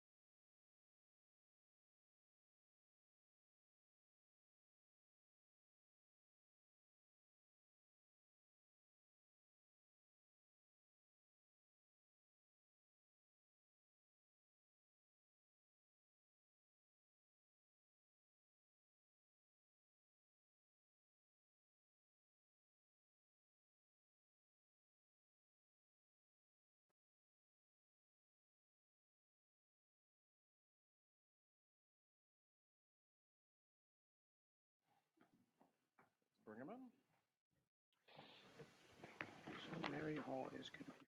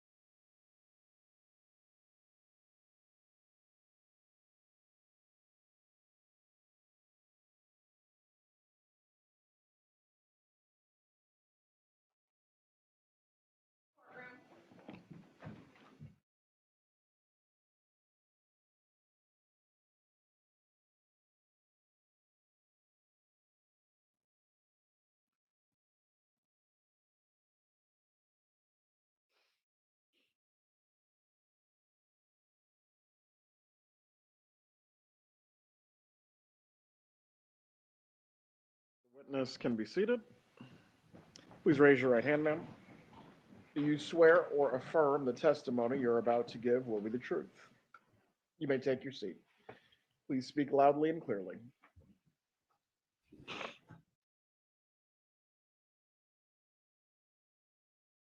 For our court reporter, please. Sure. My name is Mary Hull.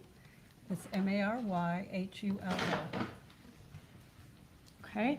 And where do you currently work? I currently work at the Attorney General's office. And where did you work when you became involved in this case back in the summer of 2016? I work for the Department of Financial Services in the Office of Fiscal Integrity. And what did you do there? I was a financial investigator. What were your duties as a financial investigator there? We investigated all fraud, waste, and abuse of all state funds. Can you tell me a little bit about your educational background to hold your position?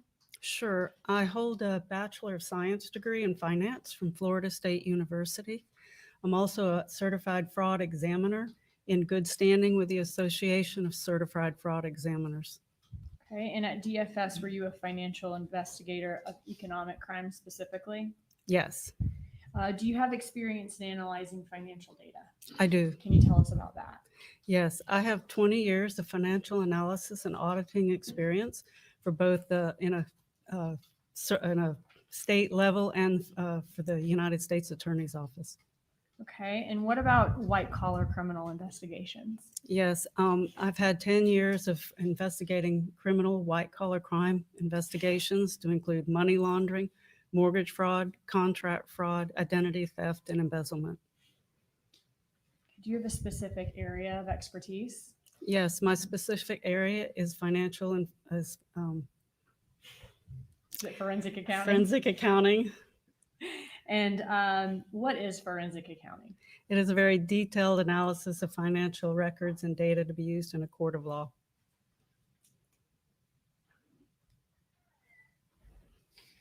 Have you ever testified in court about your analysis of financial records? Yes. Okay, and about how many times? This would be my 20th time. Okay, and those are all my questions I have as to her expertise in that field, Judge. Defense wish to voir dire the witness. No, Your Honor. Is there any challenge to her ability to provide an opinion in forensic accounting? No, Your Honor. Members of the jury, the witness will be permitted to provide you with an opinion in the field of forensic accounting.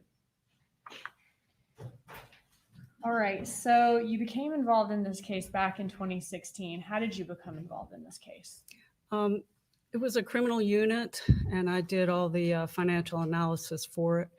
I was asked to do an agency assist case. It wasn't my normal contract fraud or state fund fraud, but I would have the skill set that was needed.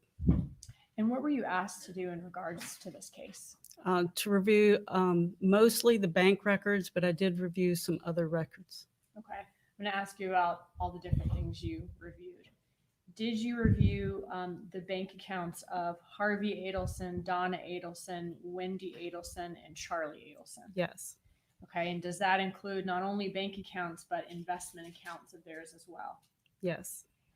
Speaking specifically to Charlie Adelson, did you review his Regions bank, his primary bank savings and checking account with Regions from the years 2013 to 2016? Yes. And did you also review States 104, what's been marked as States 104, which is the records from his Capital One and Amex cards from 2014 to 2016? Yes.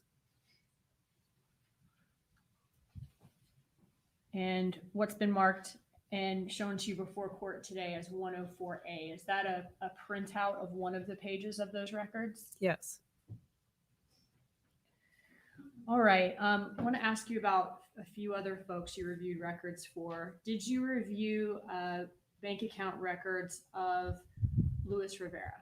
Yes. And was that one Chase bank account? Yes. Okay, and that's been marked as and shown to defense and the witness as States 97. Were those through for the years 2014 and 2015? Yes.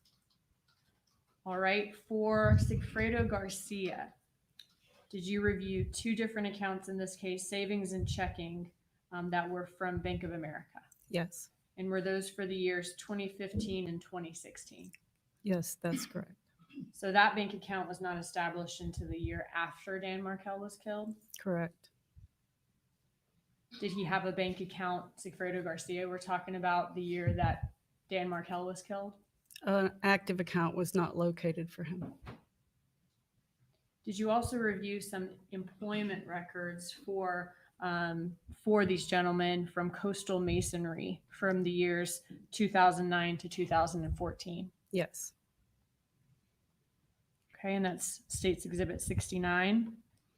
For Catherine Magbanua, looking at States 99 and 100, did you review bank records from Bank of America that would include her savings account and her checking account? Yes. And were those for the years 2013 to 2017? Yes. Okay, and did she also have another bank account as well? Yes. Was that with JP Morgan Chase? It was. Okay. That's been marked as States 101 and 102. Are those two different numbers because there's also a savings and a checking account for those? That's correct. And were those also from 2013 to 2017? Yes. Did you also review a credit card of hers, a Synchrony credit card? Yes. In addition to her bank records, did you review Catherine Magbanua's income tax filings for 2013 to 2015? Yes. Was that a yes? Yes. Okay. And did you also receive several records of different businesses? Yes. I want to ask you specifically about States Exhibit 60. Did you review an Adelson Institute subpoena response from a subpoena that was sent to them regarding Catherine Magbanua's employment? I did.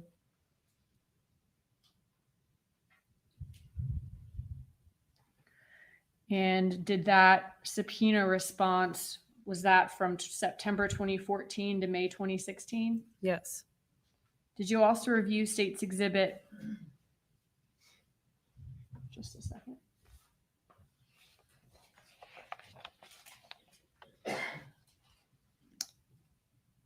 '70, which was records from Dr. Rudner's, he's a plastic surgeon's, his office. Yes, Was that for a breast augmentation for Catherine Magbanua? it was.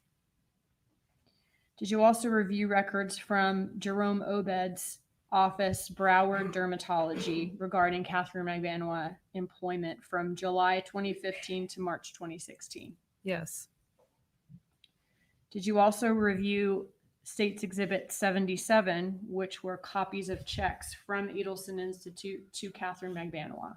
I did. Did you also review several DHSMV records as well? Yes, All right, let's go through those. Did you review State 68, which was a Lexus titled to Catherine Magbanua? yes, And what about what's been marked as 72, 73, 74, and 75 DHSMV records for multiple different vehicles for Sigfredo Garcia and Luis Rivera? yes, All right, and did all of those records from all of those various companies, they came with certifications that certified they were legitimate records from those businesses. Is that what those are? yes, they did. All right, at this time, I would enter all of those records into evidence. So for, will do, that's going to be State's Exhibit 68 through 77. Any objection from the defense? No objection here. States 68 through 77 are admitted at this time. Okay. Those are documents, and for discs, we have States 97 through 104, and then the printout will be 104A from the Amex records. Any objection as to those records? No objection here. They are admitted at this time.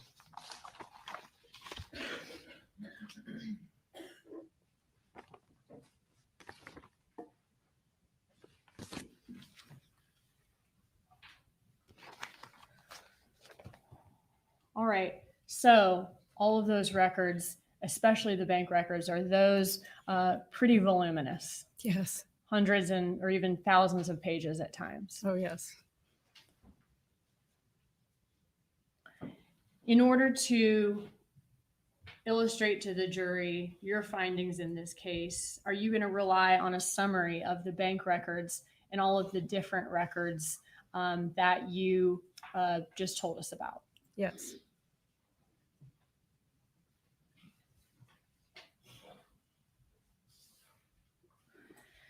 In addition to looking at those records, did you also look at the certain messages from the iCloud of Charlie Adelson in your preparation or your work for this case? I did. Okay, and are some of those messages incorporated into the summary? Yes.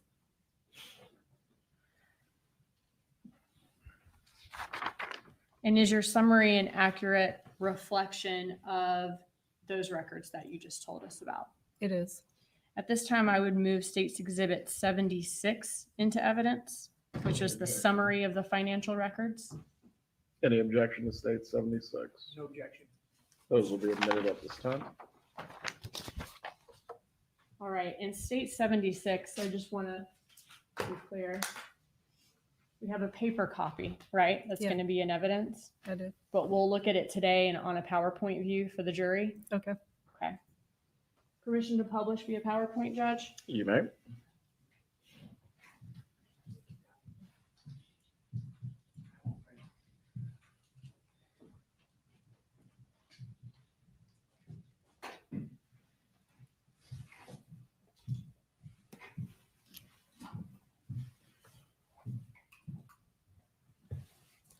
So everybody can tell right All now. right, so I'm going to ask you about Cutting to the chase. that you looked at, and you'll tell us what we have here on the screen. And all of the records that you told us about, though, are in evidence. If the jury wants to see any more, that they'll be back in the deliberation room with them. Okay. So looking at here at the first slide of your summary, what, if any, vehicles did Luis Rivera acquire after the murder of Dan Markel on July 18th, 2014, per his DHS-MV records?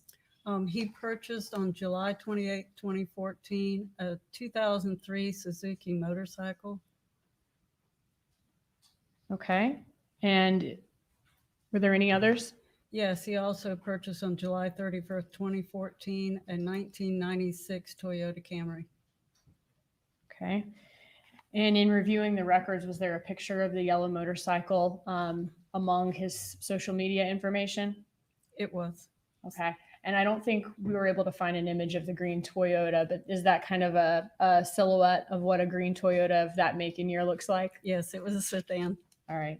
All right. So when you analyze Luis Rivera bank accounts, what did you learn about his banking patterns or banking habits? Luis Rivera had a very unique banking pattern. All his payroll checks were direct deposited, but as soon as they hit his account, he'd pull them all out in cash, virtually all of it. But he had auto payments set up. So every time an auto payment would come through, it would bounce and he would end up with a bank overdraft charge. So we had a lot of overdraft charges. And where were his paychecks coming from? Coastal Masonry. Okay. So he had a steady job at Coastal Masonry throughout the records that you looked at. He did. And when his paychecks, you said they were direct deposited into his account? Yes. Were those for about $500 to $600 a week? It was. Okay. And he would pretty much immediately withdraw the money, you say? Yes, he operated mostly in cash. And then would he begin to overdraft after that until his next paycheck? Yes. All right. Did his banking pattern change after the murder of Dan Markel? It did. All right. How did it change? He no longer pulled out large amounts of cash and leaving his paychecks in there. The auto payments no longer caused an overdraft payment. Was the last large cash withdrawal before the murder of Dan Markel just a couple of days before his murder? Yes.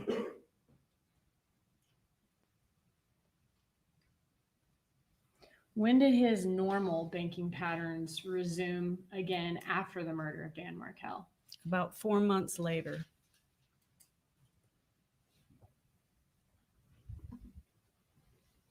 All right, what do we see here? This is a graph that shows his banking pattern of the overdrafts. So, and it's split into three month segments. So, all the red bars will show where he had an overdraft charge. And then you see that long pattern between the two yellow bars. And then a little after that shows there was no overdraft charges. But by November 11th of 2014, his pattern picked back up. So in the 3 months before the murder, from April to July, he had a pretty low balance in his bank account, about $65.30 and about 21 different overdraft penalties. Yes. Looking from the first yellow line from the date of the murder to 3 months after the murder, so mid to end July of October, did he have any overdrafts during that time? No. And for him, did he have a relatively high balance in his bank account of $249.94? For him, it was, yes. Right. In the 3 to 6 months after the murder, did he then start to pick up on the overdrafts again? Yes, he did. Okay. And this time the average balance is a little less than it was in the 3 months preceding it. A little bit, yes. Now, during the time when he's not withdrawing money from his bank account or having overdraft fees, could that be indicative of him having another source of cash that's separate from Coastal Masonry, which would be the money coming in from his job? Yes, that indicated to me that he had additional source of cash and he was not having to rely on removing cash from the bank to operate. He liked to operate in cash. All right. You said that you looked at the DHS-MV records of Sigfredo Garcia. What, if any, vehicles did Sigfredo Garcia acquire after the murder of Dan Markel? On July 26, 2014, he purchased a 1997 Honda Racer, black and yellow. He also purchased on August 22nd, 2014, 1984 Chevy Monte Carlo in blue. In October of 2014, he also purchased a 2000 Nissan Maxima gold sedan. And you mentioned that you analyzed Sigfredo Garcia's bank accounts. What kind of bank records did he have? He had a checking and a savings account. And were those for the time period of June 2015 to July of 2016? It was. And you said before you didn't have any bank records to review of his from the time of the murder because he didn't have any active accounts at that time? None that we could find. Okay. Were subpoenas sent to banks that Yes. came back indicating closed accounts with no records? They just came back with no response. Okay. All right. You mentioned you received coastal masonry records.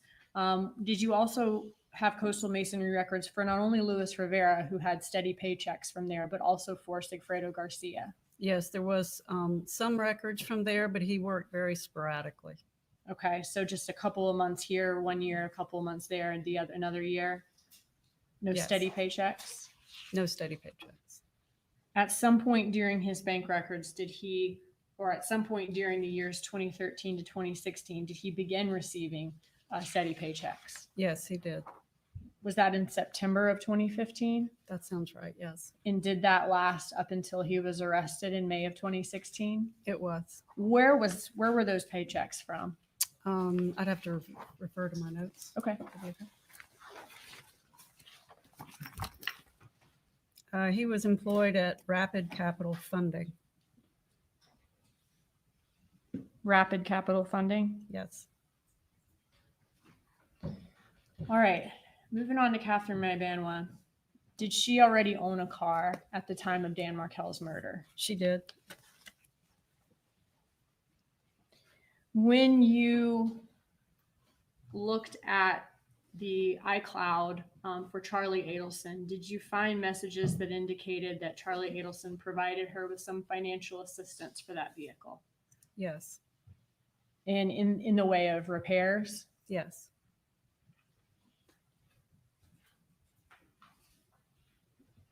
Okay, looking at this first set of text messages, what date are these from? This one is November 18th, 2014. Okay. And I won't ask you to read all of it, and the jury will have these in evidence, but on this page, does it say that she needs a loan? She calls him Buddy. She says, I need a loan, Buddy, because the parts alone are going to be expensive. Imagine what it would be if she took it to another mechanic, and he said he texted Sully his CC. That's correct. And he said, you'll be fine. I got you. Right. Are his messages Charlie Adelson's messages in the blue and Catherine Magbanua's in the green here? It is. Okay. And then she says, stop paying for shit with a Y on your card. Yes. Looking at the next set, this is on May 30th of 2015. Yes. He says she needs to get her timing belt changed. He says, bring it to Mazda and he'll take care of it for her in this message. Yes, he does.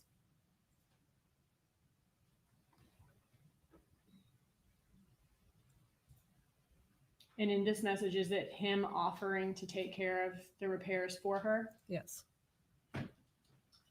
Looking at this one on November 18th of 2014. Whoop, sorry. I went back up instead of down. Okay. Looking at the next exchange on November 9th of 2015, she's asking her for credit card authorization. I'm sorry, she's asking him for credit card authorization.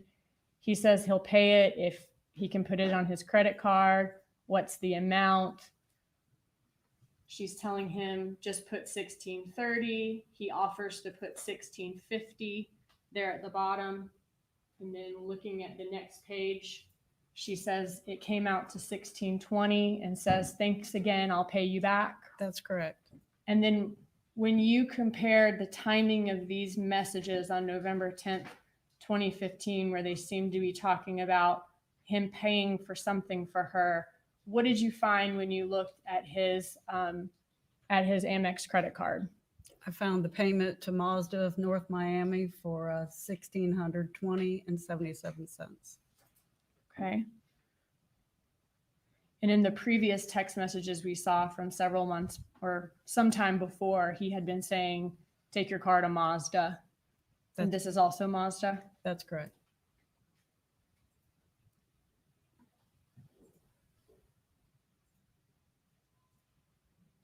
All right. So did it appear from the iCloud and from other records that at some point in late 2015, Catherine Magbanua got a different car? Yes. Okay, looking here at the message from December 14th of 2015, does Charlie Adelson say that he's going to cancel the Lexus insurance today? His mom is paying it now, but please go this SAT? Yes, that's correct. Okay. And Catherine Magbanua is then later saying, I'll take care of it, don't worry. And he says, I already paid it 5 minutes ago, just chill, you're still the best. That's correct.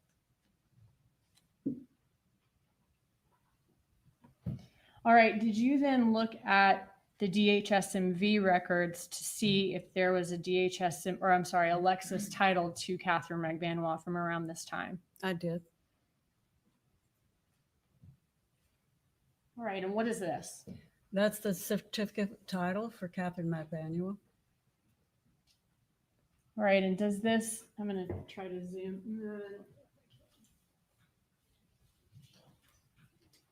All right. The jury will have this in evidence, and if you need me to bring the actual title up there for you to see it closer, you can let me know. I think I'd see well enough.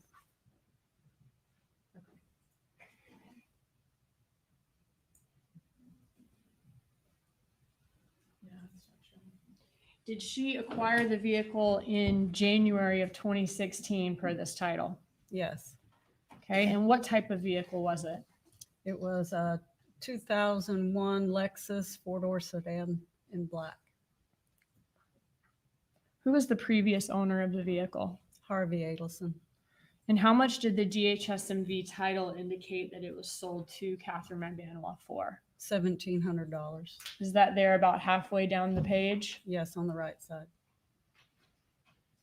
Were you able to find any record of payment from Catherine Magbanua for this vehicle? No, I did not. Okay, so no check made out from Magbanua to an Adelson for that amount? No.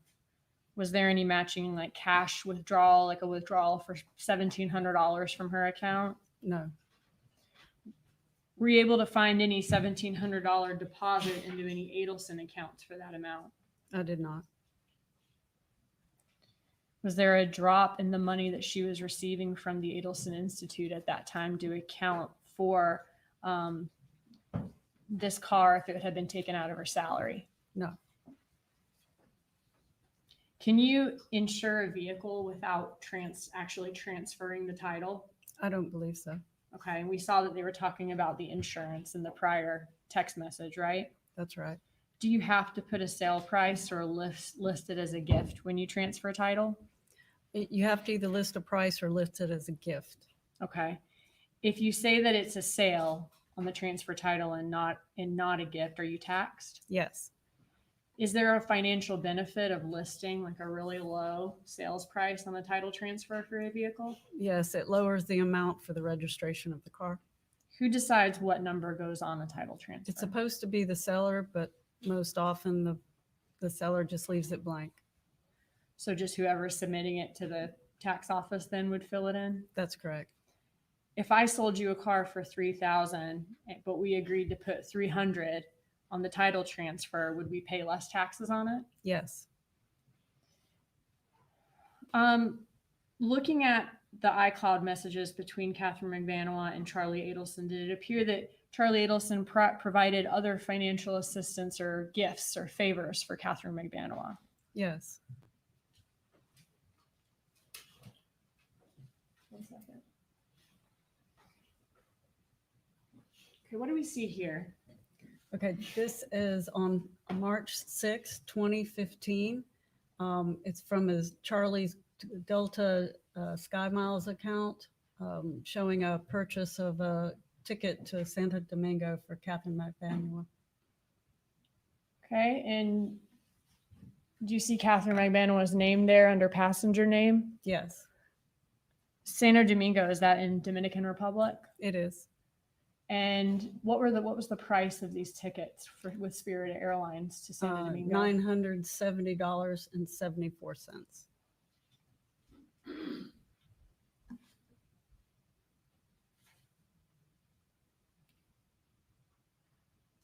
All right, looking at messages from the iCloud on October 19th of 2015, does Catherine Magbanua say to him, hey, don't you have a hookup with plane tickets? I want to leave for Thanksgiving and take my mom. It's her 60th on November 9th. And then there at the bottom, Charlie Adelson asked, where do you want to take your mom? Yes. Okay, looking at this conversation that continues on the next page, she says, I want to do something for my mom. Let me see if she has days off on Thanksgiving. She thinks about renting an RV. And then about halfway down the page, Charlie Adelson volunteers to get a cruise for her and her mom. That's correct. And then he says, perfect. They have really nice ones that you guys can leave on a Friday, go to 2 ports, and come back on Monday morning. You won't miss any work. That's right. All right, and this was October of 2015. Yes.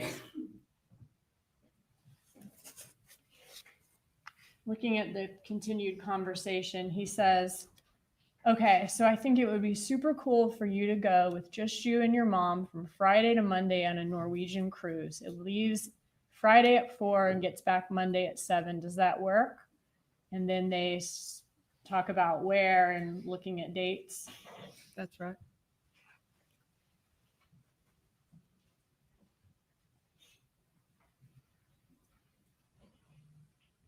Okay.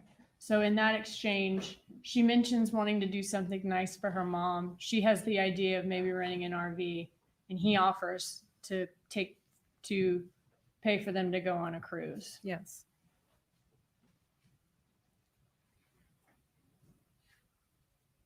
On May 20th of 2015, in this exchange, does Catherine Magbanua say that she has a shitload of things to pay for and needs a little help because of the kids' tuition? I hate asking. And he says, I will lend you whatever you need. Yes, that's correct. Shortly after this text message exchange, in the few days following, did you look at Catherine Magbanua's account to see if there was any large cash deposit into her account? Yes, I did. She received $1,400 that she put into her Chase 7242 account. Okay. So what we have there at the bottom is literally like a still shot of her record showing the cash deposit into her account on Yes, May 26th. That's a snippet of her bank account. Okay, thank you. So a snippet of that $1,400 deposit. Yes. And in this message, she says she hates asking for the money, and he says he'll lend it to her, whatever she needs. That's right. 1 second. All right, you mentioned that you looked at Dr. Rudner's plastic surgeon's office records. Did Catherine Magbanua have a breast augmentation surgery in October of 2014? Yes, she did. Okay, what do we see here? That is a snippet of the payment record for Dr. Ravner. All right, and before tax, what was the cost of the breast augmentation? It was $4,595. All right, how was this paid? Like, how much was it? Cash, card, check? There was $4,400 paid in cash and $195 paid through her debit card. All right, was that $4,400 paid in cash? Was that 2 separate payments? One of a $4,000 in cash payment and the other one a $400 in cash payment? Yes, that's correct. What percentage of her breast augmentation was paid in cash? 96%. Were there any corresponding withdrawals from any of Catherine Magbanua's accounts that would reach $4,400 or even $4,000 No, during that time? Did you add up all her cash withdrawals from that whole year, like January 2014 all the way to October 2014? I did. Okay, and did they total only about a little over $2,000 during that time? That's correct. Okay, so not enough to pay for the $4,400 in cash. Not pulling it from a bank account. All right, now I want to focus on Catherine Magbanua's bank records. Okay. Based on the records that you reviewed, were you able to ascertain where she may have worked or what businesses she received income from those bank records? Yes. Okay, what do we see here? What you see is a summary of how much money she got, and I could show for each year from where she was employed. Okay, can you tell us which businesses she received income from and when? Sure. You want me to list all the dates? If you would. Okay. Millennium Therapy Services from January 7th, 2013 to July 5th, 2013. Encore Nationwide, January 18th, 2013 to December 31st, 2013. CEO Next, LLC, April 1st, 2013 to April 30th, 2013. Sophie Dental Care, May 8th, 2013, July 31st, 2014. The Adelson Institute, October 7th, 2014 to May 17th, 2016. Dr. Obed, July 29th, 2015 and to March 23rd, 2016. Dr. Lopez, July 29th, 2016, October 14th, 2016. Okay, did you review employment? Well, let me ask you, could Quintana Lopez, could she have been a realtor at that time? She may have been. Okay. Did you look at the actual employment records, though, from Jerome, for many of these, including Jerome Obed? Jerome said yes. Okay, was Jerome Obed a dermatologist's office? Yes. Okay, and was there a relationship between Charlie Adelson and Jerome Obed? Yes, I believe they were good friends. Okay.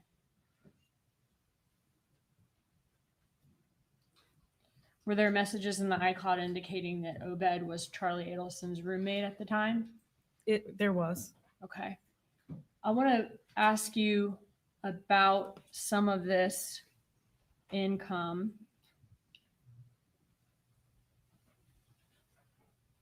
What do we have here?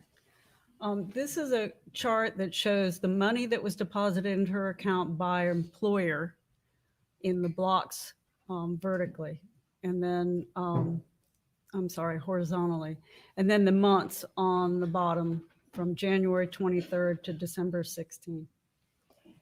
Looking at the dates, the date that we see here from the time that the employment begins, was that the date that the check was written or the date that the check was posted to her account? It was the date it hit her account. Okay. So this reflects income from her account from those businesses from the date of the first check, the day it was posted, to the date of the last post. That's correct. All right. Now, looking at this graph and the date of the murder in this graph, which is reflected by the first red line, July 18th, 2014, was she employed at the time of the murder or the 5-6 weeks afterwards? No.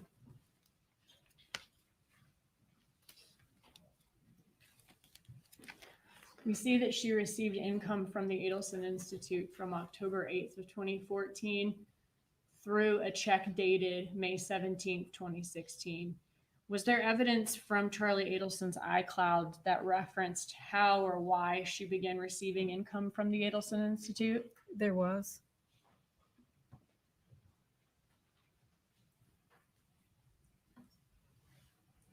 All right. Looking at this message, is this message from June 24th of 2014? It is. So this would have been from 3 or 4 weeks before the murder of Dan Markel? That's correct. Okay.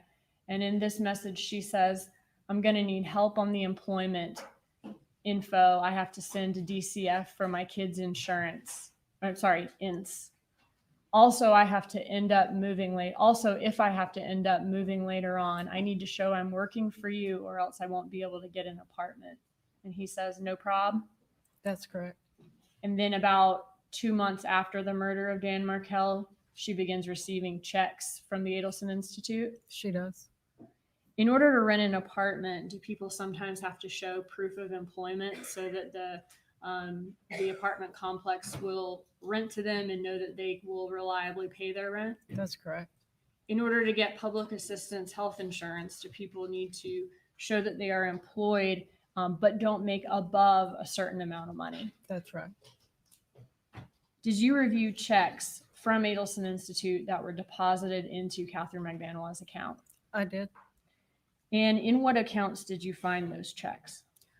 They mostly went into her checking accounts, but occasionally she'd put some in her savings. Okay. And they were coming out of Adelson Institute's Regions account? That's right. How many checks total were there from the Adelson Institute to Catherine Magbanua? There was 44 checks. And what do we see here? This is a list of the checks that were paid to her. And it shows the date they were posted to her account, the date that was written on the check number, the payment, and the memo field. So looking at what's been entered into evidence as State 77, a copy of each check back in front is State 77? Yes. All 44 checks? Yes. Okay. But just for ease of presenting and explaining these checks to the jury, you're relying on this summary here, this kind of Excel table summarizing the checks. Yes. All right.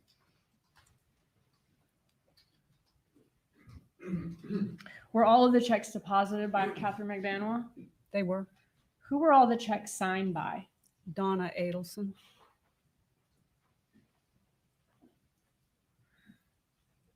When was the first check issued from Adelson Institute to Catherine Magbanua? The date on the checks was September 17th, 2014. Okay, so that was just short of 1 day. I'm sorry, that was about 2 months from the murder of Dan Markel. That's correct. And how often did Catherine Magbanua receive checks from Adelson Institute after that? She received 2 checks a month. Until May of 2016? That's correct. All right, if you could walk us through, here are just an example of 3 different checks. There's a pointer there in front of you. You might have to make sure it's on up on the ledge. There you go.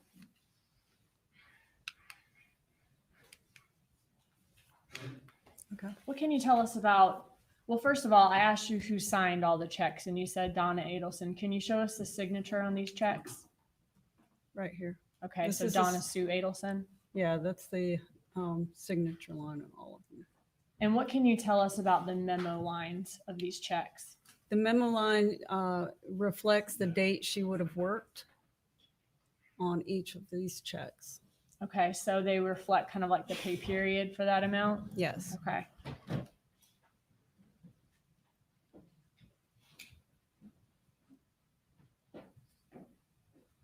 I want to go back to our summary, or let me ask you first, the memo lines, the date ranges, were these usually about every 8 to 10 days? Yes. The range? Go back to our summary. What amount were all of the checks for? All except for the first one were $407.58. So all of them except the first one were for the exact same amount? Correct. And is that what the column furthest to the right indicates for each one? Yes.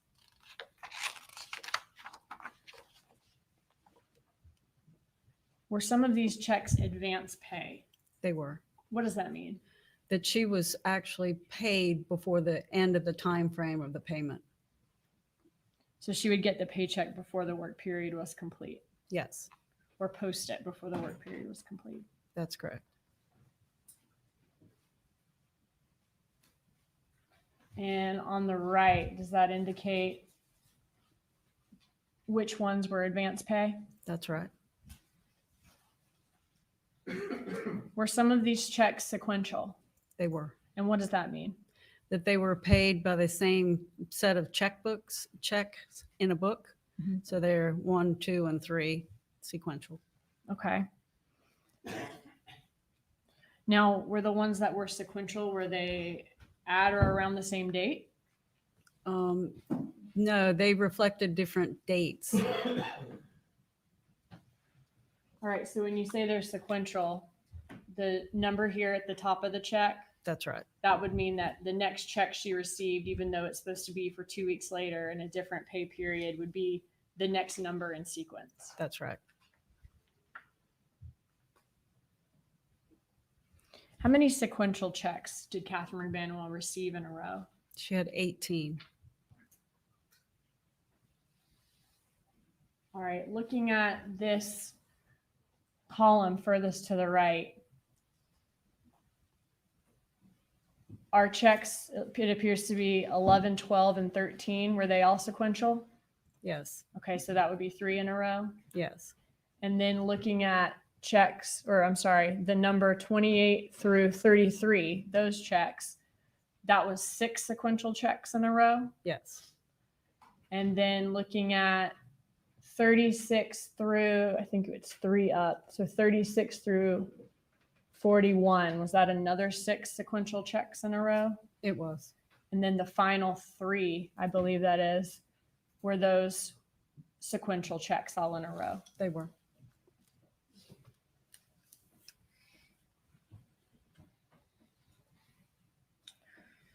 You mentioned earlier that at the time of, or we saw that she received a breast augmentation in October of 2014. We saw, was Catherine Magbanua receiving checks at that time from the Adelson Institute? She was. Was there any disruption in her paychecks from October of 2014 when she received a breast augmentation, like time where she would have been out of work or recuperating or anything like that? No. Was the amount the same as it was on the other checks except for the first one? It was. What about the time for the trip to Santo Domingo that departed on March 22nd of 2014? Did she have any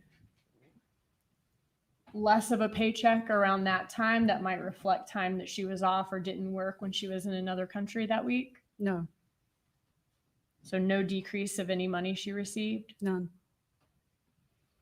What other records did you review with respect to her employment at Adelson Institute? The only thing I received from the subpoena was a QuickBooks summary. Okay. Yeah. And what do we see here?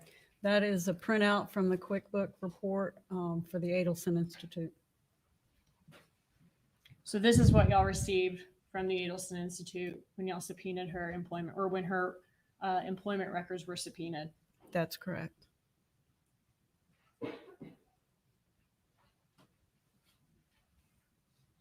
What is a QuickBook printout? It's an accounting software program a lot of businesses use for payroll and keeping track of expenses. What time period did the printout cover? This printout covers September 18th, 2014 to March 31st, 2016. What date range did the law enforcement subpoena request? The request was for any and all records for her employment. Okay. Were all of the checks that Catherine Magbanua received reflected on this QuickBooks? No. You said the last check on the QuickBooks was from March 31st of 2016? That's correct. Okay, when looking at her account, how many additional checks were there after that time that she was paid by Adelson Institute? She received 3 additional checks. And when was the last check that she posted according to her bank account? I believe it was May 17th, 2016. Okay, but in May of 2016. Yes.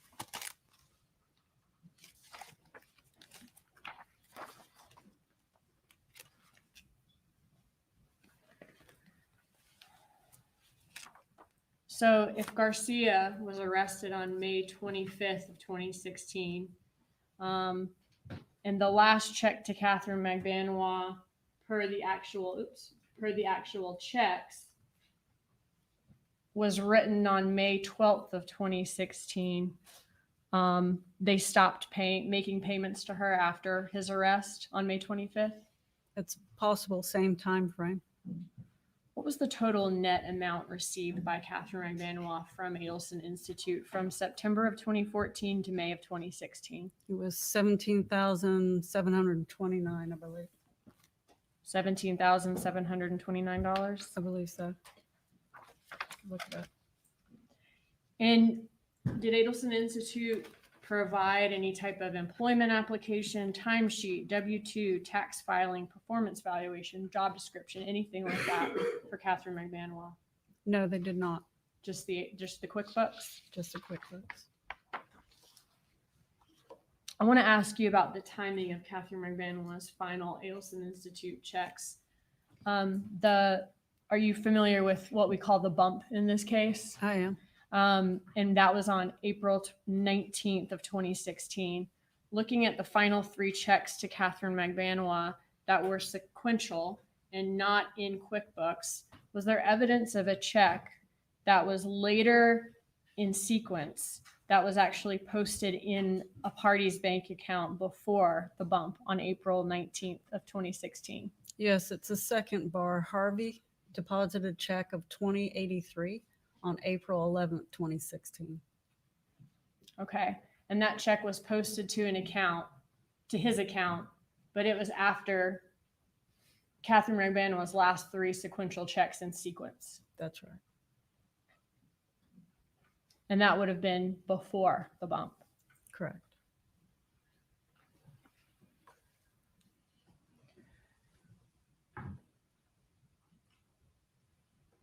All right. Did you look at Catherine Magbanua's bank account to determine what her income source is for the year before the murder, the year of the murder, and the 2 years following the murder, what those were? Yes. Okay. I want you to walk us through each one of those. Okay. Looking at 2013, how much cash did she deposit that year into her accounts? $13,035. What percentage of her total income that year then was cash? 23%. Was cash deposits her highest source of income into her account that year? Yes.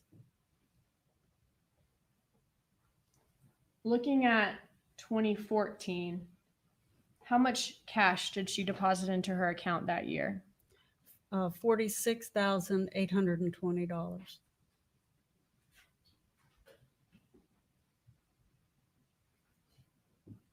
What percentage of her total income was that cash that year into her account? 64%.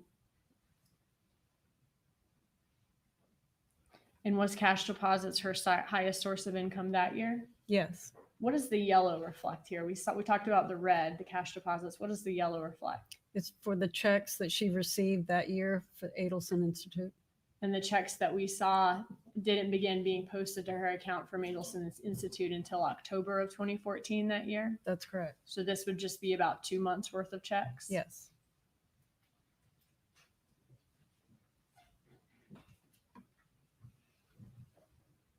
So when combined with the Adelson Institute income, cash and Adelson Institute money was about 68% of her total income that year into her account? Yes, that's correct.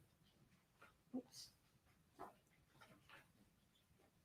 All right, looking at 2015, how much cash was deposited into her account that year? $26,523.77. And what percentage of her total income was cash deposits? 51%. Was cash deposits her highest source of income that year? Yes.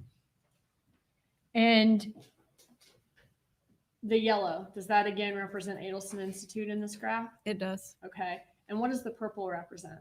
That was paychecks received from Dr. Obed. Okay. And that was Charlie Adelson's friend and roommate. Correct.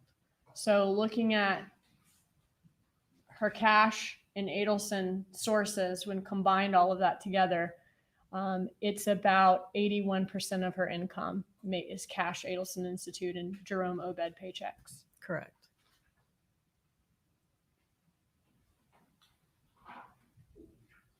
Finally, looking 2 years after the murder in 2016, does she deposit significantly less cash than the last 2 years that year? Yes. How much cash does she deposit that year? $11,921.33. And that was about 20% of her total income? That's correct. We saw where the last check deposited into or posted to her account from the Adelson Institute was in May of that year.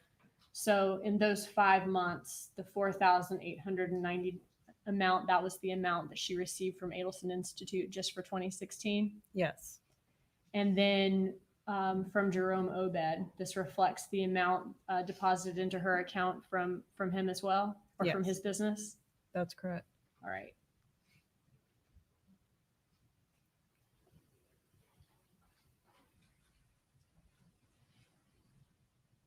What do we see here? This is a different way of reflecting the cash deposits into her account by year. It's a bar chart. Okay. So at the bottom, we see the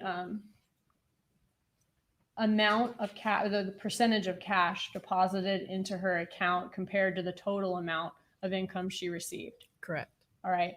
And at the top is the actual number as far as cash deposits into her account in a bar graph that reflects that. Right. Which year had the most cash deposits? Looking at 2013 in the first column to 2016 in the last column. 2014. And 2014 was the year of Dan Markel's murder. It was. In 2014, did she have about 3 times as much cash deposited into her account as the year before? Yes. And about twice as much as the year after in 2015? Yes.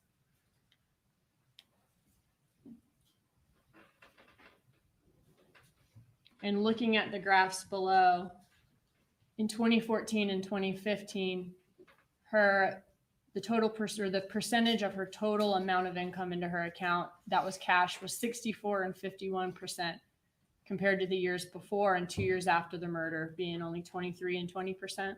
That's correct. All right, what do we see here?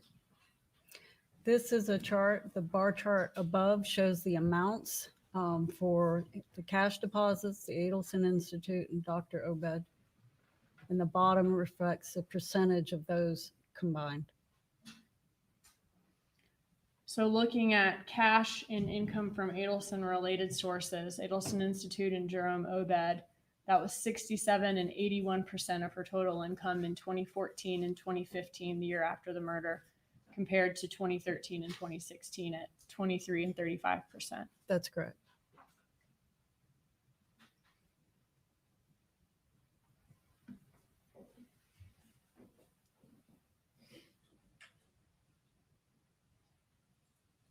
You said that 2014 was the year that Catherine Magbanua had the most amount of cash deposited into her account. What does this graph represent? So this graph shows cash deposits by month, and each month has a point on the scale on the left, and it's connected by a line so you can see the flow. So it's a line chart. So in this year with the most amount of cash deposits, 2014, which month of that year was the most cash deposited into her account? It was August of 2014. Okay, and is that reflected by the yellow circle with a 1 in it? It is.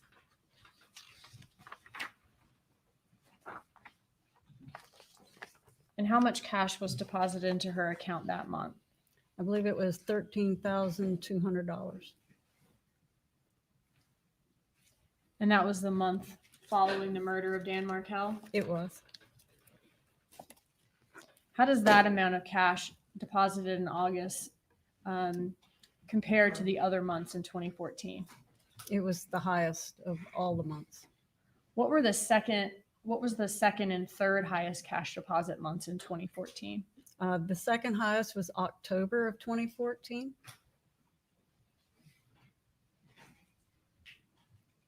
Okay. And what about the third? July of 2014, sorry. Okay. So the third highest was the same month as the murder of Dan Markell. Yes. And the second highest was the same month that the checks from Adelson Institute began being posted to her account, and she also received a breast augmentation. Yes. What do we see here? This is another graph showing the cash deposits by month, but this is a bar chart. So the higher the bar, the more cash she would have received. So looking at this 2013, 2014, 2015, 2016, this 4-year span, which month in that 4-year span has the most amount of cash deposits? It's the August of 2014.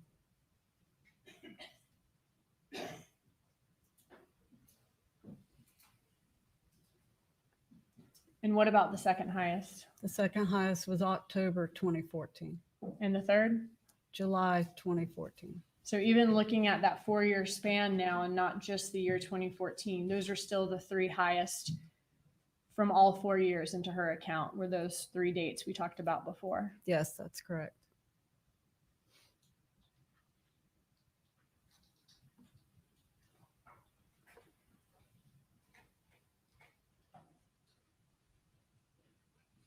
What do we see here?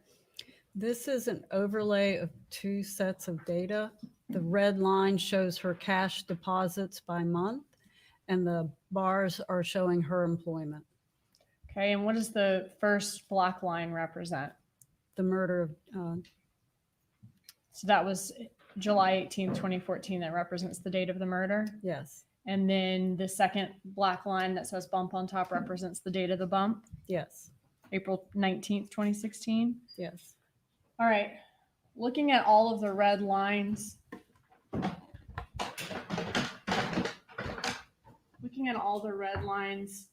before the date of the murder, what was the amount of cash deposits in those 12 months before the murder? How much cash did she deposit into her account? 1 year before, she deposited $15,600. And that would be like from July 2013 to June of 2014. That's correct. All right, looking at then in the 12 months following the murder, so from the red line for about the next 12 months, how much cash was deposited into her account? She deposited $44,963. So about 3 times as much as the entire 12 months before the murder. Yes. All right. And then right next to the line that indicates the murder, we see a giant red spike. What does that represent? That represents that spike of cash that she put in between July and August. And looking at now the bar graph around that murder line and the cash spike, is there any record of her being employed during that August cash spike where $13,200 were deposited into her account? No, So no bar during that part. that's right.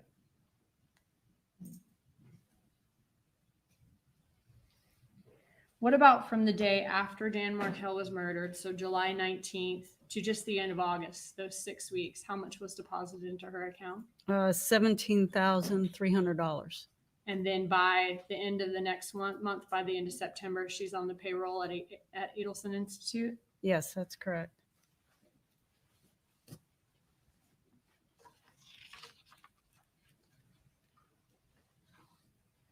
You told us earlier that you analyzed the Adelson Institute records. What was the annual income for Adelson Institute, approximately? Based on the records I have, about $2 million. About $2 million a year? Yes. And was that profit? No, I didn't do a profit calculation. Okay. About how much money did Charlie Adelson make per year?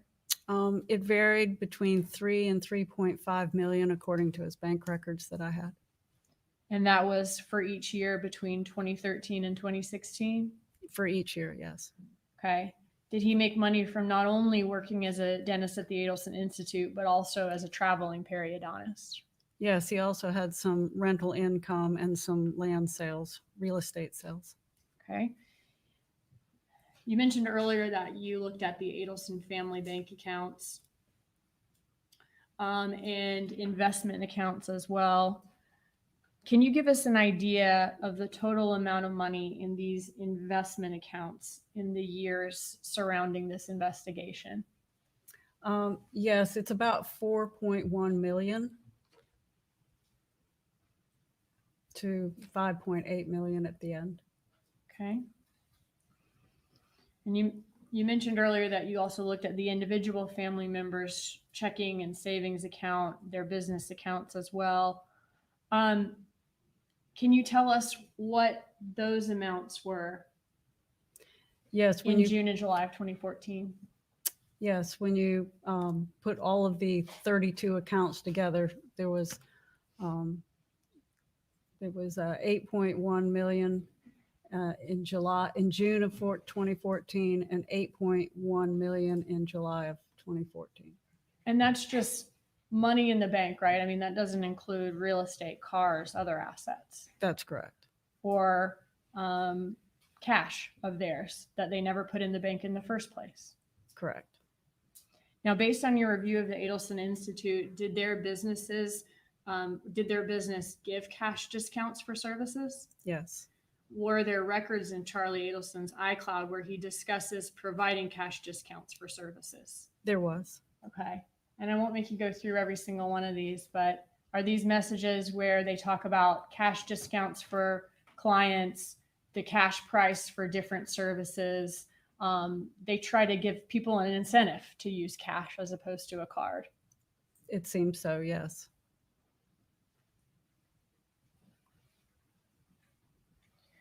And were there messages in Charlie Adelson's iCloud where he and Adelson family members are discussing having large amounts of cash? There was.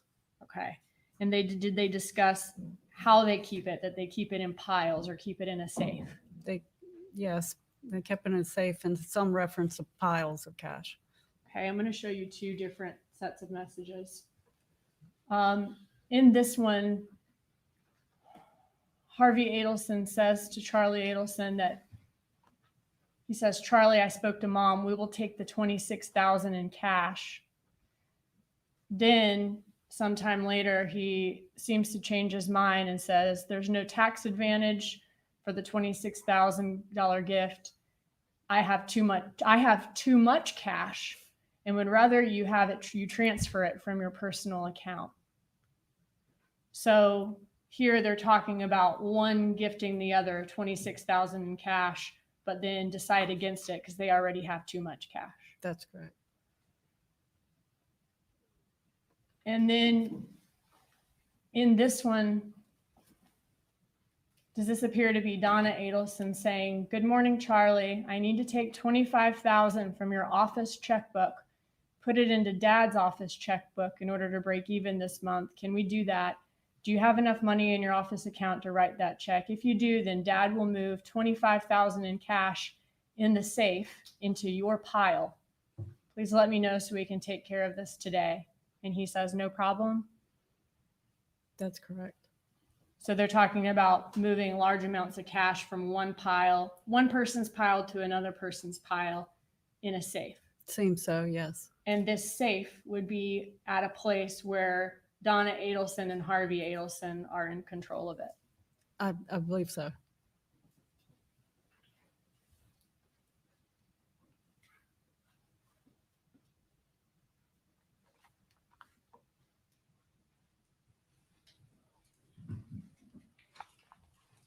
Just a second. Yeah, this is painstaking testimony, but vital to the case. And it can be boring for a jury, but it's so important to tie that line. And the last part, I believe the state is showing how they dealt in cash, how they'd have large amounts of cash.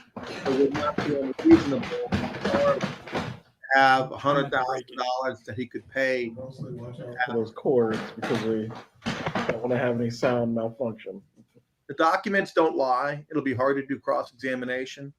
Not sure what points he's going to make, but he's just Good going to afternoon, basically Ms. Hall. Good say she doesn't good know afternoon. who had cash. Should be pretty friendly conversation of a friendly witness. And I think you'll see a completely different demeanor. You recall that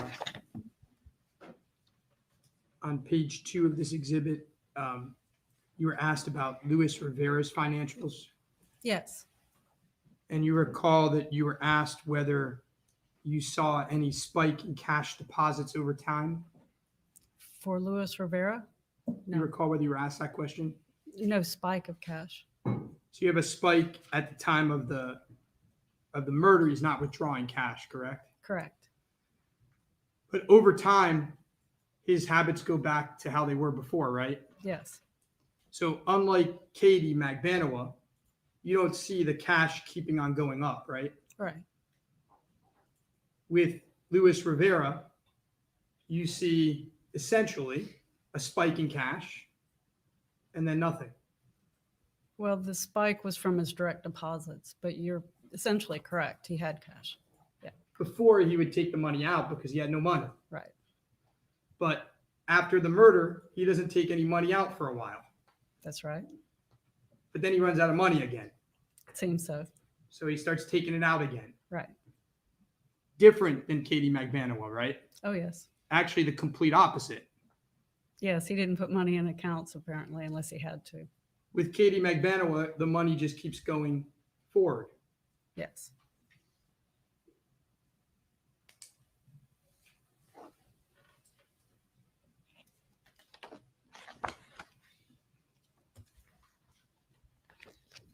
Now,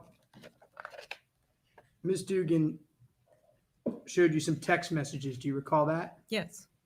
And she showed you text messages regarding some car repairs. That's right. And on those text messages, Charlie Adelson has no problem whatsoever creating a paper trail and putting those car repairs on his credit card, right? Correct. And in fact, you were able to go to his credit card and see it, right? That's right. Katie Magbanua tells him not to put it on the credit card, right? That's right. And he doesn't listen to her. No.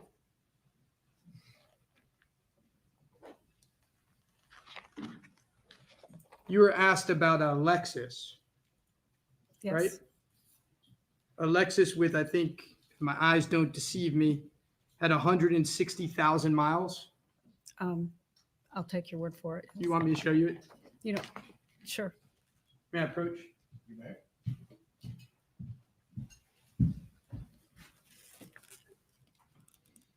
Oh, yeah, it's very small. Yeah, right. It had 160,000 miles. That's correct.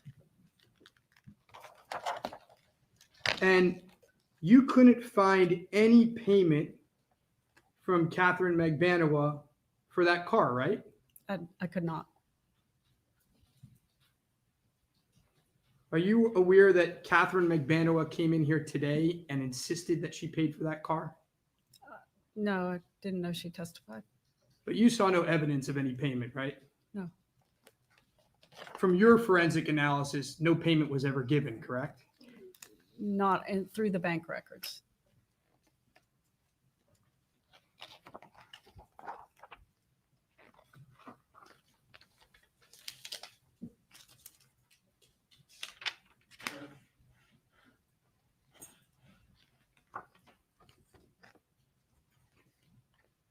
Now, you also talked a little bit about the Adelson Institute checks, That's correct. and you talked about how those checks or the employment began sometime around October of 2014, Yes. and that was approximately 2 months after Professor Markel's murder. Yes. And the checks, they were after taxes, right? No, there was taxes taken out of it. That's what I mean. Yes. So the numbers we see here of $407.58, which every check is except the first one. Right.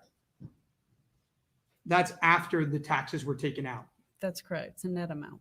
And the checks were for about 2 times every month, right? Yes. And so essentially the checks were for around $1,000 a month. Yes.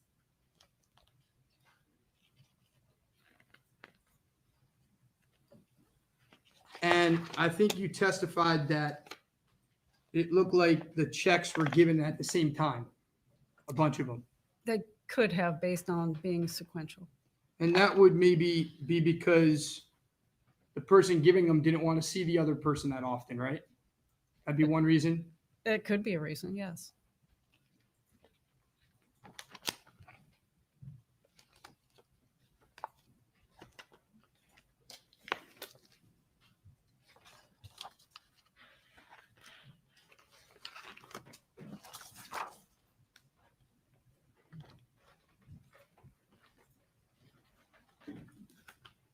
Let's talk a little bit about the cash increases in her account.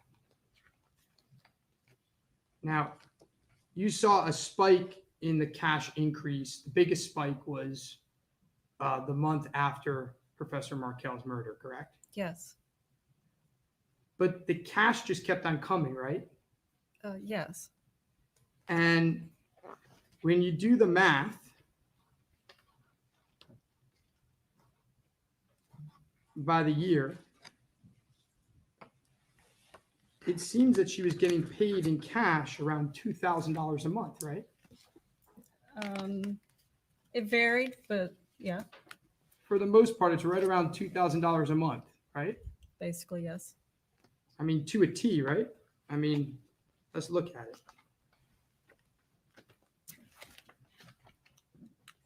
I think you have it by year here.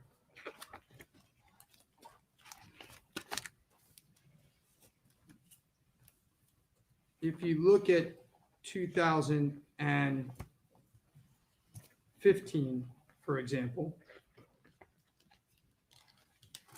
you have her cash deposits at $26,000 and change, right? Right.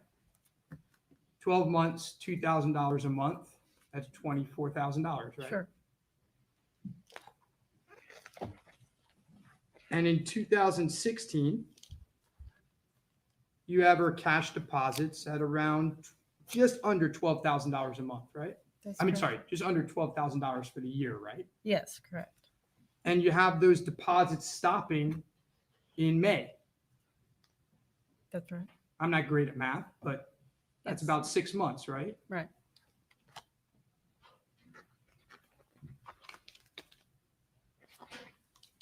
Now, if Ms. Magbanua had testified today that she never got paid any cash after the first month, according to your forensic analysis, that would be a complete lie, right?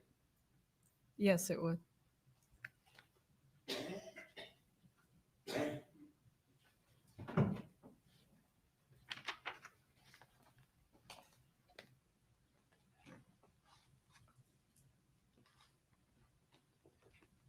Let me ask you, when you do these graphs,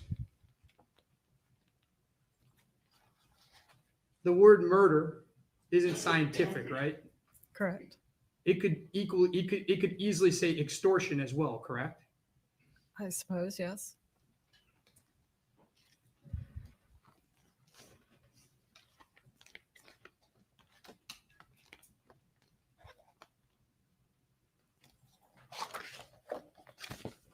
You talk about these piles and it possibly being a same safe. You don't know if all the money was in the same safe, right?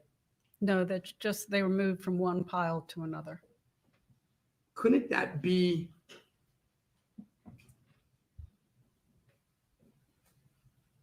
not a real pile? What do you mean? Well, parents, when they're leaving things to their kids, if someone lends them money, might they make a notation so that if they die before paying them back, they would put in their pile that they lent money to them?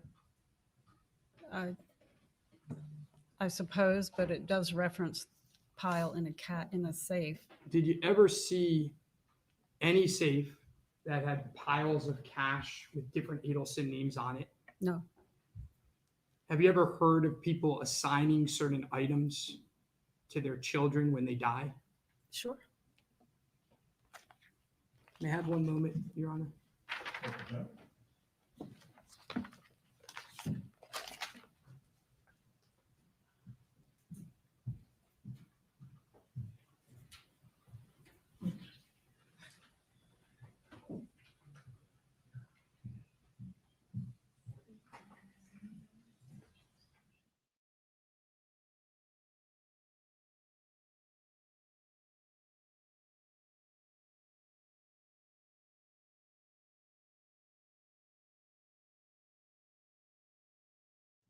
So we talked about that $2,000 of cash every month, remember?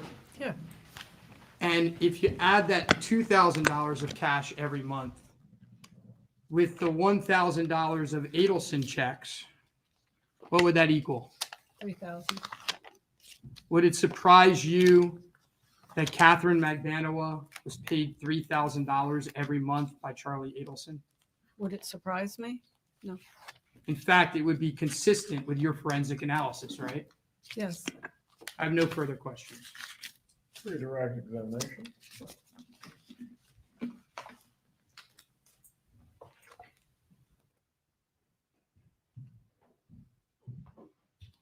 Defense counsel asked you about Rivera not having a cash spike. Did Rivera have a habit of depositing cash into his accounts? No, he did not.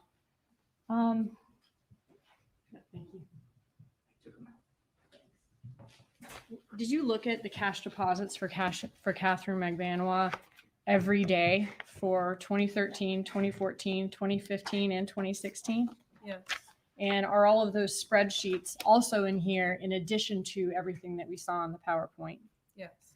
And does she have a kind of what it seemed the defense was indicating, like a $2,000 payment in cash at one time every month? No, they were always broken up. I think the highest deposit she ever put in was 2,000 though. Okay, so in this report are each cash deposit she makes by day for every year, and are they all different amounts? Yes. Some as low as $43. Yes. Some as high as $1,000. Yes. Okay. And so it wasn't a situation where she was coming to the bank every month, one day a month, and putting in $2,000. No. Okay, that was the accumulation of all of the money throughout those years that we saw. That's right. Okay.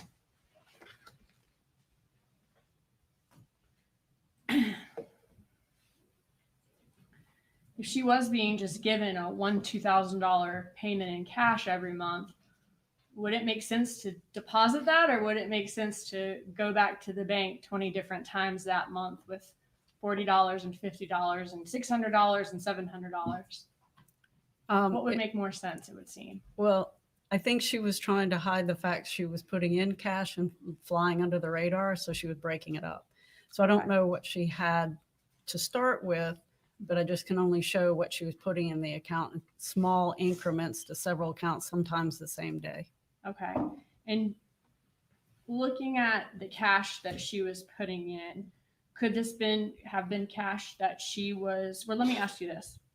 Okay. When you looked at the messages from the iCloud, a couple of which we saw, was she asking Charlie Adelson for different favors? Yes. Was she asking Charlie Adelson at time for cash or for loans? Yes. Okay. Were these friendly exchanges between the two? Yeah. Was she ever demanding anything from him?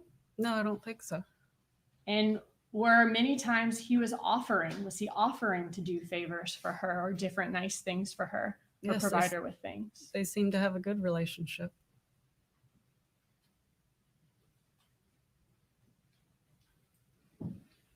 Defense asked if a possible explanation for the sequential checks could be that she was getting paid a bunch at a time by someone who didn't want to see her very often. Would another possible explanation be that she wasn't actually working there and someone was just handing her a bunch of checks at a time when they did see her? I suppose that's possible too. That's all I have. Is Ms. Hall going to be recalled by either party? I'd like her to remain under the rules, but I don't believe so. That was a You mentioned brilliant that down. cross-examination by Rashbaum. It was Members of huge. the jury need a break before we continue. Please And raise your hand. He hit the points he needed. The bailiff will take you to the Control jury room. the witness. We'll resume with the testimony in 10 minutes. He controlled the witness. He had the documents, and he used it to his advantage. I think his cross-examination of Ms. Mull really hurt the testimony of Magbanua. While he floundered around with Magbanua, this witness, he carefully, with a scalpel, asked questions, all of which undermine the testimony of Magbanua. The question's going to be is the jury going to remember this testimony and then decide what information they should believe from Magbanua? Now, the state brought this witness in to bring documents to show the payment, which is good, and gave a summary because it's very boring. But at the same time, it allowed them to have Magbanua impeached by this witness's review of her accounts.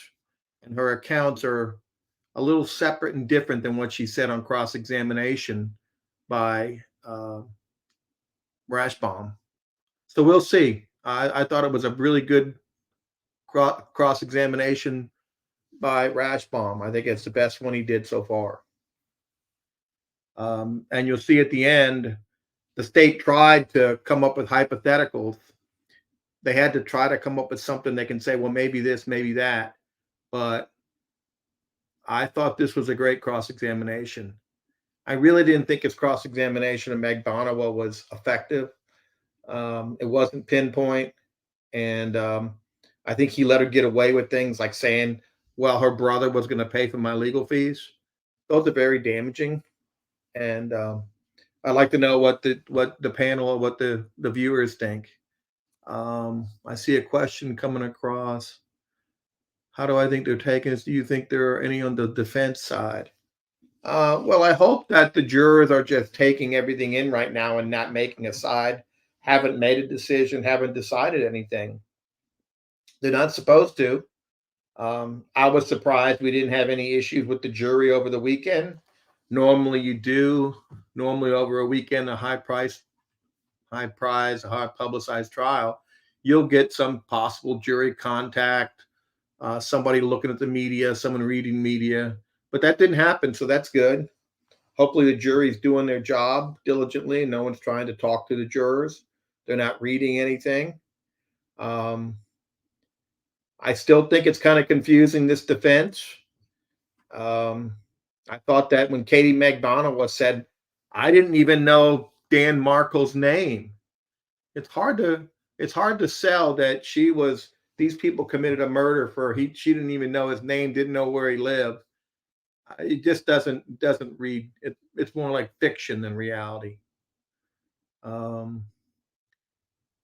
much is a ding? I think the state did get a ding. I think they did with this witness on cross-examination.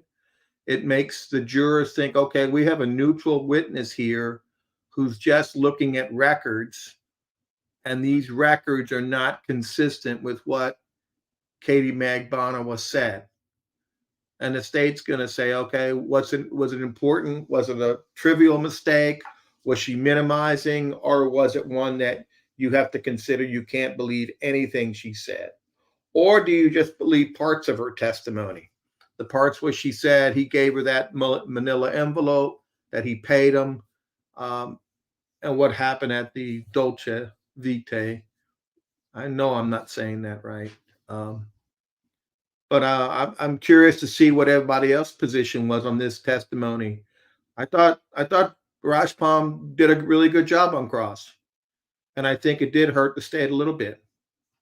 And it's funny, I think that they didn't feel like they lost much with the cross-examination on Magbanua, but they lost more on this because they put up Magbanua and they put her up there at the point where they could buttress her, meaning they could insulate her from impeachment if she really does bad. But then the next witness they call kind of led to impeachment of her. So that didn't go well. I think that they wanted, and I'm sure they're going to try to get a really strong witness now, go to something that's really strong to get away and diffuse the issues with Magbanua. Maybe they'll call the FBI. Maybe they'll start playing the tapes, the wires. Maybe we'll start hearing that. So I think that would be next on the agenda.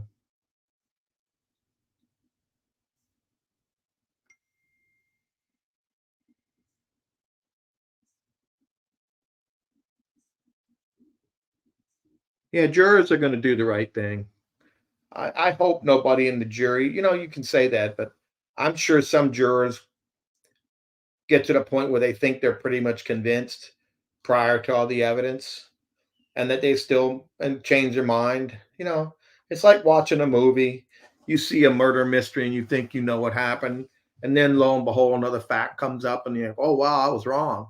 I was led to believe and it's not right. You kind of hope the jurors do that, and you hope they wait till they see everything and they hear all the witnesses. And if Charlie testifies, they'll have to look at his credibility. The question is now, do they call Charlie? But I think they'll have to call Charlie because it's just, Dan's going to be overwhelmed. And the reason why in big cases like the OJ case and other cases, you normally have more than one attorney on the case, multiple. And what you do is you divvy up the duties. You divvy up like one lawyer should have been specifically set up just to do cross-examination of Magbanua. One witness or one lawyer should have been ready to just cross-examine Pat Sanford. That way you get an expertise. You got one person doing it. You're divvying it up. Dan's doing everything. And it's so cumbersome. It's so stressful. It wears you out. You're on your feet that it's hard to become effective, or at least fully effective throughout a trial. So when you have another lawyer handling one portion, it comes out cleaner. They're more consistent, and it just comes out with a better product. He probably should have had a couple lawyers on the case, each divvying up. Like in this case, if he's going to call Charlie to the stand, that one lawyer should have prepped Charlie for cross and direct. Okay, that one lawyer. And that one lawyer, someone should have been doing Katie Magbanua, and someone should have been doing Louis Rivera. But when you do everything, it makes it really hard to become effective and do a really great job. That's my 2 cents. And I've been on cases where we do that. We divvy up. I remember I had a defendant on the stand for three days, and I did his direct and his cross-examination in 3 days. And I can tell you, I was completely worn out. And the defense team asked me if I could do closing argument, and I said no. I was so beat up, I was in no shape to do closing argument when you're doing direct and cross and redirect for 3 days on a witness. And it was the defendant. But it wears you out. So you really need to divide the duties. That's why you see Sarah doing the evidentiary with that. It gives Georgia a chance to focus what she needs to do. Sarah's going to do certain witnesses. It is exhausting. And I can tell you right now that Dan is probably completely exhausted. And heck, he hasn't even gotten to the meat of the trial yet. So we'll see how he holds up. He's doing the best he can, I'm sure. I'm sure his client feels confident in him. And we'll see how he looks towards the end of the trial. But it's a lot. It's asking a lot for a single lawyer. And I know that he's got another lawyer over there helping him, but that lawyer is not getting up asking questions. That lawyer is not cross-examining. That lawyer is not giving him really a break. He's the only one that can make speaking objections. So he's got to be on his feet at all times. That's really hard. That's really, really hard.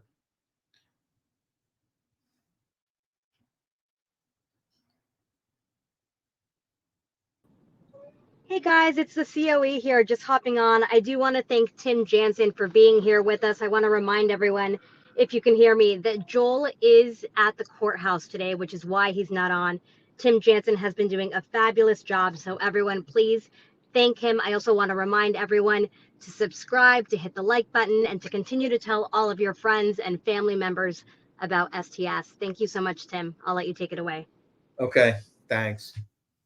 I'm doing people ask me if I was bored. I'm actually writing an article for the Democrat, and I do an article every day on the trial. And I was doing, it's going to be like the high stakes that Georgia had to make to call her. And what decision did she go into making that decision to put this woman up who's fertile for cross-examination? And then I talk about cross-examination. How do you do cross-examination? Is it a sharp? Is it a scalpel, or are you using a sledgehammer? He used a sledgehammer at first on Magbanua, and then he used a scalpel on Mrs. Mole. And you always want to get up there and be the hammer. But I tell you, I think everybody would agree that Rashbaum was so effective with his cross-examination of Mole. He hit his points. She admitted to him, and they all were favorable to him. And then he sat down. And I think that was great. That jury, he's now built in some credibility with that jury. And that is so important. I think he floundered around with Magbanua. I think the jury knew what Magbanua was. We all know what she was. The question's going to be, was she credible in any way? Is she going to hurt or help the state? I don't think she hurts the state. The lady from Court TV contacted me and said, everybody said they shouldn't have called Katie to the stand. I disagreed. I think she gave out some important testimony. She finally admitted she never worked at the dental clinic, right? She gave us a Mission Impossible envelope. That's important. That was corroborated by Rivera. She didn't even know the name of the person being killed. That's important information. And she did give a reasonable explanation about protecting her husband. Now, most of us would not think that was reasonable, but look at the position she's in. She's got 2 children with this guy. He committed a murder. She was involved with it. She was still sleeping with him when she was dating Charlie. And yet she gets arrested and figures, okay, I'm not going to talk on him. And I can tell you, if they wanted her to cooperate, she had to cooperate fully. She couldn't cooperate just against Charlie. She had to cooperate against Sigfredo also. That's the deal when you work a deal with the state or the government. I wish Dan would have. I'm not saying what he should have done. I think that team needed another equal lawyer handling some of the jobs he had. And let me tell you, as a trial lawyer, you don't normally like to have other people. It's like I'm a chef in my own mind when I'm not in courtroom. No one likes 2 chefs in the kitchen, right? Because they like to do things the way they like to do it. And getting 2 lawyers to agree on how a case should be handled, I can tell you it's really, really hard. But at times you have to. I recently tried like a 4-week case, and I had a lawyer that used to be my supervisor, used to be my boss at the U.S. Attorney's Office. And we were completely opposites in trial tactics. But oh my gosh, it helped both of us to have each other. We performed as a team. It went well. We had duties. He had duties. And you focused on your duties. And it made that long trial. It was during COVID. We had jurors get COVID. We had weeks off at a time, high stakes in federal court. And we won the federal RICO count, which was really good. The government wanted that case. They spent a whole 2 weeks on just that RICO, and we got a not guilty on that. We lost other parts of the case, but I will tell you, I don't know if I could not have tried that case alone. And I don't think this case right now can be tried alone. And I know some commentators are saying, well, they got other lawyers at the table. Well, they got another lawyer at the table, but not standing up and asking questions and being responsible for cross-examining. That is, that's a complete different thing. That's completely different thing. That's like someone just handing you a scalpel and a knife, and you're the one doing all the cutting. You know, at some point, you can use some help. They chose that. They felt comfortable with it. So we'll see what happens. I'm curious to see this jury. I haven't been in the courtroom because of my injuries. I like to get a feel, and maybe we can get that from Fancy Fiction or Joel tonight. They'll be able to give us what they think, how the jury reacts, because like most of us, in your comments and your body language, you normally respond favorably or unfavorably, knowingly or unknowingly. And you can tell what the jury thinks is good and what the jury thinks is bad. Tim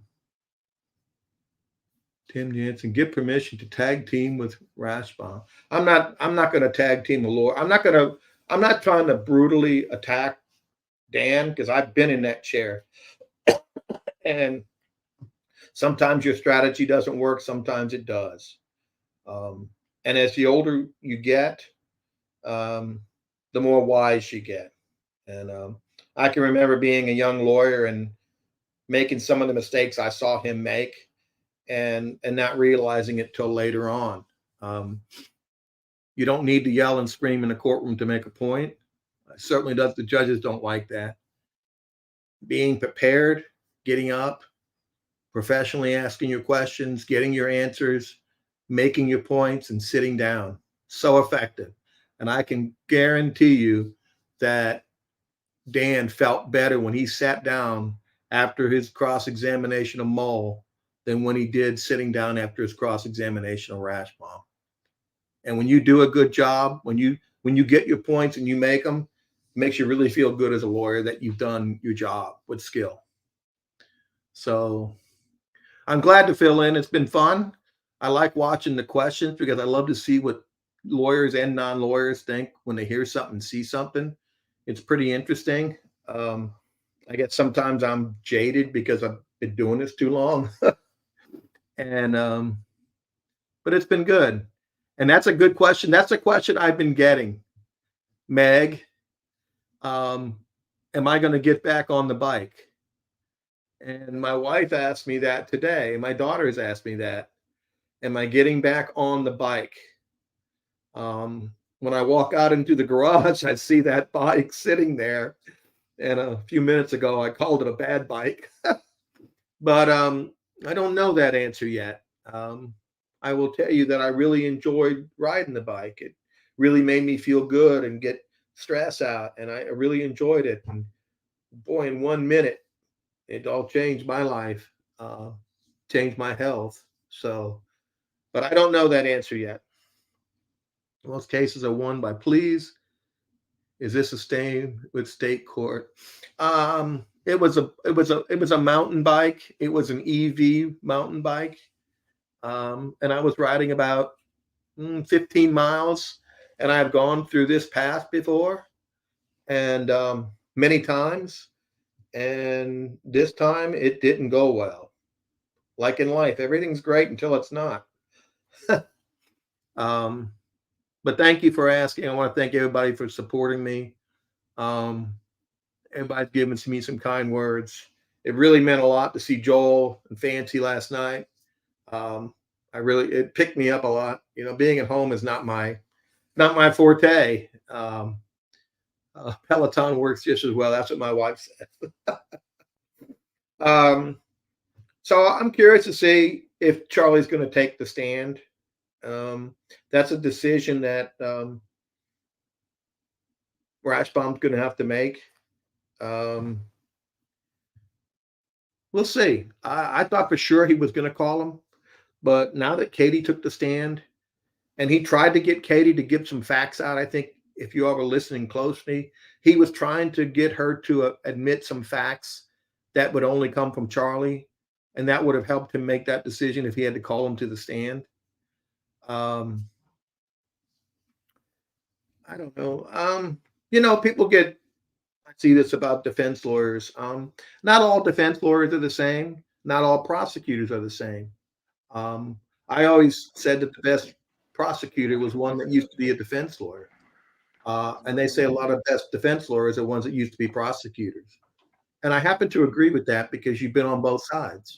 So I try to look at it from both sides. I used to be a prosecutor. I would analyze a case. And now as a defense lawyer, I look at the strengths and weaknesses of each case. And then I where I'm going to attack and where I'm not going to attack. But like in state courts, about 98% of cases are ended with a plea. In federal courts, it's that high also. But you don't get a good plea unless the state or the prosecutors realize you can try a case. If they know you can beat them, they're more willing to give you a better offer. And you have to prepare your case as if you're going to trial. But if my client was offered immunity, I can tell you, she would have cooperated and she would have had immunity. And I did that in another high-priced case here. So let's see what happens now. I'm going to sign off and listen. Hope you join us at 6 p.m. tonight with Joel.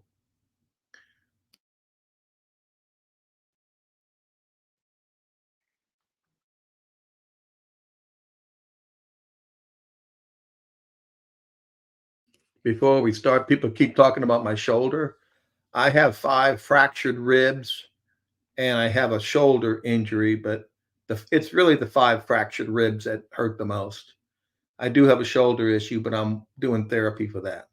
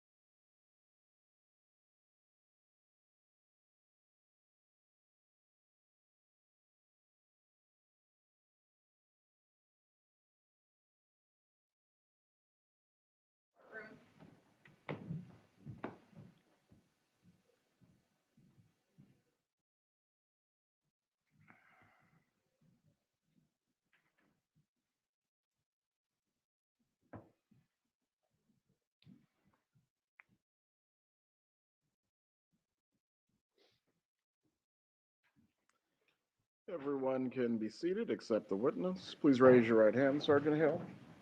Do you swear or affirm the testimony you're about to give will be the truth? I do, sir. You may take your seat. Thank you.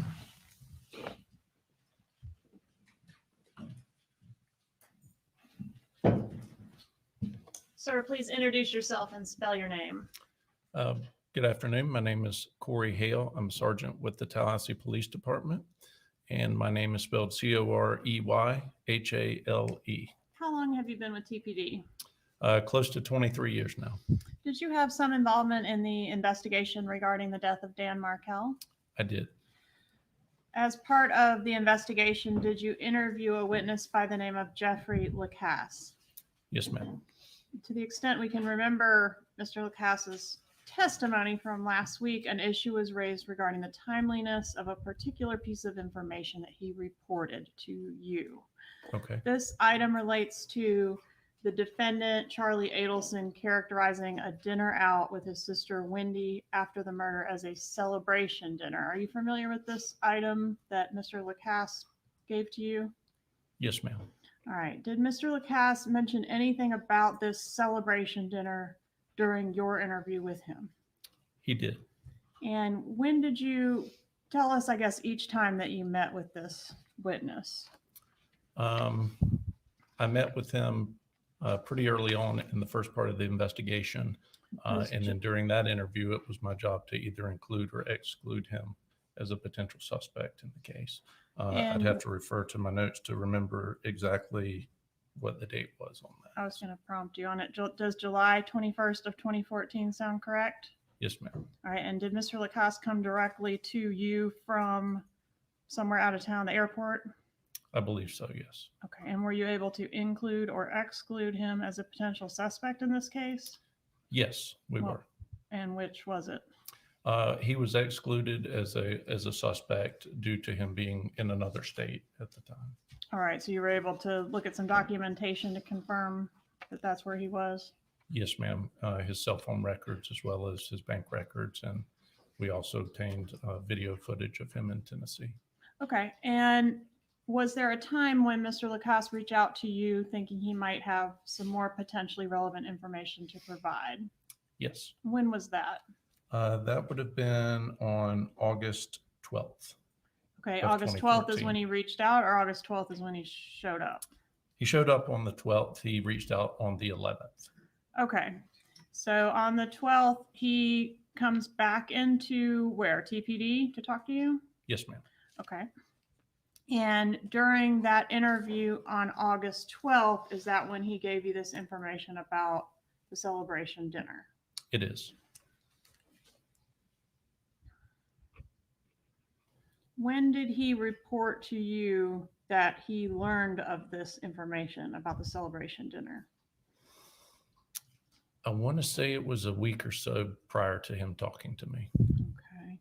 And when was the celebration dinner itself supposedly, when did it supposedly occur? I believe it would have been on July 31st. All right. So he told you about this information within a week of receiving it? Or so, yeah. Okay. So it's incorrect to state that Jeffrey Lacoste waited until March of 2015 to disclose this information to law enforcement. That's correct. Correct that that's incorrect. Yes. Clear as mud. Were you able to find any text messages in the text messages provided to law enforcement in this case to corroborate that any such dinner between Wendy, or I guess including Wendy Adelson and Charlie Adelson, occurred during this time frame that Lacoste had this information about? Yes, ma'am. All right. I'm going to show you what I've marked as states 126. Are you familiar with this exhibit? I am. Are these the text messages that we're referencing that talk about this dinner? Yes, ma'am. All right, Judge, I've asked to move into evidence 126. Any objections? States 126 is admitted. Permission to publish.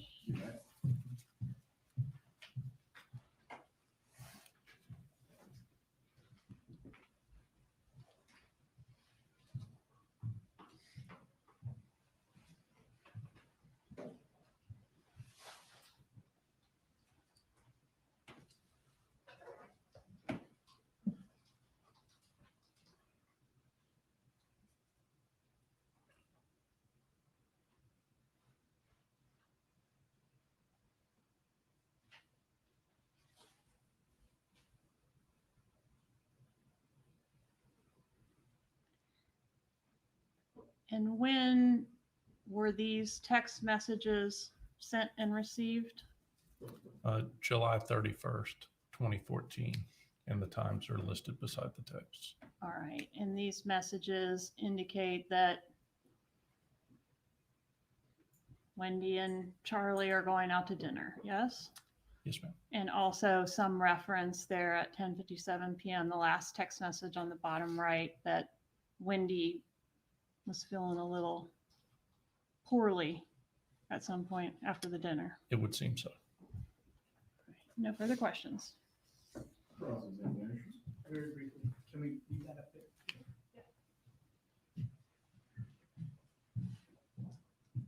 See this text?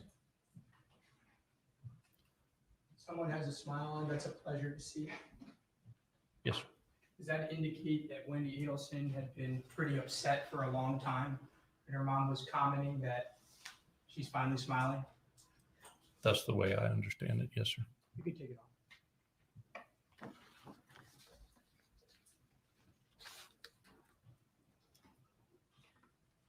Now, Professor Lacoste told you that before he and Wendy broke up, he looked through her calendar and phone because he thought she was being unfaithful. I Right. believe so. Yes, sir.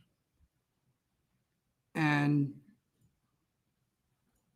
his behavior suggested to you that even before the murder occurred, he knew that he was on his way out as her boyfriend.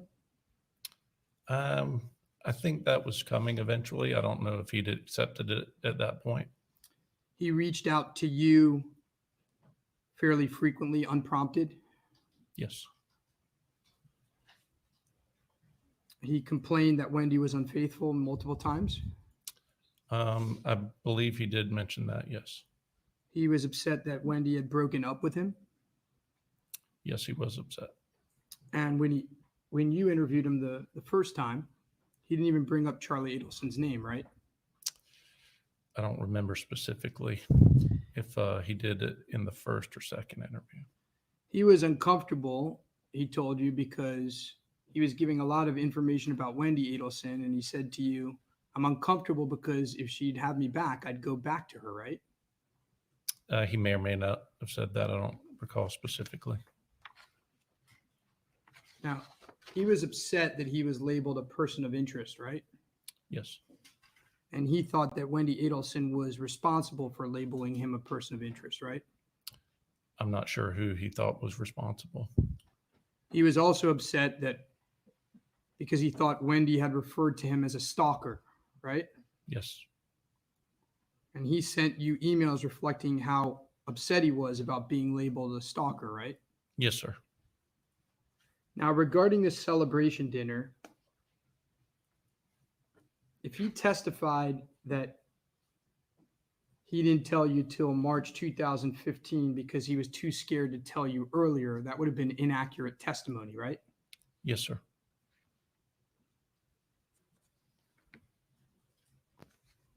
He told you that he learned about this supposed, we don't deny the dinner, but he termed it a celebration. He said that my client told Wendy, who told him that it was a celebration dinner, correct? That's what he indicated to me. And he told you that he had heard this from Wendy and from friends, right? Yes, sir. But he couldn't give you any names of any friends that he had heard this from, right? He did not.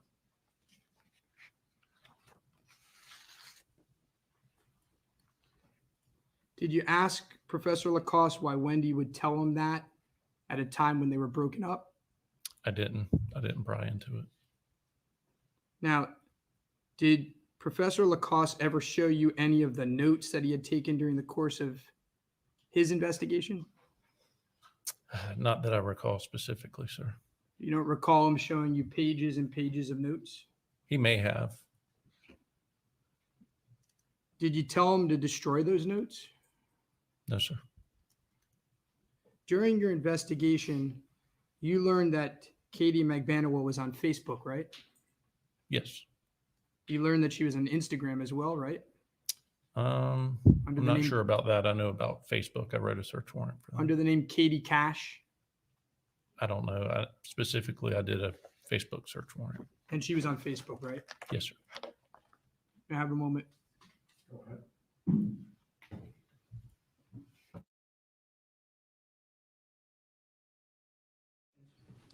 Redirect examination. No questions, Your Honor. Sergeant Hale, you may step down. Will he be recalled by either party? No, sir. No, Your Honor. Have a good day, Sergeant. you, You're sir. released. Please call your next witness. Say call Sergeant Chris Corbitt. So Corbitt is an expert in phones. Basically, all he does is phones. He used to work at TPD. I've had the pleasure of working with him. He married a prosecutor in the office. He does all the phone analysis. He's usually a really, really good witness, comes across really well. He knows his specific area very well. Please raise your right hand. He'll look at the jury. He knows how to be a professional witness. You may take your seat. This should be a good witness for the state. Looks like they're going towards the tail end of their case now and going to finish with law enforcement, which is always a good thing. Okay, no problem.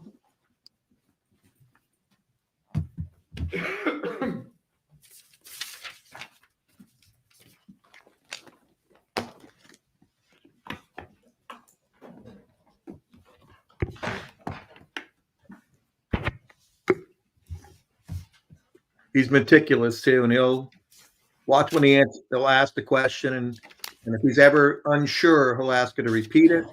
He's not going to get caught off guard answering the wrong question. He comes across professional. I'm sure they've repeated this testimony, prepared it. He knows exactly the question and what's going to be shown to him. Should flow pretty quickly.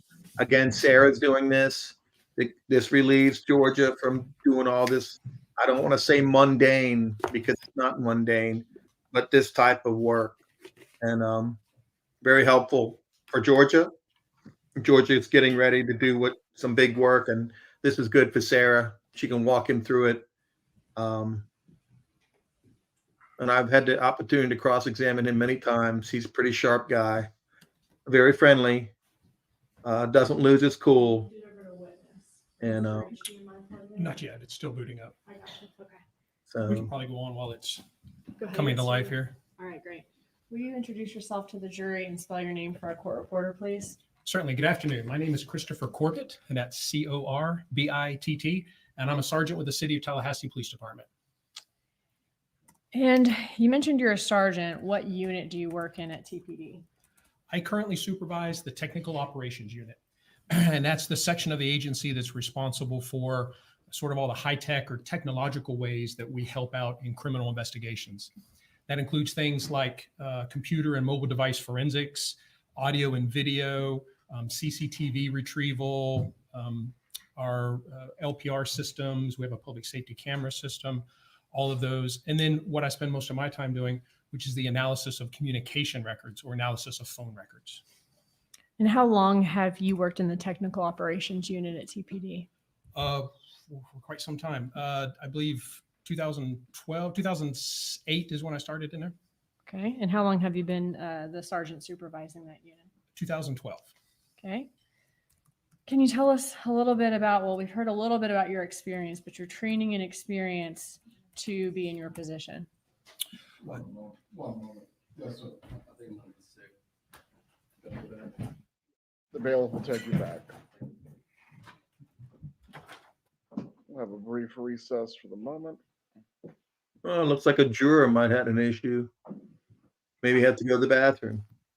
But if you see Corbitt, look at the way he's testifying. He gets the question, he looks right to the jurors, and he's building that rapport with the jury. And he's building it like they're just sitting down, like sitting around a table talking. Very effective. Jurors like it because it's like you're talking to them, and they get eye contact with him. Very credible. It's a very trained technique. Usually very experienced FBI agents do it too. But Chris is much better than Pat. Chris is a more personable guy than Agent Sanford.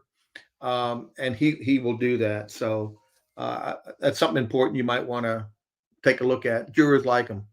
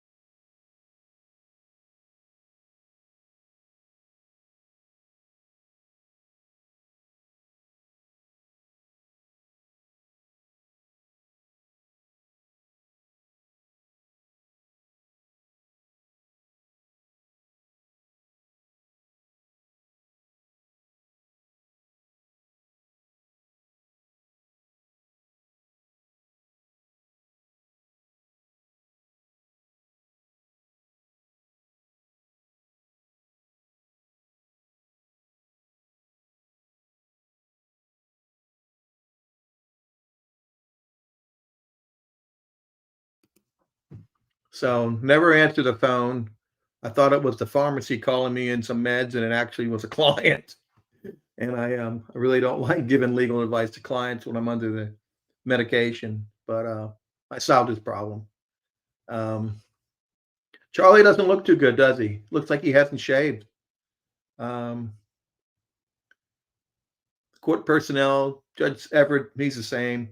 He's very low key.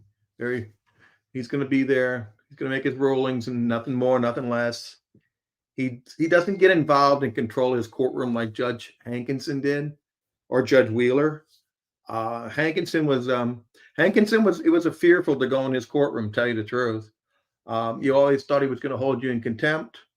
He thought he was a federal judge. He tried a lot of big cases. He was a big service to this community. He tried some really tough cases, and he believed he was a great judge. He kind of reminds me of the judge up in North Carolina on the Murdoch case. That judge was excellent, and Judge Hankinson was tough, but he was fair. And the funny thing about Judge Hankinson, when he was off the bench, he was the nicest person you ever met. Very friendly. But when he took that robe and got on that bench, it was Judge, and we had a lawyer from Miami come up and wish him happy Thanksgiving one time. And he didn't even look up to the guy, and all the lawyers in the gallery. The question would be, are you good to sit through the rest of today? Are you good to sit through the rest of today? Right. You may continue, Ms. Dugan. So we got a jury issue. Possible. Could you tell us a little bit about your training and experience for your position? Certainly. I have a little over 1,675 hours of general technical training across kind of all of our disciplines. And then I have just under 900 hours of training specific to communication record analysis. And that, again, involves the collection of records or obtaining the records, the various types of analysis that we do, including location, estimating the location of a handset, or calling analysis.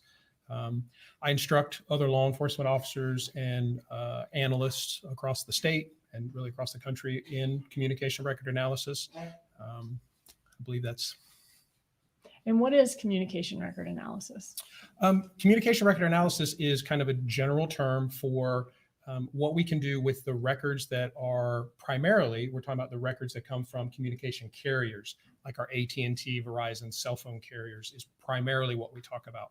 We also do get records from forensic analysis of phones. We can add that in, but primarily, again, the carrier records. And from the various types of reports they're able to give us, we can do analysis such as who a handset, and I say handset for cell phone, communicates with most frequently. Again, estimated locations, approximately where was a handset when a certain call was placed.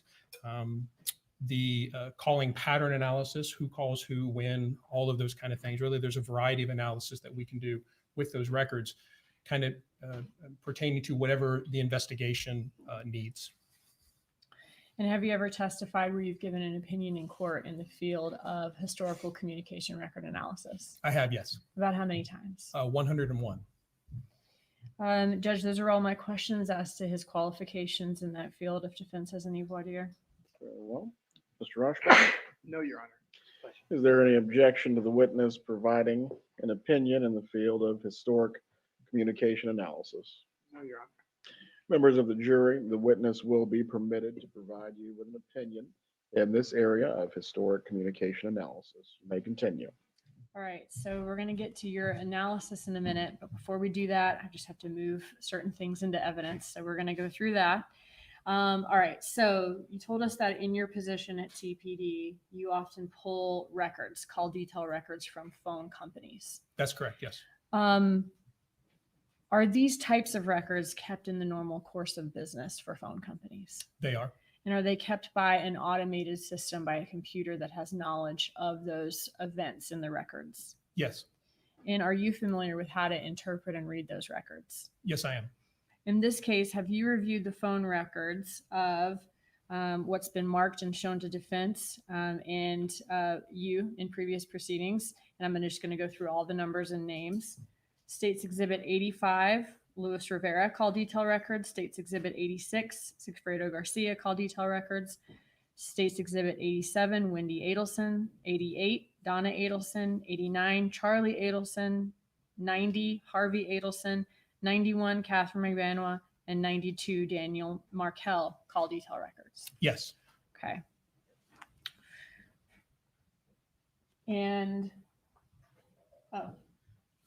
there right in front of you on the witness stand, I've left a chart that's already been admitted into evidence. I believe it states 59. Does it say 59 on the pink sticker there? It does, yes. Okay. Just to kind of save us time and without having to recite every number, do the numbers below each picture on that chart reflect the numbers for the call detail records we received for each one of these parties? Yes. Okay.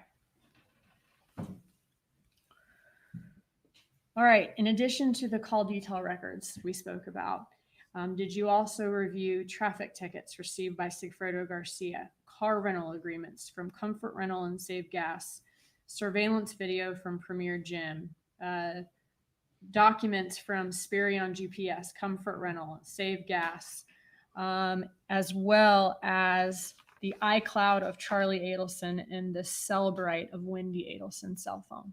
Yes. Okay. I want to ask you about those last two items in just a second. But for the call detail records and the businesses I named out, when you receive records from a business, does it contain a certification from that business verifying that it is a legitimate record from that business? Did the records in this case have those items? Yes, all the carriers provide or can provide a business record certification attesting to the things we mentioned earlier. Okay.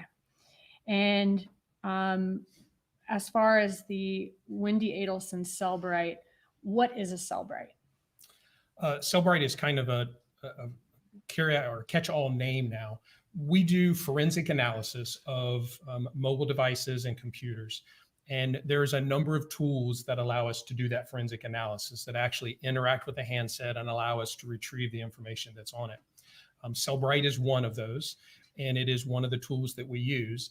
So we kind of say a Cellbrite report is a forensic report. So once we extract that information, then the software goes through and kind of analyzes it for us and says, well, this is a text message and this is a call log and this is a Wi-Fi access point, whatever it may be, and creates a report for us that we're able to review and to be able to search through and print out excerpts, whatever we want to do. But it's a tool that allows us to analyze the results of that forensic extraction from the device. And was that forensic extraction of Wendy Adelson's cell phone done on the day of Dan Markel's murder, July 18, 2014, when she came to Tallahassee Police Department? Yes, it was. All right. And then at some point during this investigation, I mentioned this iCloud. Was a subpoena sent to Apple to get the information from Charlie Adelson's iCloud? I believe it would have been a search warrant, but yes. Search warrant. My apologies. And when we received the information from that iCloud, were there messages in that iCloud? Yes. All right. And what is an iCloud for those who don't know? Again, kind of a general term, but for iOS users or Apple users, they have the ability to back up most of the contents from their device to the iCloud, Apple's cloud storage. With a legal demand, we were able to recover that or be provided that backup information from the cell phones of Mr. Adelson. Again, Cellbrite being the software we use to analyze that, to kind of parse everything out and allow us to review it and do the analysis of that iCloud return. Okay.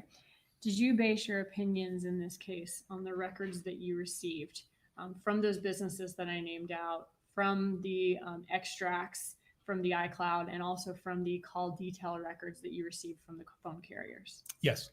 All right.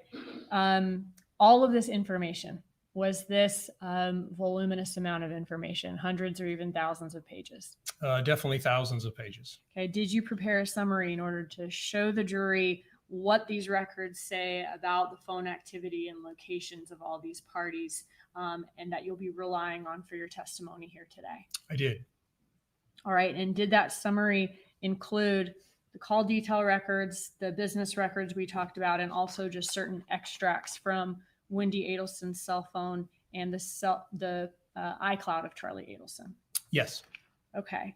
At this time, I'd like to move in item 64, the comfort rental contract, 65, another comfort rental contract, 66, Spirion GPS information,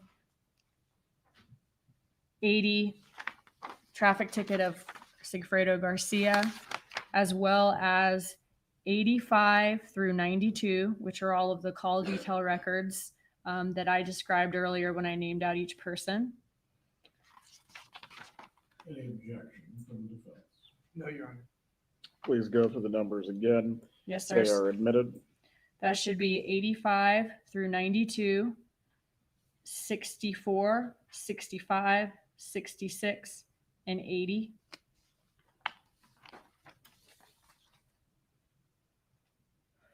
And then finally, this summary that we're going to see where you combined all of that information.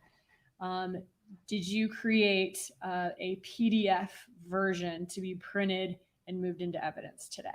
Yes. All right. Now, do you also have a version via PowerPoint that we can see here in the courtroom altogether? I do, yes. All right, Judge, at this time, I would move his summary into evidence. This is State's Exhibit 67. There's going to be both a flash drive containing this and then a physical copy. Any objection to 67? No, Your Honor. State 67 is admitted. All right, so if you could pull up the summary, the PowerPoint on your end, and we'll get started. It is on my okay. end. So let me see what I need. Oh, I know what I need.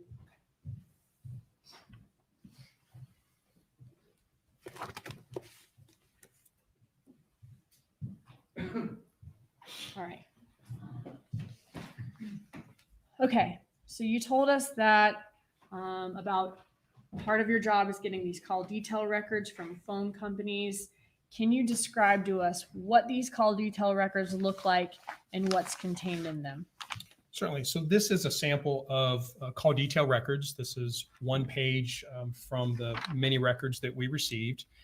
And you can see there's a lot of information here on the page, but there's certain sections that we kind of look at for our analysis.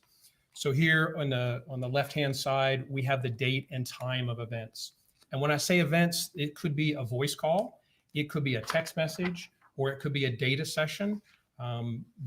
Different carriers provide records for different types of events. But in this case with AT&T, we generally see records with voice, text, and data. But we have the date and time of that event. Sometimes our records are provided in different time zones, and we have to do an adjustment to our local time. But in the older records here that we have, these records were actually provided in our local time. Some of the later records we had were not. So that section, again, tells us the date and time of the event. So if we're looking for something that happened on a certain day, that's the section that we go to. The next section here involves who's calling who. These are the phone numbers involved. And one of those would be our target number, or the number that the records are for. And the other number would be the person that's either calling that person or being called by that person. So we see also what they call their seizure time, how long it takes to connect the call, and then the elapsed time, how long the call lasts. We will do a lot of summaries of call detail records. It's easier to read when we kind of do it in a different format that allows us to put a name with a number so we know kind of who's calling who. It's a little bit easier to read. But those summaries will come from that section of the records as far as what phone numbers are communicating with whom else. And then the other section that we have here is the location section. So this is the cell site or cell tower that the handset was communicating with for that particular event. And they give us both a unique identifier for it, a number that we can go to a key or a spreadsheet and look up. And in the case of AT&T, they also provide us the latitude and longitude of that cell site. So when we do location analysis, it kind of looks like this. We can just take that latitude and longitude they give us, or which we looked up and confirmed in that key, and we can plot it on the map. And here it's just represented by this blue dot. But that would be the location of the cell site that this handset was communicating with during that particular sample event. Sometimes just knowing where the cell site is sufficient, and we don't really need to know any more. We can do kind of our location analysis. We know this phone was generally in the South Florida area. But our cell sites are almost all broken down into multiple sides or sectors. And so that means they have antennas that are facing different direction, and a handset will communicate with one of those sectors. And we're also provided with that information in the call detail records. So not only do we know where the cell site is, but we know kind of which side of the cell site a handset was on for particular events. And sometimes we will look at that to help narrow down where a handset could have been. So sometimes we'll represent them. You can see here, the large blue arrow would represent the sector that the handset was using. The smaller black arrows would represent the other cell sites on that, or other sectors on that cell site that were not being used. But that kind of gives us an idea of how that cell site is divided up. 3 being the most common kind of division of a cell site. Can you say exactly or precisely on a map where a certain handset is? No. Okay. Do you say whether a handset is consistent with a location or inconsistent? Yes, generally we're provided with an address and we're asked to say, could this handset have been at this address, this scene, this incident? And so we look at where the cell site is located. We look at the sector the handset is communicating with and make an opinion as to whether that sector of that cell site services that incident location. And if it does, if we think it's within the coverage area of that particular cell site and sector, then we would say, yes, your incident location is included. If that address were to be somewhere far outside of the cell site that we do not believe the signal from that cell site could reach a handset, then we would say no, that location is excluded or the handset could not have been there. If a phone is out of battery or turned off or just not being used at that time, are you able to get locations for that handset at those times? So that's a good point. We can only make estimations about locations when we have events with location. If they're not in the records, then we don't know where a handset could be. And so yes, in some of those situations, if a handset is not being used, it may still generate data records. So we may still see location information, even if no one is actively making a phone call or sending a text message. And with some of the carriers, we don't see those. We don't see the passive events, and we may not have location information for some time. But yes, we only can make that determination when we have an actual record with location. All right, so let's get into this case. Can you walk us through Dan Markel's known locations the day that he was murdered on July 18th, 2014? Yes, we knew that he had been in 3 distinct locations that morning, one being his house, the second being where he dropped his children off at daycare, and then the third being Premier Health and Fitness Center, where he was before returning home. So we knew we had those 3 locations. Did TPD believe that whoever shot Dan Markel was at least one of these same locations or more that he was at that morning? Yes, we did have evidence that he was being followed, at least at the last location. So we did believe that it was a probability that the suspects were possibly at all 3 of those locations around the same time Mr. Markel would have been. Okay. And the last location with the surveillance video you're speaking of is the Premier Gym? Yes. Where the Prius was following him? Yes. All right. So how did TPD try to identify who was in that Prius? The first thing that we did is what we call a tower dump, which is kind of a generic term for collecting all of the events that were processed through any cell sites that could service a particular location. So we gave the carriers those 3 addresses and the time frame that we believe the suspects would have been there, and said, please give us all the events that your cell towers processed and the phone numbers associated with those. And so that we could try to do some analysis and determine if, again, those suspects were following him in those locations. And which phone companies had cell sites in the area? At that time, we had T-Mobile, Sprint, Verizon, and AT&T. Okay, so those 4 companies? Yes. So TPD, you said, then subpoenaed those records to get all of the numbers with events in that location. That's correct. Okay.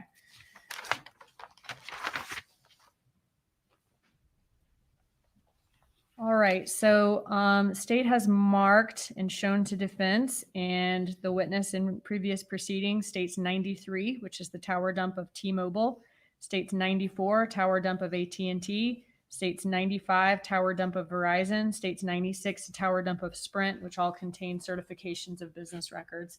Did you review the tower dumps of all those 4 companies in your analysis in this case? I did, yes. Okay. At this time, I would move states 93 through 96 into evidence of certified business records. Any objection? No, Your Honor.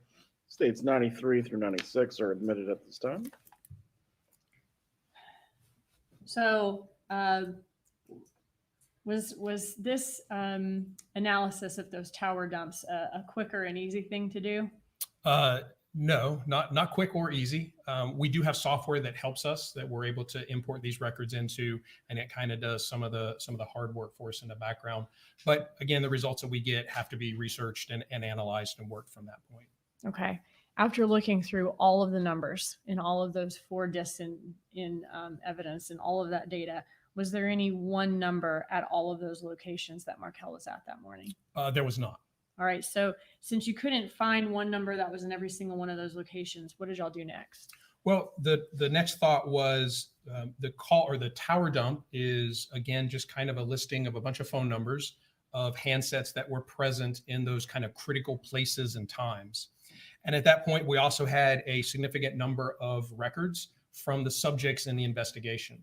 So we were actually able to compare the phone numbers of phones that were in the tower dumps with both all of the target numbers or subject numbers that we had obtained records for and all the people that they had talked to. We were able to kind of compare those 2 data sets to see if something would come out. Okay. And what did you find? We did, in comparing these, we did find a number that was common to the tower dump from the Premier Health and Fitness. And it was also a number that had been called into one of the subjects in the investigation. And which subject was that?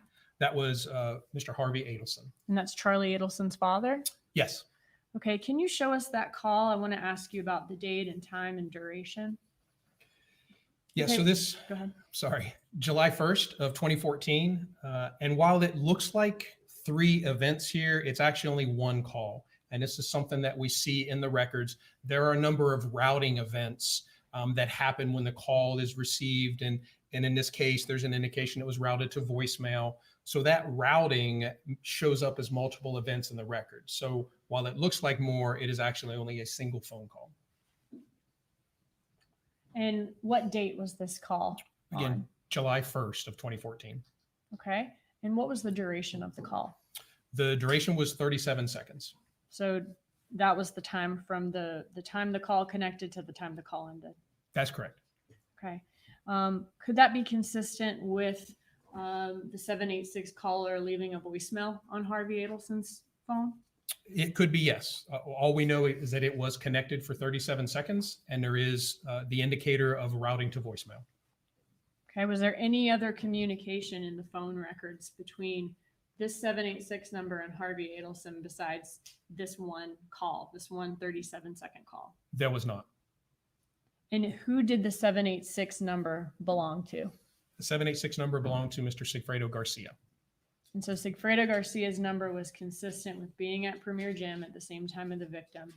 And that number having this 37-second call on July 1st to Harvey Adelson is what brought him to the forefront. One way, yes. Okay. And was Sigfredo Garcia linked to Charlie Adelson? He was, yes. Can you show us how? So again, one of the main analysis that we do with phone records is what we call a frequency report, or just a simple report that tells us who a particular handset communicates with most frequently.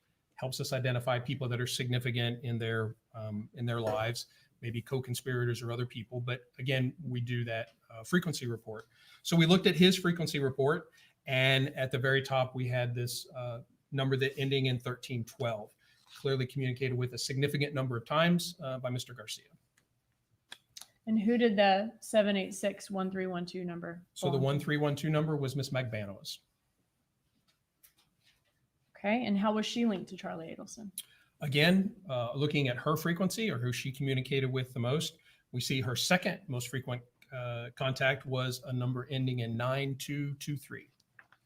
And who did that 9223 number belong to? That was Mr. Charlie Adelson.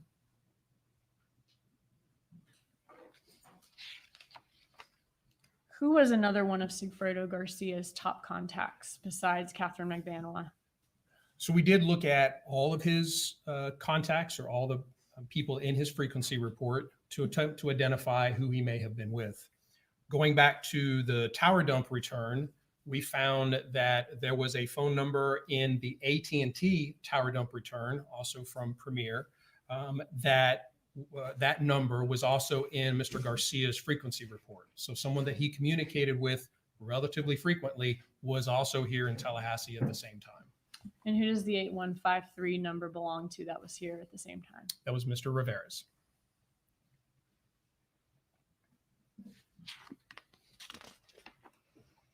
All right, looking at your next slide, does anyone else in this chart have phone contact with Sigfredo Garcia down at the bottom or Luis Rivera right next to him, other than Catherine Magbanua and that 137-second call between Garcia and Harvey Adelson on July 1st of 2014? No. Okay, so speaking of that July 1st, 2014, 37-second call, was it your understanding through this investigation that that call came after an incident where Garcia confronted Magbanua and Charlie Adelson on July 1st when they were going to take out jet skis, and then Garcia left an angry voicemail on Harvey Adelson's phone? Yes. In looking at Charlie Adelson's iCloud, were there messages that reference the message left on July 1st? There are, yes. Okay. Can you show us those messages? Or yeah, what do we have So here? this is just a sample of the Cellbrite report that we've been talking about. We can see that this is just containing the one message, but this is an example of how the Cellbrite report looks and how we're able to go through and get information. For most of our summaries, we will convert those out into something that's a little bit easier to read. You can see that the print's kind of small and there's all kinds of information in there. So when we do these summaries of the text messages, we will kind of bring them out into these bigger bubbles. But we have the two messages here on the left that are from Ms. Magbanua and the response from Mr. Adelson. And again, this is July 2nd of 2014. Okay. And in this message from Charlie Adelson to Catherine Magbanua on July 2nd, 2014. So this would be the day after the 37-second call to Harvey Adelson's phone? That's correct. Okay. Charlie Adelson says, "I'm sorry, but he's a fucking pussy." Yes. Okay. And then he says that leaving messages is so childish, but whatever.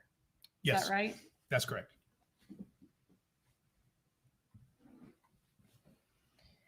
All right.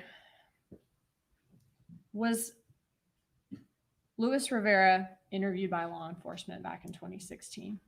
He was, yes. All right. And did he admit that he and Garcia were in fact in that Prius at Premier Gym that followed Dan Markel on July 18th of 2014? He did, yes. All right. And did both Garcia and Rivera live in Miami back in 2014 to 2016, that time range? Yes. Did Rivera tell law enforcement during his interview about an additional trip to Tallahassee besides the one that law enforcement already knew about where Dan Markel was killed on July 18th? He did, yes. Okay. What did y'all do once you learned that information that before the murder, there was this first trip or additional trip to Tallahassee? Well, we certainly investigated that. We looked at the records that we had to see if we could confirm that trip, and then researched other evidence that we may have been able to collect to document that trip. And were you able to see from the records that Luis Rivera traveled to Tallahassee not only in July of 2014, but also in June of 2014? Yes. Okay, so I want to go now in chronological order, starting with the June trip and then going into the July trip, which culminated in Dan Markel being murdered. All right. Looking first at June 2nd of 2014, what did law enforcement find evidence of that happened that day? The first thing that we found was the rental contract for a rental vehicle that was ultimately driven up here. With that contract, we see that it was in the name of Mr. Garcia. We see the vehicle description here on the right-hand side is a Nissan Altima. And we have a due in the contract that indicates it was due back on June 5th at 8:50 p.m. Okay. Using that date and time it was due back, what time was law enforcement able to determine that it was rented? Knowing that they were 24-hour rental periods from this company, then it was logical that it was rented around 8:50 p.m. So we looked at records in that time frame. Okay, so around 8:50 p.m. on June 2nd. June 2nd. Okay, Yes. so 3 days before. All right, you mentioned it's a Nissan Altima that he rented. What color was that Nissan Altima? Silver. And this is Sigfredo Garcia that's renting this vehicle? That's correct. Does Luis Rivera's name appear anywhere on this rental contract? It does not. Okay, and you said that this is from Comfort Rental? Yes. All right, was there any phone evidence or records to show how the rental car was picked up on Yes. June 2nd? So we know the location of the Comfort Rent-A-Car, here represented by the yellow flag and the label Comfort Rent-A-Car. And we also have Ms. Magbanua's residence at the time. Looking at her phone records, the cell sites that her handset was communicating with the evening of June 2nd, we can see on the top right here, there's a cell site at 8:25, which is near her residence. We have another cell site at 8:34, where the handset is moved kind of west and south a little bit. And then we see events on the left-hand side, 8:53 through 8:58, where her handset is now communicating with a cell site much closer to the Comfort rental car. Did Sigfredo Garcia's phone records from June of 2014 have location information? They did not. And why not? Why might that happen? He was a Metro PCS customer, and at that time, T-Mobile was going through an acquisition of Metro PCS, and the record keeping was a bit sketchy. We ended up obtaining records from both T-Mobile and Metro PCS, and we went back on multiple occasions to try to get more, but we were able to get basically partial records from both providers, but nothing that had location information for the June trip. Okay. Okay, so we see that you've plotted her cell phone locations on this map, or the cell site locations that her phone was using on this map. After she's consistent with the area of Comfort Rental from 8:53 to 8:58, does she stay in the area or does she travel back to her home? She will travel back. Here we can see for those events, when looking at the specific sector that her handset was using, it's further consistent with the Comfort rental car location. And then as you ask, she has events here we see on the left at 9:17, consistent with moving away from Comfort rental car. And then the next event with location to the right-hand side being at 9:43 and 10:01, which will be consistent with her returning to the area of her residence. Did you look at the records to see who Catherine Magbanua and any other parties in this case were talking to during this time frame? Yes. Okay, can you tell us about that communication? So this is, again, the call details summary. So this is where we've taken all of those kind of hard to read records from the carrier and we've put them in our software, and it's able to print out a report for us that's kind of easier to follow. We're able to attach names to phone numbers, and we're able to do time adjustments if we need to, so we make sure that all of our records are in the correct time zone as well. So these are the communications starting at about 8:25 and running through approximately 11:30 for that evening of June 2nd. This is during the period of time that this rental car is being picked up, and Ms. Magbanua and Mr. Garcia are traveling back and forth. That first call that we see to Geico, would that call be kind of during the time that she would be driving out to the Comfort rental area? Yes. Is she speaking to Sigfredo Garcia at all during that time frame where she's traveling out to Comfort? She is not. Could that be consistent with them being together during that time? It could be, yes. All right. So then looking at during the time that she's at Comfort and the time period, which was 8:53 to 8:57, I believe, and the time period when she's traveling back to her home, who is she on the phone with during that time? She communicates with Mr. Adelson primarily. Okay. Can you tell us the duration of those calls with Charlie Adelson? I can. The first at 8:57 is actually an outgoing call from Mr. Adelson to Ms. Magbanua for 1 minute and 8 seconds. We have a call at 9:17 p.m. from Ms. Magbanua to Mr. Adelson that is 25 minutes and 27 seconds long. And that's the third call down from the top we see? That's correct. Okay, so that 25-minute call, she would have been on the phone with him for much of her drive back home from the car rental? That's correct. And who does she call as soon as she gets back home from the car rental after she hangs up with Mr. Adelson? We have outgoing calls to Mr. Garcia at 10:01.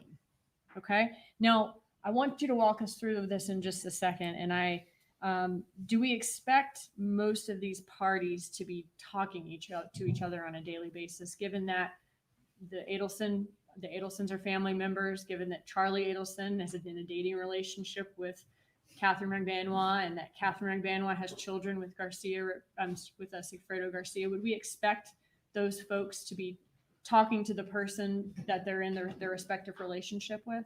Yes, I believe we would. Okay, so are you going to be walking us throughout your presentation certain periods of communication, though, that stood out to investigators? Yes. And why did those, since these are people that all may be talking to each other anyway on a daily basis, why did these certain periods stick out to investigators? Well, these are communications that occurred during periods of time where significant events were happening in this crime. And so this is the evening that the rental car, this is the first rental car, is being picked up. And this is the rental car that will subsequently be driven to Tallahassee in an attempt to murder Mr. Mark Hale. So it's kind of the first, from my perspective and what I can see in the records, it's the first kind of physical act that I can see where there's something actually happening. Someone's traveling someplace to pick up a vehicle to go and do this thing. So that's why this period stood out. There are communications that occur during the trips while Mr. Garcia and Mr. Rivera are in Tallahassee.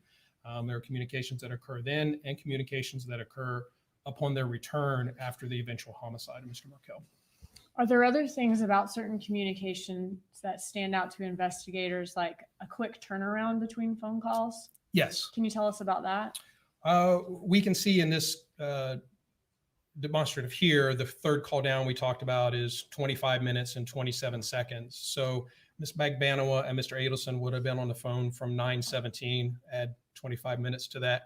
And we see at 9:44, which is just about the time that call would have ended, Mr. Adelson then makes an outgoing call to the Adelson residence, also for 25 minutes and 32 seconds.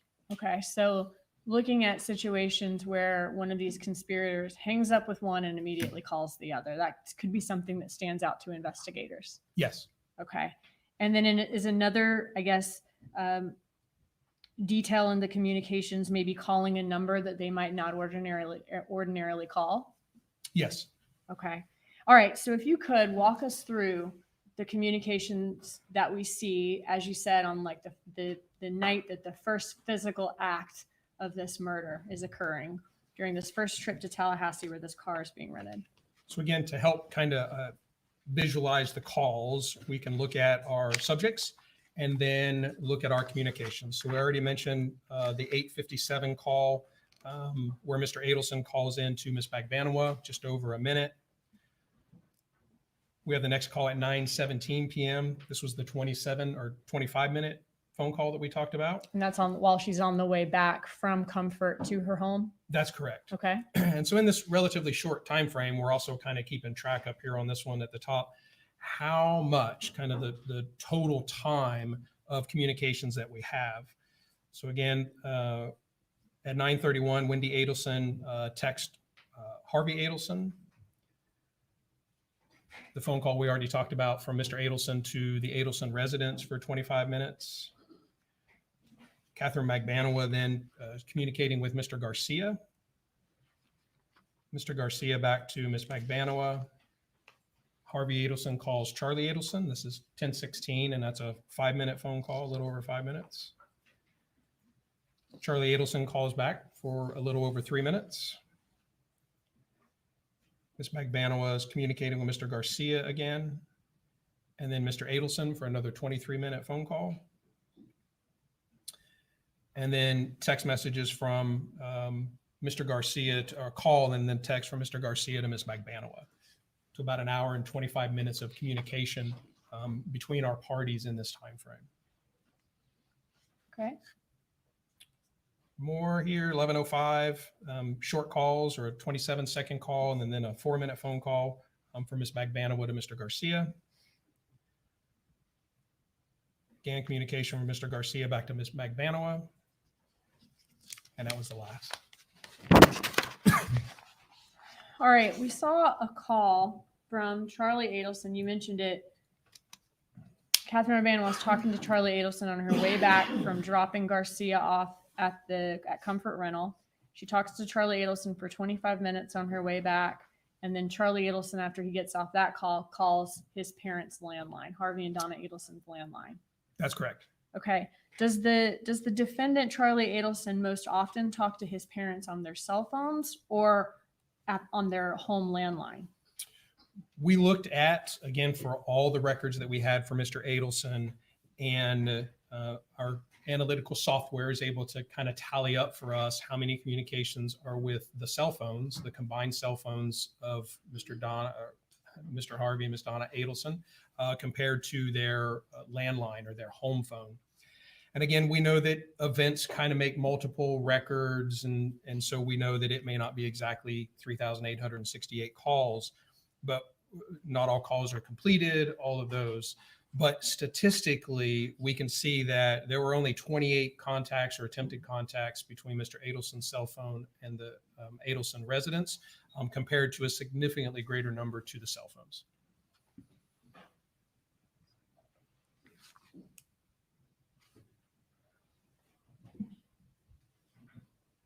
So you said 99.3% of his communication is with his parents' cell phones, as opposed to the 0.7% of time he calls the landline. That's correct. All right. And are there actually, you said 28 contacts or 0.07%. Those 28 contacts, those are from May of 2014 through March of 2016, almost 2 years. There's only 28 contacts total. That's correct. And this is one of them that happened that night. Yes. And that was at a time, also in that call flurry you just showed us, there were calls where there was a long duration of a call to Harvey Adelson's cell phone as well, too, right? Yes.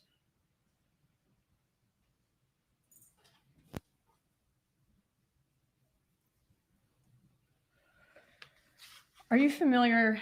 I want to talk a little bit more about this landline call before we move on. Are you familiar with statements by Charlie Adelson on the wiretap, where Charlie Adelson tells people who call him on his cell phone that he'll call them back on a landline? Yes. As somebody who's familiar with technical operations of law enforcement and wiretapping, is there a perception, whether it be wrong or right, but is there a perception that talking on a landline phone is safer than talking on a cell phone as far as who can listen in or whether law enforcement can listen in? Yes, I believe there is.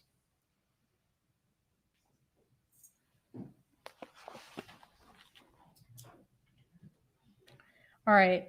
Where was Rivera's handset during this time where the car was rented? So again, knowing the approximate time for the car rental, we looked at Mr. Rivera's cell sites that his handset was using, and we can see that they're consistent with the area of his residence and will be inconsistent with the area of Comfort Rental. Is there any evidence that Rivera was involved with the rental of this vehicle? There's not. All right. Do we have any other evidence that law enforcement was able to find to show who rented the car on June 2nd besides the last rental contract we saw? Yes, I believe you mentioned earlier a traffic citation. We did recover a traffic citation that was issued to Mr. Garcia. And in that, we can see that he is driving the rental vehicle, the same information from the rental contract. Okay. And was this citation from 9:48 p.m. on June 2nd? It is, yes. So within an hour of renting this car, he got a traffic ticket. He did. All right. And that was in that silver Nissan Altima? Yes. Are you familiar with the statement that Jeffrey Lacoste drives a silver Nissan vehicle or drove that at the time of this murder? I am familiar with that, yes. Now, did this traffic ticket create a record that law enforcement would be in possession of? And that record memorialized the fact that Sigfredo Garcia is driving this silver Nissan rental car from Comfort on that day? Yes. All right. So after he got that traffic ticket that memorializes that law enforcement is going to have, what did he do next? There was a change of vehicles. So we have an additional contract from Comfort Rental Car that indicates the vehicle was changed out for a blue Hyundai. Okay. So then he goes back to Comfort, rents a different car. That's correct. All right. This time a blue Hyundai. And again, was it Garcia renting it and not Rivera? That's correct. All right. What can you tell us about the travel of Luis Rivera's handset on June 4th of 2014? So again, Mr. Rivera is the only one that we have location information on for this period. And again, just looking at the cell sites that his handset is communicating with, we can see that it's consistent with leaving the South Florida, Miami area. We see down here at the bottom right, early morning hours of June 4th of 2014. And then we can see that it is consistent with getting into Tallahassee the early morning or later morning of June 4th. Was Rivera's phone ever consistent with being near the victim, Dan Markel's home on Trescott Drive the following day on June 5th of 2014? Yes, we did see a number of events where his handset was communicating with a cell site and a sector very close to Mr. Markel's residence. Are you familiar with Rivera's statement in his interview that they were at a park near Markel's house? Yes. Was the phone information here, was that consistent with Winthrop Park near Trescott Drive? It is. We can see here at the top the location of Trescott Drive, and the blue kind of square there represents the GPS information for the rental vehicle. The rental companies did have kind of asset recovery tracking on their vehicles, and they provided a location for the rental vehicle at 3:17 p.m. here on June 5th. And we can see that the vehicle and the cell site just down here would both be consistent with Winthrop Park, just on the south side of Benton Road there. And sometime after this surveillance of Dan Markel, did Luis Rivera's handset end up traveling back down to the Miami area? It did, yes. Immediately after that, we can see that the handset, again, just looking at the cell sites, would be consistent with traveling back down to the South Florida area that afternoon and evening of June 5th of 2014. All right. Did you look at the records to see what the communication, if any, was between the different parties during this June trip to Tallahassee? Yes, we did. Okay. Can you tell us about that? And again, just merely bracketing the period of time that the trip to Tallahassee was occurring, we can look at the communications. This is a summary of just the subjects in our investigation and other targets. So we've eliminated all the other people they're talking to and just focused on the phone calls where they're talking to other subjects in the investigation. But we can see that there are a number of events from the 2nd through the 5th. Okay.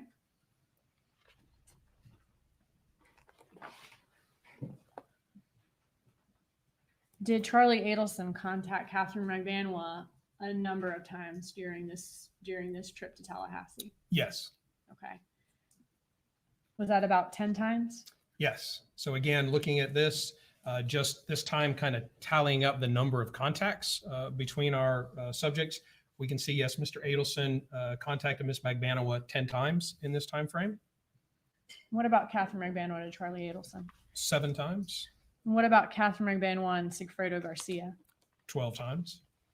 What about Sigfredo to Catherine Magbanua? 5 times. What about Charlie Adelson and Donna Adelson? 5 times. What about Donna Adelson to Charlie Adelson? 2 times. What about Wendy Adelson to Donna Adelson? 2 times. What about Wendy Adelson to Harvey Adelson? 1 time. And what about contacts to Wendy Adelson to the Harvey and Donna landline? We have 1 contact there. Okay. And what about Wendy Adelson and Charlie Adelson? We have Charlie and Harvey 1 time. Okay. We have Wendy and Charlie 1 time.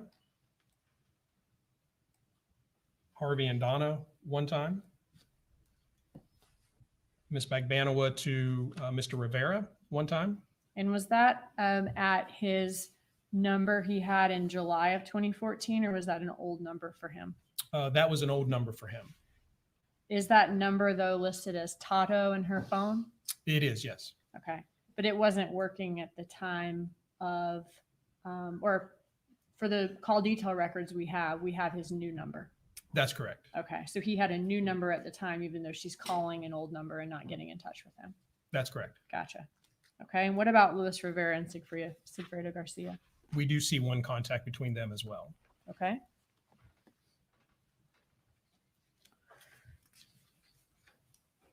All right. Looking at June 6th of 2014, what can you tell us about the location of the rental vehicle that day? Again, we were able to obtain kind of periodic locations for the vehicle. It was not constant tracking, but we were provided with another location that was at 8:48 a.m. on June 6th. We can see the location of the rental car by the blue square and its proximity to Ms. Magbanua's residence. So was that consistent with her being at her residence at that time? It's consistent with the rental car being near her residence at that time. Okay. All right. So I want to ask you about a message from the Cellbrite of Wendy Adelson's cell phone from July 6th of 2014. So chronologically, this is going to be after the June trip that we just saw, and it's going to be before the July trip where Dan Markell ended up being murdered.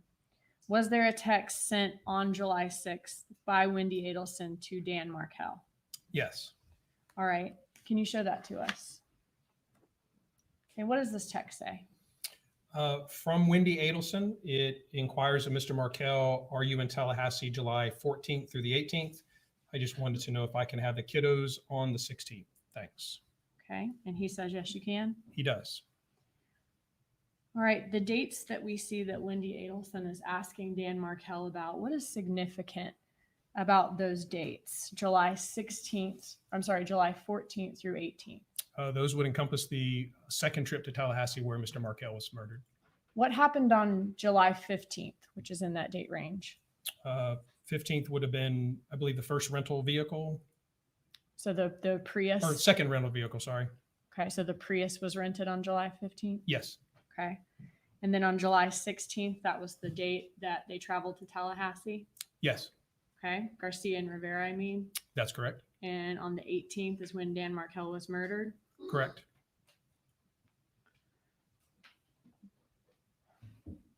Where was Wendy Adelson when this text message was sent? So looking at her cell sites, we can see that she is in South Florida at this time.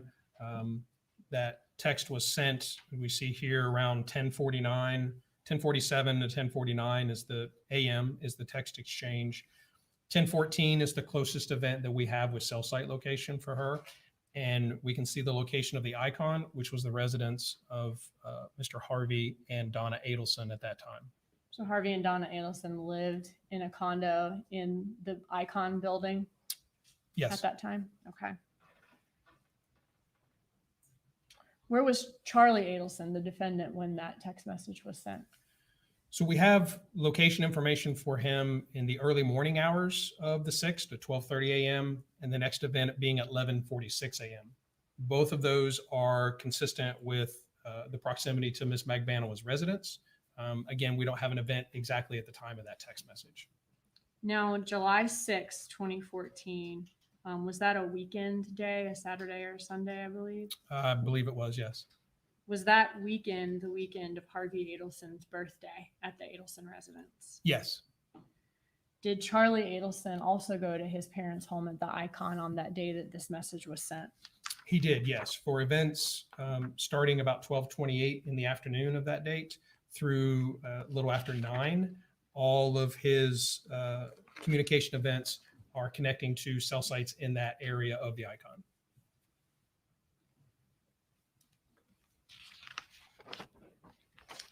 All right, so now I want to go forward to the July trip to Tallahassee.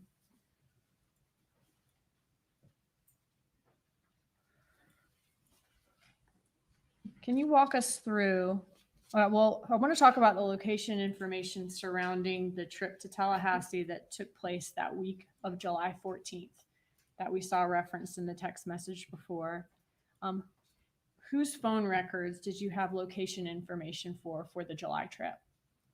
As far as those traveling, we had location for both Mr. Garcia and Mr. Rivera. Okay, so before we had only Rivera, but now we've got both for the July trip. That's correct. Okay. Was it a similar situation as the June trip where they rented a car in Miami and drove to Tallahassee? Yes. All right. You told us before that July 15th was the day that that car, that Prius, was rented. For the June trip, we looked at the night before the car was rented and we saw some activity and some things on that day. Did you look at the night before the Prius was rented on July 14th, 2014 for the July trip? We did, yes. Okay. Can you walk us through that night before the Prius was rented? Walk us through the communications and what happened that night. So we see communication here between Ms. Magbanua, Mr. Charlie Adelson, and Mr. Garcia. We have some calls starting here in this summary a little after 7 p.m. and going through just prior to 2 a.m. will be the morning of the 15th. When you say between the three of them, you mean Catherine Magbanua was talking to Charlie Adelson, and then Catherine Magbanua was also talking to Sigfredo Garcia at different times? That's correct. Okay. Garcia and Adelson are never talking. That's correct. Okay. All right. Were you able to find location data or any messages between Adelson and Magbanua that night? Yes. And again, going to the iCloud return and looking on that date, we see a text message or a message from Mr. Adelson to Ms. Magbanua where he indicates he had just tried calling her. We see that's at 8:56. At the top, we can see there was, in fact, at 8:53, an outbound call from Mr. Adelson to Ms. Magbanua that only had a 1-second duration. Does his handset end up going down towards her residence? It does, yes. He indicates in messages that he's 5 minutes away and then on 79 in response to her request to eat closer to her. And then we can see he has a cell site event at 9:27 p.m. where, again, his handset will be in the proximity of Ms. Magbanua's residence. Okay. And what time did he end up leaving that residence for good that night? Well, there's some travel around after that. The handset returns to that area a little before 12:40. We have an event at 12:42 a.m. where we can see the handset is again in the area of Ms. Magbanua's residence. And then the next event we have at 1:02 a.m. we can see here to the left and up indicates that the handset has moved away from the area of her residence. Okay. Now going back, if you don't mind, to the call flurry, to the list of calls we saw, who does Catherine Magbanua communicate with immediately after Charlie Adelson leaves the area consistent with her home that night? So we see down the list here at 12:48 a.m. So that's about halfway through. That's about halfway through, yes. Okay. We see an outbound call from Ms. Magbanua to Mr. Garcia. Okay. And what time did you have him last consistent with her residence? That was at 12:42. Okay, so 12:42 a.m. is the last time that Charlie Adelson is consistent with Magbanua's residence. After he leaves the area, we then see him quite a bit north at 1-something a.m. Correct. Approximately 6 minutes, though, after he last is consistent with the area, she's calling Sigfredo Garcia. That's correct. Okay. All right. Can we now look at July 15th of 2014, which is going to be the day of the Prius rental? Yes. Again, we have a number of communications between all of our parties for that day. And again, this summary is limited to just those persons. But we can see as we go through here, one of the first calls, Mr. Garcia does communicate with other people in the overnight hour, but we see that at 9 a.m., he makes an outbound call to the Comfort rental car, which is the same rental company from the previous vehicle rental. So we see Charlie Adelson leave the area consistent with her residence at 12:42. Then she calls Garcia at 12:48. And then there's a number of other calls, it looks like, between Magbanua and Garcia in the 1 o'clock hour that morning. Yes. All right. And then Garcia, you said, calls Comfort rental basically first thing in the morning, as soon as that, probably shortly after that company would have opened at 9 a.m. Yes, I don't know their exact hours, but yes, it's early in the morning. Okay. All right. So he calls Comfort rental. And then what happens next? There's a series of calls throughout the day between, again, all of our parties.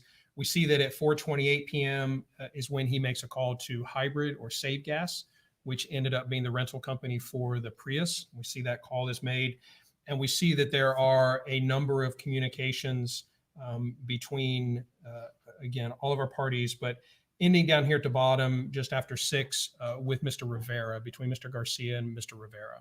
Was there regular communication between Garcia and Magbanua that day? There was, yes. And Garcia and Rivera? Yes. All right. So was law enforcement able to find that car rental agreement from Safe Gas? We were, yes.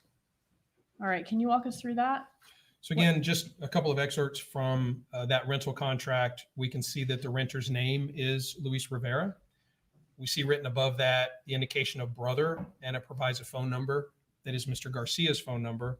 And then down here at the bottom, we can see the Toyota Prius. We can see the color of it, the license plate, but that's the vehicle information, and that it shows being out at 6:15 p.m.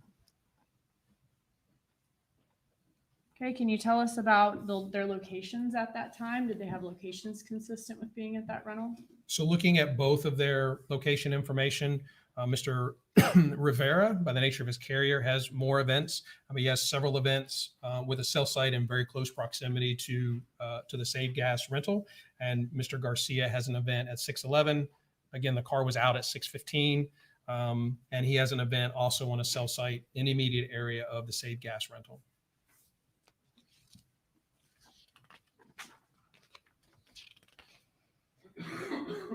All right. Can you walk us through the communication between all of these players the day that this car was rented and right afterwards?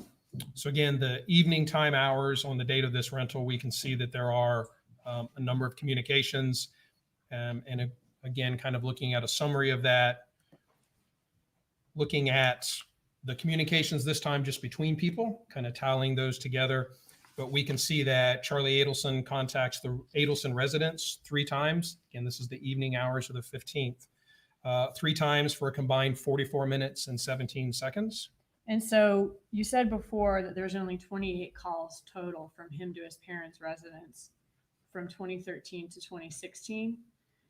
But now from the time that the first car was rented that night, and then now again, the time that the second car was rented, 4 of those 28 calls are those days. Yes. Okay. What's next? We have Mr. Harvey Adelson being contacted by the Adelson residents. Could that be consistent with Donna Adelson being present at the residence and talking at on the landline phone? That's correct. Yes. Okay. We have 5 communications between Mr. Adelson, Charlie Adelson, and Ms. Magbanua, combined a little over 11, almost 12 minutes of communication. 32 times, again, communications or attempted communications between Ms. Magbanua and Mr. Garcia, only about 7 minutes and 41 seconds of communication. Mr. Rivera and Mr. Garcia communicate 10 times, a little over 3 minutes of communication. I believe that's it. Okay. And on July 15th, did any of the parties ever meet up that night? Yes. Okay. Can you tell us about that? Well, we see in, again, going back to the call detail summary, this is Mr. Garcia's records. We see that he has a number of communications to Ms. Magbanua, and that ends at 9:30. So we have a number of attempts. We see here 8:45 up through 9:30, a number of communications or attempts, and then it kind of ends at 9:30. So what we see looking at Ms. Magbanua's locations, that will be consistent with her being at her residence. And then if we look at Mr. Garcia's resident or Mr. Garcia's cell site information after that 9:30 timeframe, we see that his location information would also be consistent with her residence. Okay. And was there a GPS that that pinged that night, and where was that? Yes, and we also see that again, another location from the rental vehicle, and we see it's represented by the blue square, its proximity to her residence. Okay. And did Garcia and Rivera's phones appear to leave the Miami area the next day on July 16th of 2014? They did, yes. Here again, we have Mr. Rivera's information represented by the blue towers, Mr. Garcia by the orange. And we can see that both of their handsets are consistent with traveling from Miami to Tallahassee. Obviously, we have a number of events here in this time frame, so we can't see every single time. Some of them are kind of hidden behind other labels, but we can pretty clearly see the general time frame of that trip getting into Tallahassee in the very early morning hours of the 17th. All right.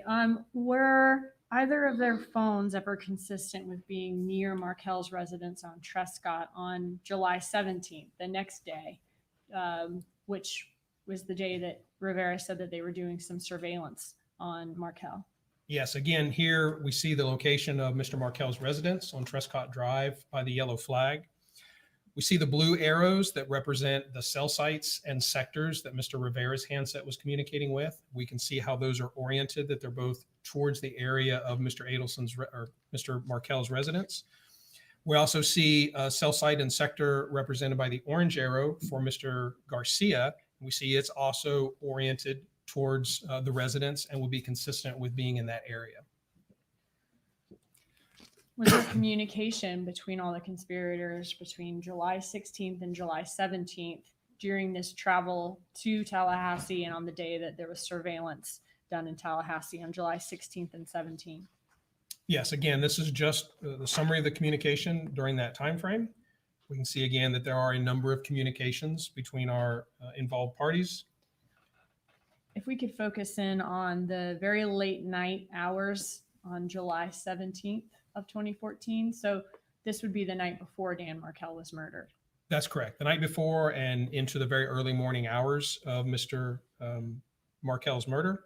We do see events here starting at 10:18, and same thing, we can kind of look through and see who's communicating with who. 10:18, we have a call from Charlie Adelson to Don Adelson for about 4.5 minutes. Another call for just over 4 minutes at 10:29. We have Ms. Magbanua again attempting to contact Mr. Rivera at the old number, same number we saw earlier. Ms. Magbanua attempting to call Mr. Garcia. Another attempt to Mr. Rivera's old number. We're now at 11:41. There is a call to Mr. Garcia for about 10 minutes. Could these calls previous to that be consistent with her not being able to reach Garcia, so she calls a friend of his to try to talk to him? Yes, generally preceding the calls to Mr. Rivera's old number, we see attempts into Mr. Garcia where they do not appear to connect. They're very short duration, which could be consistent with her not being able to get hold of Mr. Garcia. And then the attempt to Mr. Rivera's old number. Okay. So it ringing or maybe leaving a voicemail, but not like some long conversation. Correct. Okay.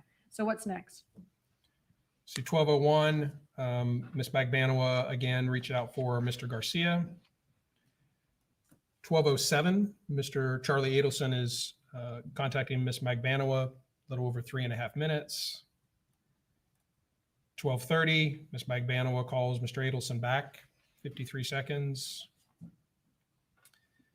There's an outgoing call at 1:02. It does not really have a duration, but there is an outgoing call in Mr. Adelson's records to Donna Adelson. And this is at 1 a.m. That's at 1:02 a.m. Okay. And then what does he do next? And then at 1:03, immediately after, there is the outbound call to Ms. Magbanua for almost 20 minutes.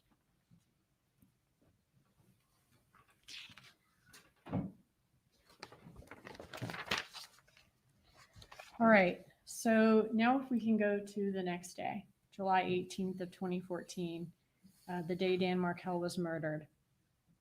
What can you tell us about communication between all of these players that morning? So again, same summary for the morning of the 18th. We can see communications between our involved subjects here. And we have an indication here. This would represent the time that Mr. Markel was murdered between these events. And we can look at these kind of in detail again as we have. Okay. And what do we see as far as their communication? So here we have also included the information from Wendy Adelson's forensic extraction or her Cellbrite report. So we're able to see other things that were contained in her phone. One of the first things we see is that she had a calendar entry for that day for listed as fixed TV. Now we see that it's deleted. Yes. When would that have been deleted? Sometime prior to our analysis of the handset. And your analysis of the handset was done that same day? It was done, yes, the afternoon of the 18th. Okay. So this calendar event, fixed TV, was deleted at some point before her phone was taken by law enforcement and looked at that afternoon. That's correct. Okay. Go ahead. And we see that there is an outbound call from Wendy Adelson to Donna Adelson. And that's starting at 8:09 in the morning? That's correct. Okay. An immediate return attempt. And then a text message. Again, this is from Wendy Adelson's handset itself, but there is a return text message or a text message from Donna Adelson to Wendy communicating about Best Buy and coming by for the repair of the TVs. Okay. She says, Best Buy just called me and I told them to confirm with you. They are on their way over now to help you with the TV set in your living room. Yes. Okay. All right. What's next? We have a text from Wendy Adelson to Charlie Adelson stating, "This is so sweet." We see that that's deleted. It is, yes. That would have also been deleted prior to law enforcement analyzing her cell phone that afternoon, the same day as Dan Markel's murder. That's correct. Okay, what's next? An attempt from Charlie Adelson to call Wendy Adelson. And then a return call from Wendy Adelson to Charlie that lasted just over 18 minutes. Okay, and what about after that 18-minute call between Charlie Adelson and Wendy Adelson? Well, this will probably be almost during that, but there's a 9:38 call, or just after that, from Charlie Adelson to Donna Adelson, an attempt for 30 seconds. Mm-hmm. And then at 9:57, again, an outbound from Charlie Adelson to Miss Magbanua, 12 seconds. Return call, 9:58, 13 seconds. And again, Mr. Adelson to Miss Magbanua for 6 minutes and 46 seconds. Charlie Adelson again attempts to call Wendy Adelson at 10:06 a.m. 10:07, 10:08. There's a couple of contacts between Miss Magbanua and Mr. Adelson, one just over a minute and one about 9 seconds. And then 10:09, Charlie Adelson call to Miss Magbanua for 5 minutes and 54 seconds. I believe that's all.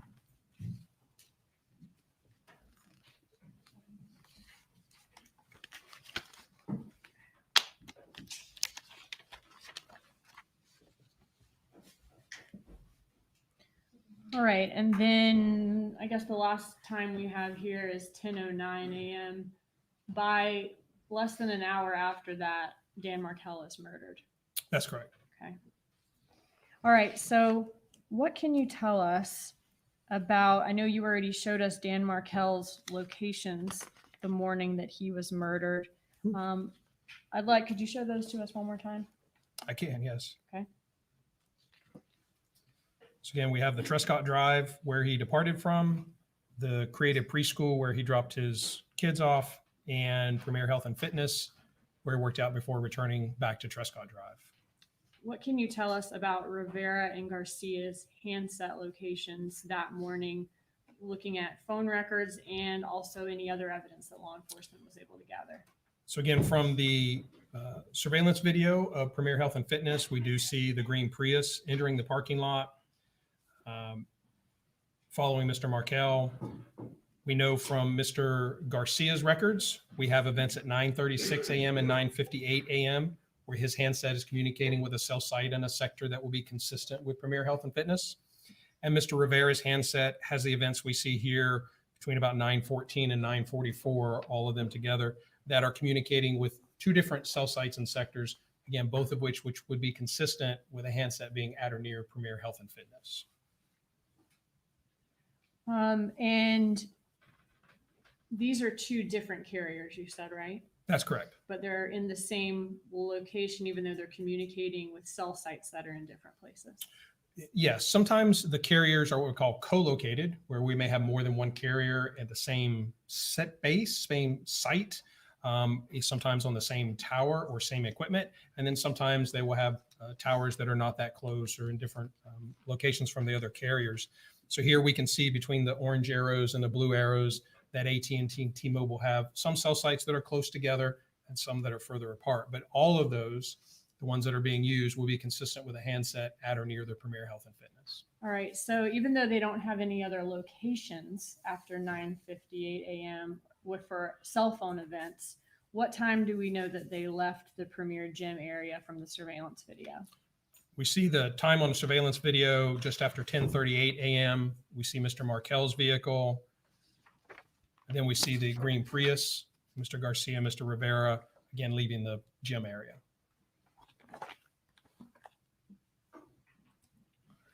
All right. So Garcia's last location from his cell phone records was 9:58 a.m. when he was consistent with Premier.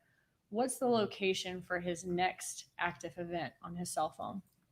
So the next event that we see is at 12:30 p.m. We can see here that it has traveled a reasonable distance from Tallahassee before we see that next event. And is he the orange dot here with 12:30 p.m. next to it? He is, yes. Okay. That looks around about Gainesville-ish area. North of that, yes. Little north of Gainesville. All right. So that's the first phone call that Garcia made after leaving Premier. Yes, that's the first event with location that we have. Looking at his phone records, what do his phone records indicate about the status of his phone during that time where we don't see any events? Well, what we see the 9:58 event, an incoming text. We see some events, 12:18, 12:19. There's 2 incoming calls from this 305 number, very short duration, and we don't see locations for those. So those calls did not reach the handset. Powered off, battery went dead, broken, whatever it may be, but those calls did not reach the handset. 12:29 and 12:30, we see these short codes or these short 3-digit numbers here, and those are associated with T-Mobile voicemail events. And then immediately at 12:30, we have the outgoing voice call that provides location. So that would indicate that the handset was now back in service with the network. Could that be consistent with him turning off his phone after he left Premier and then powering it back on after he figured he was far enough away from Tallahassee? It could be consistent with that, yes. And then who was his first call at 12:30 when he was north of Gainesville? Who was the first call that either of these Garcia or Rivera makes after the murder? Miss Magbanua. Okay, can you show that to us? That was the 12:30 call? Yes, We see a very short duration. Is that 20 seconds? it is, yes. Okay.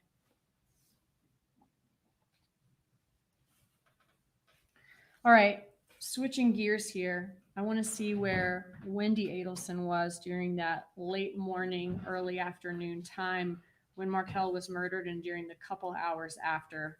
Are you familiar with her statement about her locations on July 18th as far as being at home for her TV repair appointment, then going to ABC Liquors to buy a gift, and then going to lunch at Mosaic? Yes, I am. All right, based on her call detail records, were you able to determine what time she would have gone by the Trescott Drive area? Yes, we do know the location of her residence at the time here on Aqua Ridge Way. We do know that she was going to the ABC. This was located on Thomasville Road. Looking at her records, she has a rather lengthy voice call, begins at 12:31 p.m. We see that's on a cell site that would be consistent with the general area of her residence. We see at 12:35 p.m., kind of in the middle of the screen here, her handset's now kind of halfway between there. And then that call ends at 12:47 p.m. and it ends on a cell site here very close to ABC liquor store. So looking at that, again, the receipt time, 12:49, the call ending time, 12:47. We can kind of approximate that she would have been by the Trescott residence, at 10 or so minutes earlier than that. Okay, are you familiar with Officer Brandon's statements that he saw a person in a red van that matched the description of Wendy Adelson's vehicle at the roadblock at Trescott Drive that day in the 12 to 1 o'clock hour? Yes. All right. what time would she have been in the area of Trescott Drive when she's on her way from home to ABC? Well, again, I would say sometime between 12:35 and 12:47 or 12:49 for sure at the absolute, because she would have been in the store at that point for the transaction. So sometime in that 12:40 timeframe. Okay. Now, did Dan Markell have he and Wendy Adelson's children the morning of July 18th? He did, yes. All right. And he had taken them to school that morning, right? Yes. All right. Looking at her cell bright, were you able to see her calls that morning after she would have passed this Trescott Drive area? Yes. All right. After driving by that street, the road being blocked, the crime scene tape, and police cars, did she attempt to contact Dan Markell to make sure he was okay or the kids were okay? Here we've kind of highlighted the calls that were made after that time, starting at 12:47, and we can see that they're to a variety of people. None of them were Mr. Markell. Did she attempt to contact Creative Preschool to make sure the kids made it to school? There wasn't some type of incident at the house. She did not. Did she attempt to call 911 or law enforcement to check and see what was going on since her kids were staying on that street? She did not. She just continued on to ABC and then up to Mosaic? Correct. Now, are you familiar with the area at Thomasville Road and I-10 where Mosaic was located back in 2014 when it was around? Yes. Were there any liquor stores in that area back in July of 2014? There were, yes. Okay, which ones? So we have the Publix liquor store. They're off of Thomasville Road, Market Square Liquors, Market Square Shopping Center, and there is another ABC location a little further north on Thomasville Road. What route could she have taken to one of those three liquor stores? Of many, one of the routes is the one depicted here by the red dashed lines, which would have taken her up Centerville Road and then over to Thomasville and down to Mosaic. What route did she actually take to go to the ABC liquor down on Thomasville and then to Mosaic? We can see here her path would have been the purple line and the shortest distance again being the red dotted line. Now I know, I mean, obviously that looks like the shortest distance, but how much shorter are we talking about? Oops.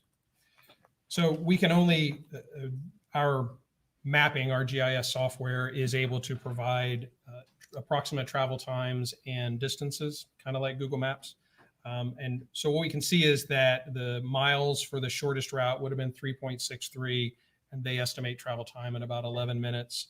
The other travel was almost 9.5 miles, which they estimate travel at a little over 20 minutes. Okay, so switching gears here again one more time. Still on July 18th, but now switching back to Garcia and Rivera, who we last heard had their cell phone records were consistent with turning off the phones, turning them back on again above Gainesville, a call from Garcia to Magbanua for 20 seconds.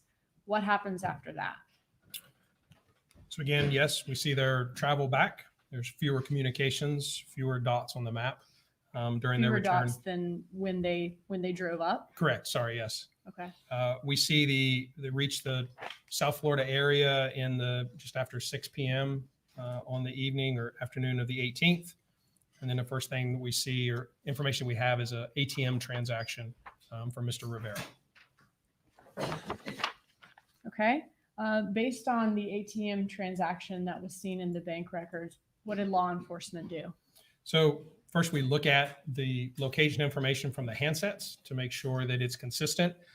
We do see around the time of that transaction, we do see both Mr. Rivera and Mr. Garcia's handsets communicating with cell sites around the area of the bank.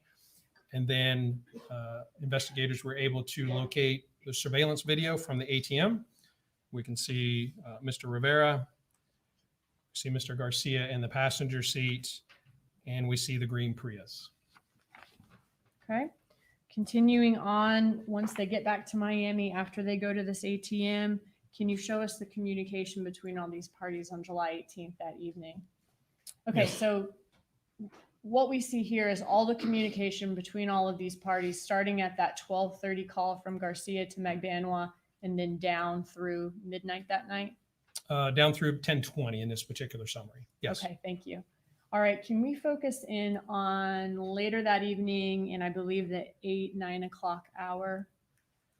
Yes. Okay, so who is Catherine Magbanua communicating with that evening around that time? Well, we see communication with Mr. Adelson and Mr. Garcia, but the communications with Mr. Garcia end here. This 9:46 is the last event where her handset communicates with Mr. Garcia's that evening. Okay, and who also is she talking with that evening? In addition to the communication with our subjects that we've been looking at, we've added in Ms. Yindra Mascaro, and we see that Ms. Magbanua is communicating with her through the evening hours, also on the 18th of July. Okay, and are you familiar with the statements from Ms. Mascaro, Ms. Magbanua? Ms. Mascaro babysits her kids or was babysitting her kid on the night of July 18th? Yes, I am. Okay, so after her communication with Ms. Mascaro, what happens next? So what we see events earlier in the lower right-hand side, we see cell site events in the 7:10 to 8:46, which would be consistent with Ms. Magbanua's residence. The next events we see 9:20, 9:23, be consistent with her moving away. And ultimately 9:42, one of those last events we saw with Mr. Garcia, her handset is now communicating with the cell site in proximity to Mr. Rivera's residence. We know that also on the way is Ms. Mascaro's residence, relatively on the way. Okay, so that could be consistent with her dropping her children off at Mascaro's and then heading back up towards Rivera's residence? Yes. Okay, so what about Garcia and Rivera? Were they ever consistent with Rivera's residence that evening? Yes. Here for Ms. Magbanua, her 9:46, 9:47 events, and looking at the sector that she's using, again, consistent with Mr. Rivera's residence. And if we look at all of the cell site usage for Mr. Garcia and Mr. Rivera, they are also consistent with the area of Mr. Rivera's residence. Okay, and who did she speak to on the phone during the 10 o'clock hour? There's contacts with Mr. Adelson. We see at 10:12, there is Mr. Adelson attempts to call Ms. Magbanua 2 seconds. And then at 10:20, Ms. Magbanua calls Mr. Charlie Adelson for 1 minute and 56 seconds. Were you able to find any other evidence about Catherine Magbanua and Charlie Adelson's plans that night? Yes, again, going back to her location information here, the 10:20, 10:22, she is consistent still with the area of Mr. Rivera's residence for those 2 events. And then we see communication from the iCloud through the evening hours of the 18th between Mr. Adelson and Ms. Magbanua. Okay, and it appears Charlie Adelson's pretty busy at work that evening. Yes. Okay. At 8:23, he says, just finishing, I'm not feeling good. Maybe we can just hang out at my house. That's correct. Okay. And this statement about he's not feeling good, would that be before Catherine Magbanua? Would that be before Catherine Magbanua goes to Charlie Adelson's house that evening? It would be, yes. Okay, so at 8:23, she's still more consistent with her residence and on her way to Rivera's residence. Correct. Okay. All right, so after he says he's not really feeling well, maybe they can just hang out at their house. Then we see the call with them, you said at I believe 10:20. Yes. All right, and where she's still consistent with Rivera's house at that time? That's correct. What can you tell us about Charlie Adelson's locations? So we can see first event here, 9:19 p.m. We see the cell site is represented by the green dots. At the top of our screen, 9:21, a little further south, and then 9:40 and 11:39. The next events we have with location will be consistent with the area of his residence. Okay. Now, who arrived at Charlie Adelson's residence during the time when Magbanua was still consistent with Rivera's residence? Donna and Harvey Adelson. Okay. What is the objection? Foundation.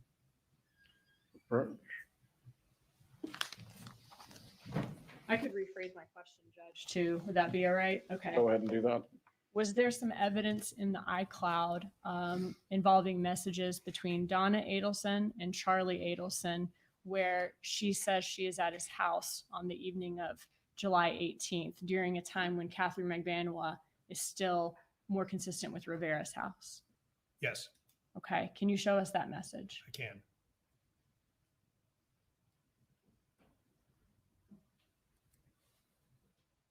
Okay, so Donna Adelson here says, call us ASAP at 7:12 p.m. Yes, And then at 8:59 p.m., she says, outside your house. yes, And Charlie Adelson says 10 minutes at 9:19. correct. Okay. About 10 minutes from when he sent that text message. So maybe about 9:30 p.m. Is that when he's consistent with being at his house? Yes, And according to this message, his mother is already there. that's correct. All right. Does Charlie Adelson stay at his house that evening? He does, yes. Okay. So the location we saw before, he was still there at 11:39 p.m. That's correct. All right. Let's go to the next day then, July 19th, 2014. So this would be the morning after the murder of Dan Markell. What can you tell us about Charlie Adelson's location that morning? So we see his events 10:22 through 11:09 a.m. He's still communicating with a cell site adjacent to his residence. Okay, and what can you tell us about the communication from Catherine Magbanua's phone that morning? Well, we see that we have some events here, 3:08. This is again the morning of the 19th, just Miss Magbanua's records. We see 3 attempts from Mr. Garcia to call her, beginning at 3:08 through 3:26 a.m. And they're all short duration, 41 seconds or less. But those are 3 incoming calls from Mr. Garcia to Miss Magbanua. Those, Go ahead. I'm sorry, those records do not have location. So again, meaning that those calls did not actually reach her handset. Her handset was not in communication with a network at that time. Okay, thank you. That was my question, is did she have location? So no location because her phone was not connected to the network. Could that be consistent with her phone being off? Yes, So the last location then we have from her before the morning of July 19th is when she's consistent with being near Rivera's residence and she's speaking to Charlie Adelson on the phone about 10:20 p.m. the night before. that's correct. Okay. What is Catherine Magbanua's first location on her call detail records that next morning on July 19th? So the first location that we see, we saw the calls, the outbound calls there at 9:44 a.m. We can see the cell sites, again, hers represented by the red dots. That will be consistent with travel south from the area of Mr. Adelson's residence or somewhere south of that towards Mr. Rivera's residence. Okay. So could this be consistent with her leaving Rivera's residence, turning her phone off, going to Charlie Adelson's home as they discussed in those texts we saw, and then turning her phone back on as she's coming from the direction of his house? Yes. All right. And if from the records you just showed us, it looks like she was repeatedly trying to reach Sigfredo Garcia starting at 9:44 a.m. That's correct. Was she able to reach him? Did any of those calls connect? They did not. Why not? Well, if we look at Mr. Garcia's records, we can see here that he has an event at 5:12 a.m. Where there is a successful completion of that call, and then his event starting at 7:09 have no location. This is a sample of the T-Mobile records, Metro PCS records, and we see that there is no cell site identifier, so none of these calls after that are reaching his phone. So again, his handset is now off the network, unable to communicate, battery went dead, whatever the case may be, but there is no more events in his records that actually reach his handset. What was his last known location before his phone went off the network? It would have been the area of his girlfriend's residence at that point. Okay. Was her name Stephanie Carmona? Yes. Okay. And could this be consistent with him basically getting rid of, dumping his phone the night of Dan Markell's murder or the early morning hours, the morning afterwards? Yes. Does he ever have any more communication on the phone after that? For the records that we have, there are no more originating communications. There's no communications that actually reach the handset. There's no indication that that handset is used at all after this 5:12 a.m. event. Okay. Now tell us about the other attempted communication with Sigfredo Garcia's phone on July 19th that morning that are relevant to this case. So there are a number of communications between, again, Ms. Magbanua attempting to reach Mr. Garcia. Ms. Magbanua reaches out to another phone number as associated with Mr. Rivera and Mr. Garcia, attempts to communicate with them. And then for the first time, we see Mr. Rivera actually call into Ms. Magbanua from his actual phone. And there's more calls that go back and forth throughout the morning. And then all that kind of culminates at 10:31 a.m., where we see that last communication between where Ms. Magbanua was trying to communicate with either Mr. Rivera or Mr. Garcia. And that number associated with them, that Anthony Ortiz person, is he a documented kind of friend of Garcia and Rivera's? Yes. Okay. So this could be consistent with her not being able to get in touch with him, so she's calling friends of his to find him. That's correct. All right. And what about Rivera's location that morning? What did his record show us? He shows us that he was near his residence. And then at some point he travels to the area consistent with Miss Carmona's residence, Mr. Garcia's girlfriend's residence, and then returns to the area of his residence. Could that be consistent with nobody being able to get in touch with Garcia? So Rivera goes out to find him, get him, and bring him back. Yes. Okay. And does this kind of flurry of attempts to get in touch with Garcia abruptly stop at the 10:30 timeframe? Yes. And that's when the calls between Magbanua and Rivera stop too. Correct. All right. What is the next, or tell us about the location then at 10:31 after this flurry stops? So picking up with Miss Magbanua's locations from the previous 9:47 a.m., she's getting closer to Mr. Rivera's residence. Events from 10:02 to 10:25 is communicating with a cell site, again, relatively close to Mr. Rivera's residence. And then that final event, we saw that final communication at 10:31 a.m. We see, again, looking at the sector that her handset is using, that it is consistent with Mr. Rivera's residence. So could this be consistent, or is Rivera's location here after his phone travels out from Carmona's and back? Yes, we do have events with Mr. Rivera. These are the times, approximate locations of the cell sites, again, consistent with his residence. All right. So could it be that Magbanua, Garcia, and Rivera are all consistent with being at Rivera's residence at the same time that morning? It could be, yes. Okay. All right. When is Catherine Magbanua's next communication on her phone? So the next communication that we have is 11:23 a.m. It's an So outgoing. about 50 minutes later? Yes. All right. And where was her phone located 50 minutes later at 11:23? So 11:23, we see the cell site and sector that her handset is using. It will be consistent with having moved away from Mr. Rivera's. It's now south of Mr. Rivera's, and could be consistent with Miss Mascaro's residence. Okay. Could this be consistent with her leaving Adelson's house that morning, dropping the money off, and then going to pick up her kids from Mascaro's? Yes. All right. I want to move on to our next section, which is I wanted to ask you about some different messages that you found in the iCloud, and then we'll be done. Okay. So the defense theory in this case is that Catherine Magbanua frantically showed up at the defendant's home the night of July 18th, informed him that some violent men killed his brother-in-law and were now blackmailing him.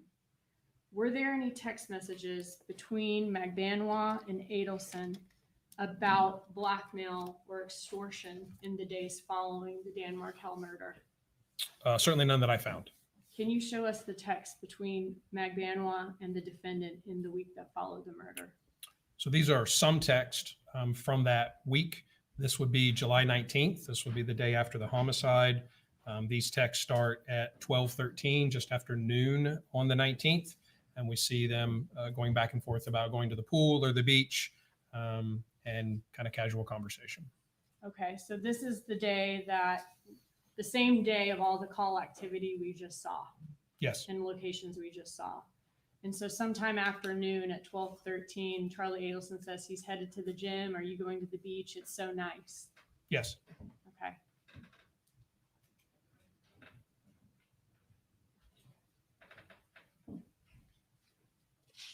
Looking at also that week, looking at your next slide, July 22nd. They're talking a little bit about the weather, how late it is in the day. Catherine Magbanua asked for Jerry to call in a prescription scalp medication. Yes, a prescription for shampoo. Okay, prescription shampoo. Okay. All right. And what's next? So on July 23rd,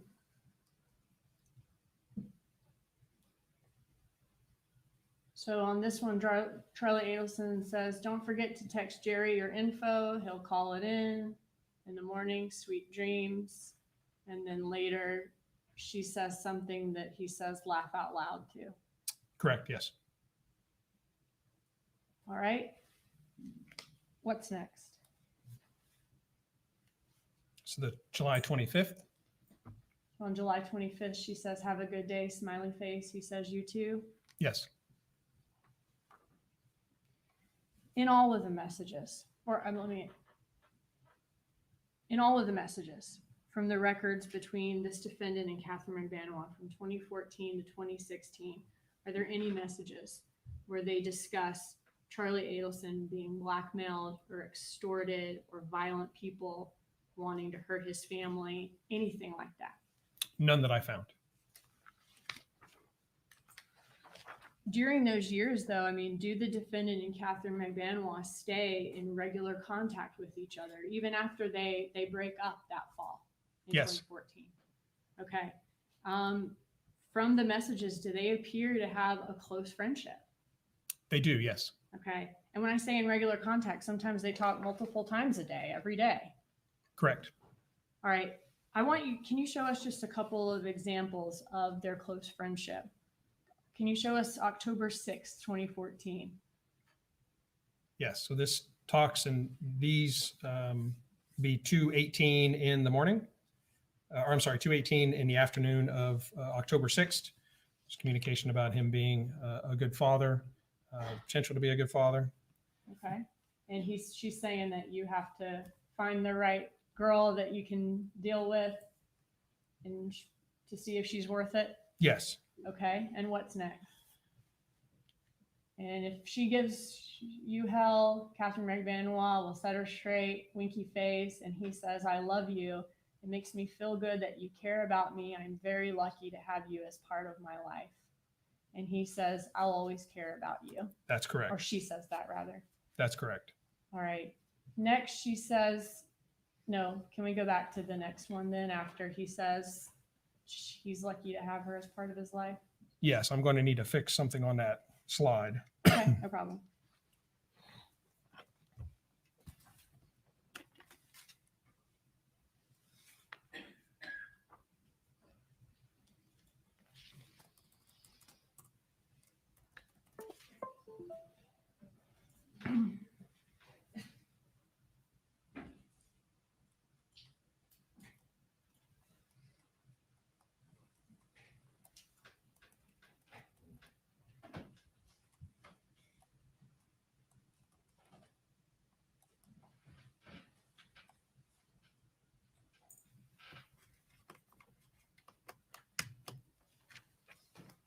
Judge, for time purposes, I'll maybe have 10 minutes left, I would say. 15 minutes left, if that.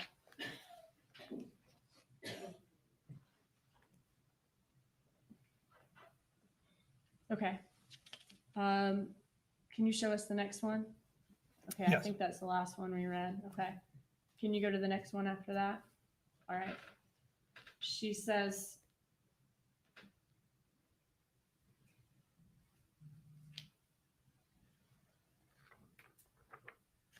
just a second. Okay. Here she says, I always know, this is in February of 2015. Is that correct? Correct. February 24th. She says, see, I always know how to make you smile. He says, yes, you do. She says, good. I love you. He says, I love you too. Correct. All right. What's next?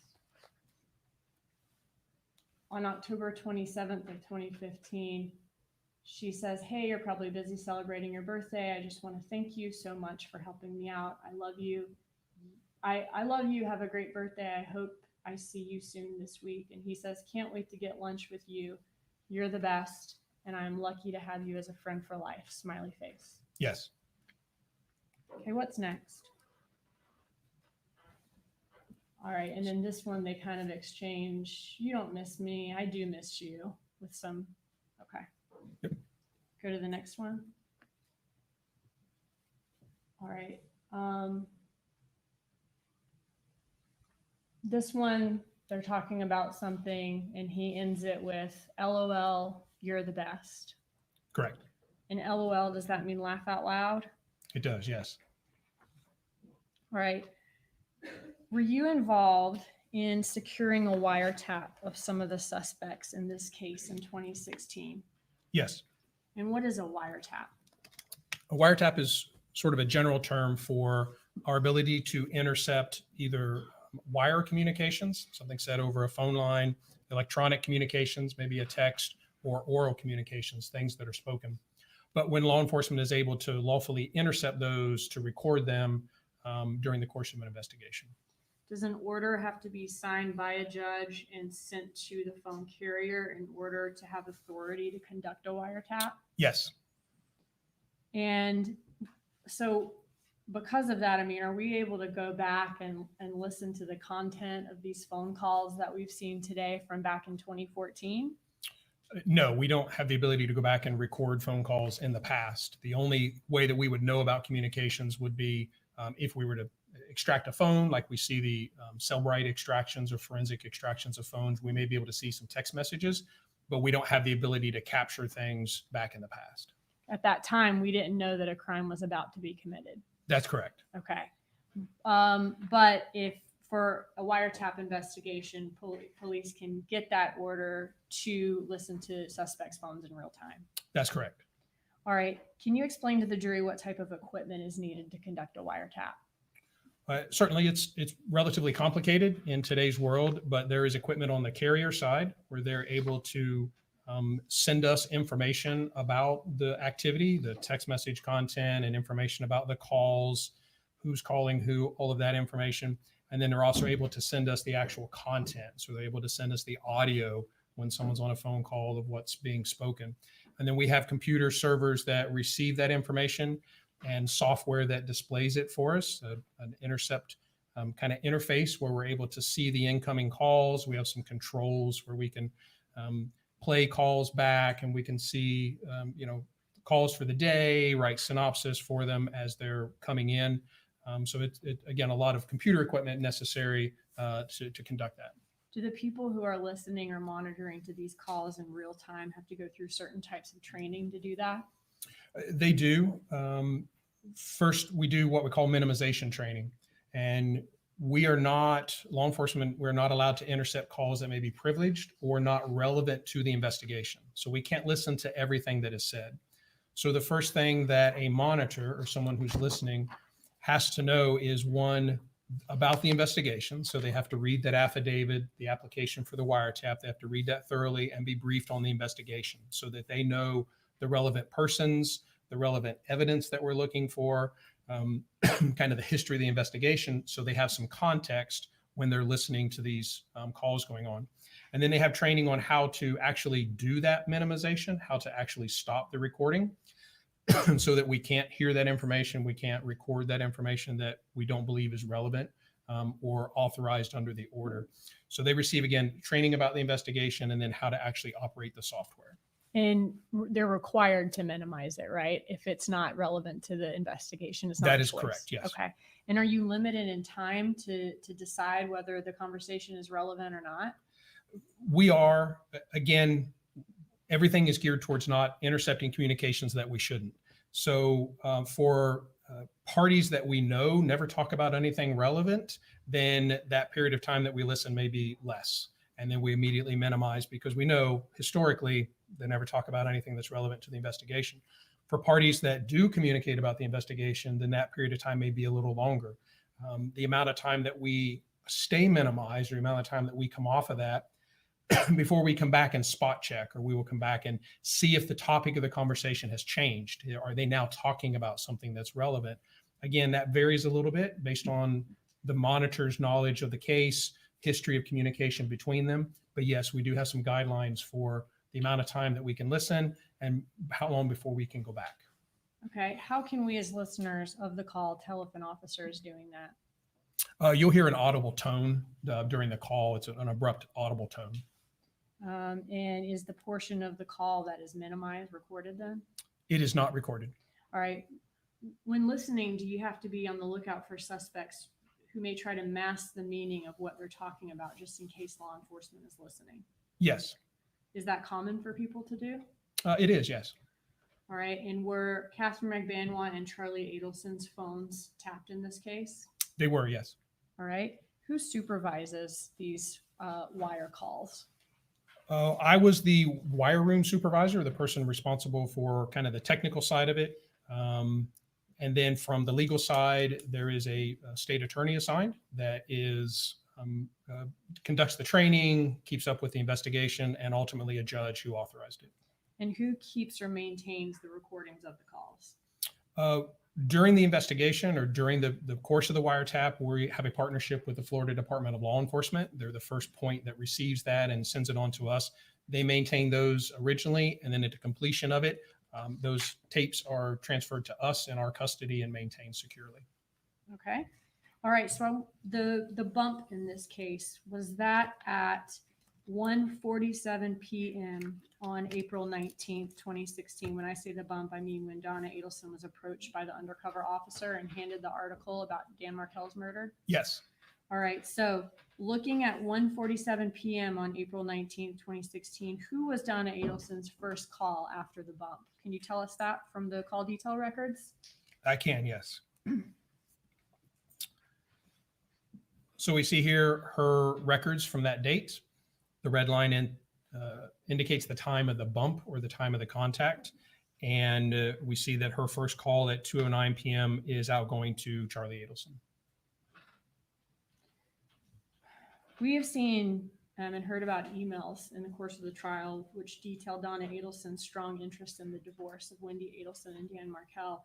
Is there phone communication in the iCloud between Charlie Adelson and Donna Adelson that shows Charlie Adelson's interest in the divorce? Yes. Okay. Can you show us that first message? Looking at maybe October of 2013, was there a message in mid-October about that?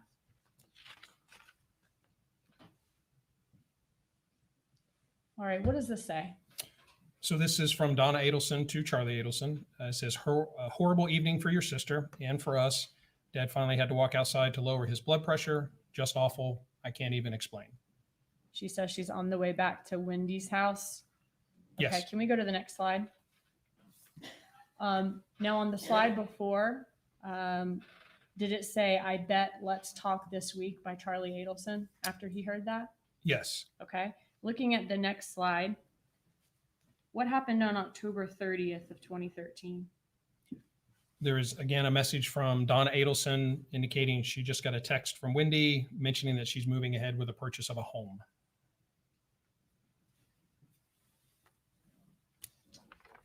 Okay. And what does Charlie Adelson respond to that?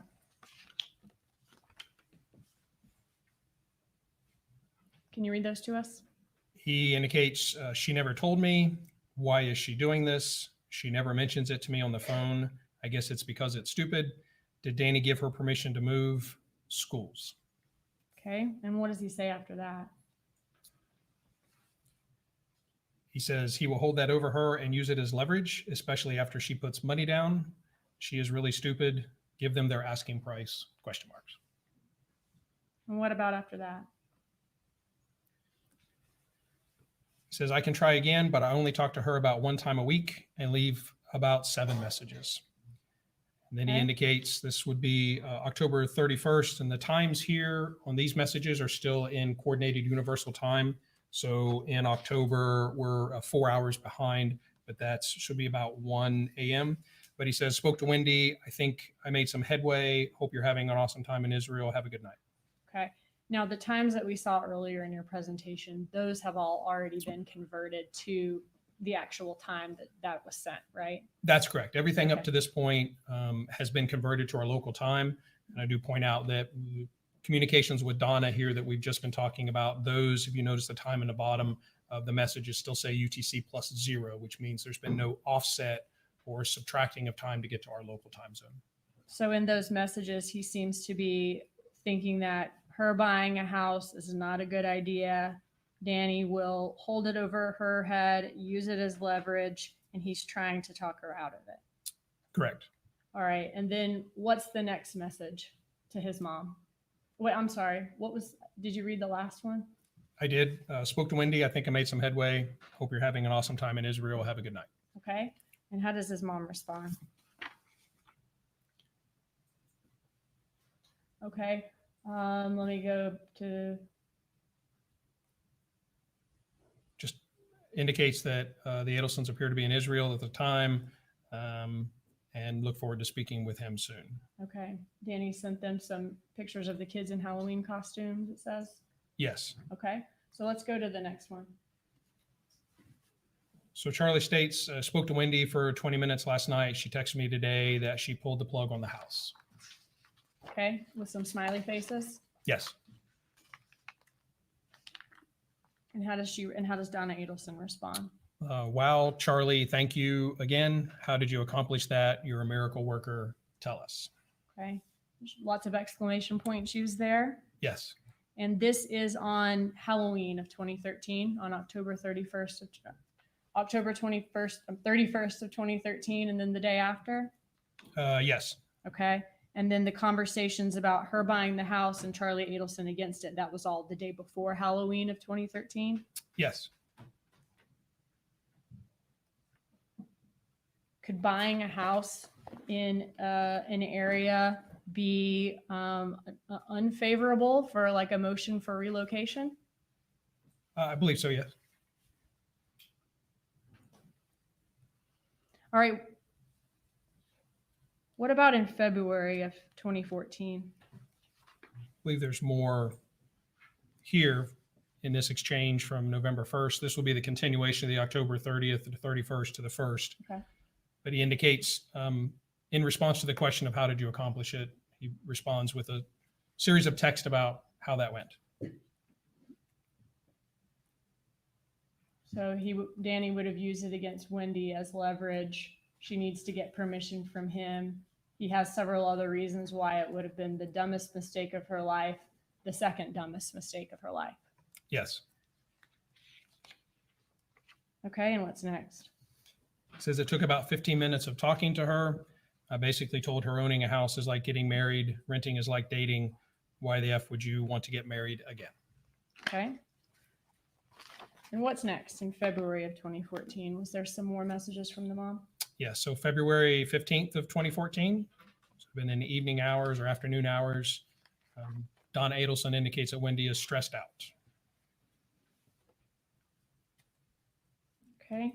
Does she say that Wendy will have to go through another depo? Could that be short for deposition? Yes, Is that where the other side's attorney gets to ask you a bunch of questions? it is, yes. That's outrageous. They're talking about repetitive motions being filed, and the $500,000 account is the same 50,000 he tried to get his hands on last time, but it's in Wendy's name. Correct. Okay, and what does Charlie Adelson say to that? Crazy. And what does Donna Adelson say after that? Total waste of the court's time.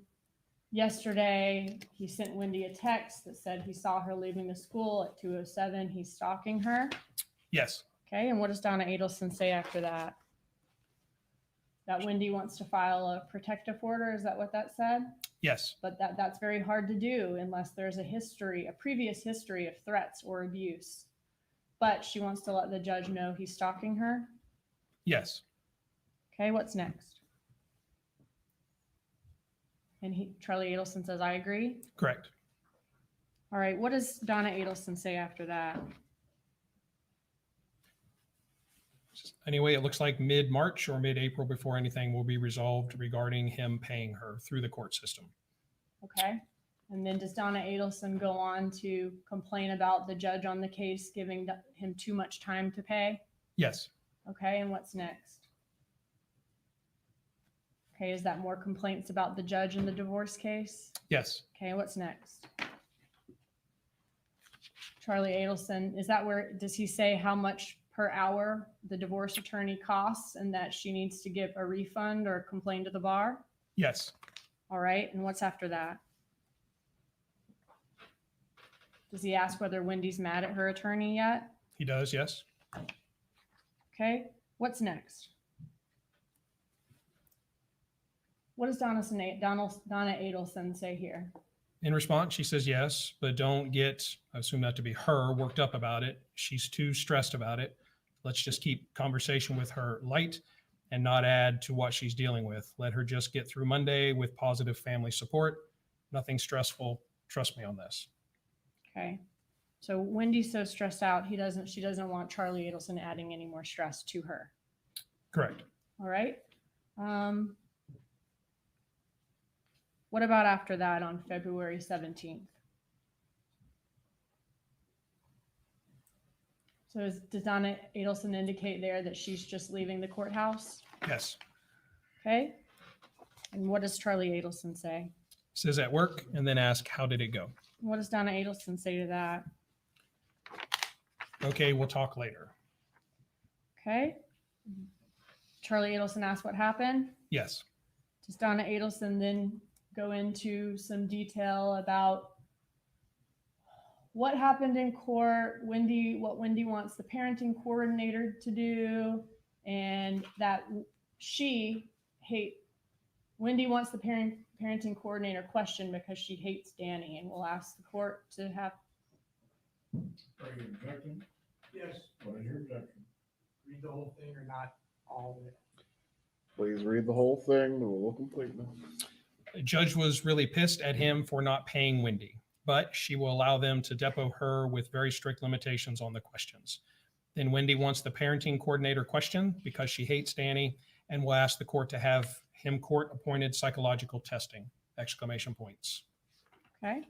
And what's next? Charlie Adelson states, this is February 17th, her attorney is going to run up a very large bill for Danny. All right. And Donna Adelson says, yep. Yep. All right. What about 2 days later on February 19th? Another text from Donna Adelson. If you speak to Wendy today, tread lightly. Don't ask questions about the depot, her lawyer, etc. Tough day, and she's really stressed out.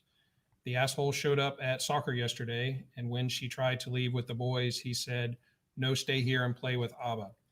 She to the boys that Abba had to leave, and he said, no, I don't. Of course, she woke up to another email from him telling her that she is lying to the boys about their father's whereabouts and that this will be brought before the court. Such a fucker. It was Wendy's day. He is allowed to attend the children's activities, but that's where it ends. So Donna Adelson looks like she was mad that he didn't just attend the activities. Dan Markell engaged with the kids, gave them a hug, said he wanted to play with them. Yes. All right.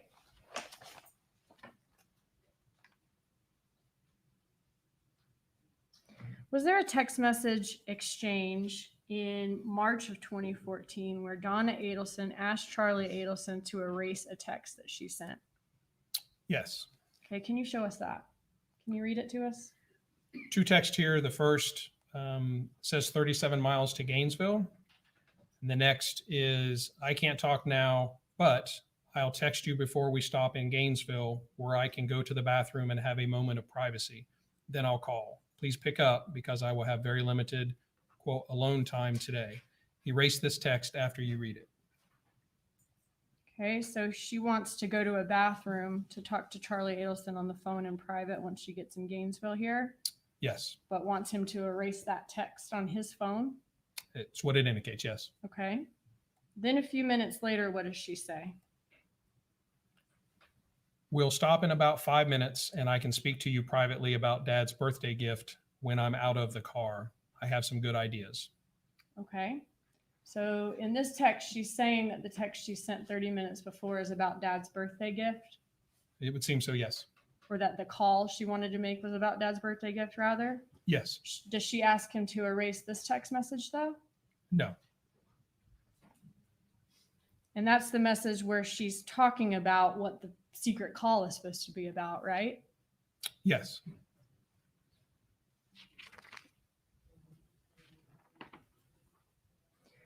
If the defendant's dad, Harvey Adelson's birthday isn't until July, it would appear that they were planning a birthday present for him here on this phone call in a Gainesville bathroom about 4 months in advance, right? Yes. All right, what does Charlie Adelson say when his mom sends him that? He replies, great. Okay, and what's next? Charlie responds, if you don't pick up, I'll call you back in 30 seconds. Okay, and what's next? Don't call yet. I need 5 minutes till we get to Panera Bread.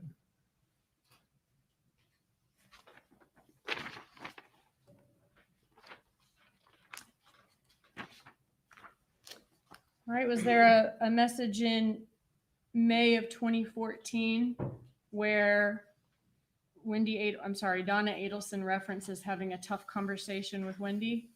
Yes, and I'm sorry, there's an additional response here Okay. after these text messages where Charlie Adelson texts, you guys back yet? Okay, and that's it. I'm sorry, can you go back? I can try. That would appear to be about, Yes, does not like going backwards. okay. Does it appear that the you guys back yet message was about 6 hours after the I'll call you when I get to the bathroom? I believe so, yes. Okay. Could that be consistent with arriving back in Miami from stopping in the Gainesville area? Could be, yes. All right, so this message references a tough conversation with Wendy and a horrible morning with Danny Yes, and a tough conversation with her. yes. All right, looking at June 7th of 2014, what does Donna Adelson say to Charlie Adelson that day? Just waiting for Gary to come. Should be here any minute. Hope you have a good evening. Would you like the apartment? The weekend of June 19th to the 22nd. I think we're going to Tally. I miss the boys too much to wait till Dad's birthday week to see them. Besides, we want you to spend some time here. We love you. Heart, Mom and Dad. Okay. Now, June 7th, this would be the day after, would this be the day after Garcia and Rivera arrived back in Miami with an unsuccessful trip for them to Tallahassee, where they did not accomplish the murder of Dan Markell? Yes, So this would have been the day after they got back in Miami from Tallahassee. yes. Okay. And what's next? He responds, okay, have fun. Still working on Dad's B-Day present. To which Donna Adelson says, I know it's a tough B-Day being 70 at all, but I know you'll come through. And then there's a thumbs up, kissy face, Mom. Okay. And those messages are on the following day on June 8th, 2014. They're actually June 7th if you do the time correction. I apologize. So still on June 7th, still the day after Garcia and Rivera arrived back in Miami That's correct. after they were not able to kill Dan Markell. That's correct. Just a second. No further questions. Please approach.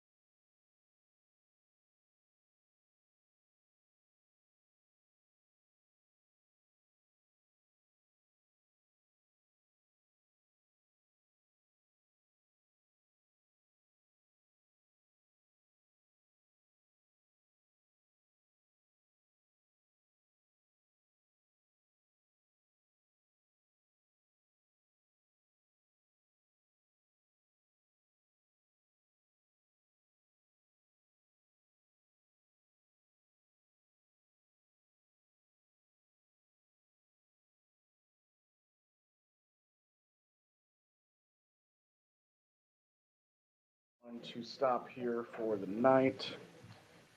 Once again, I'm going to give you the same instruction that I always do. Do not discuss the case with each other or anyone else. Do not watch any news reports or seek out any information concerning this matter. Please report at 8:30 again tomorrow morning, and we expect to get started at 8:45. Have a good night.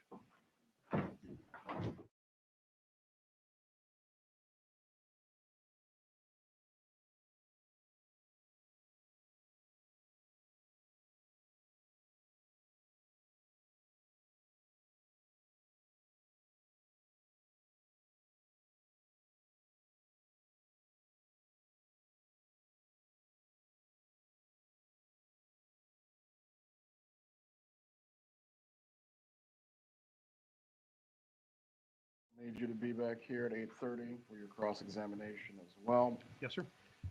And we'll also handle the issue concerning the transcript tomorrow morning. We are in recess. Have a good night, everyone.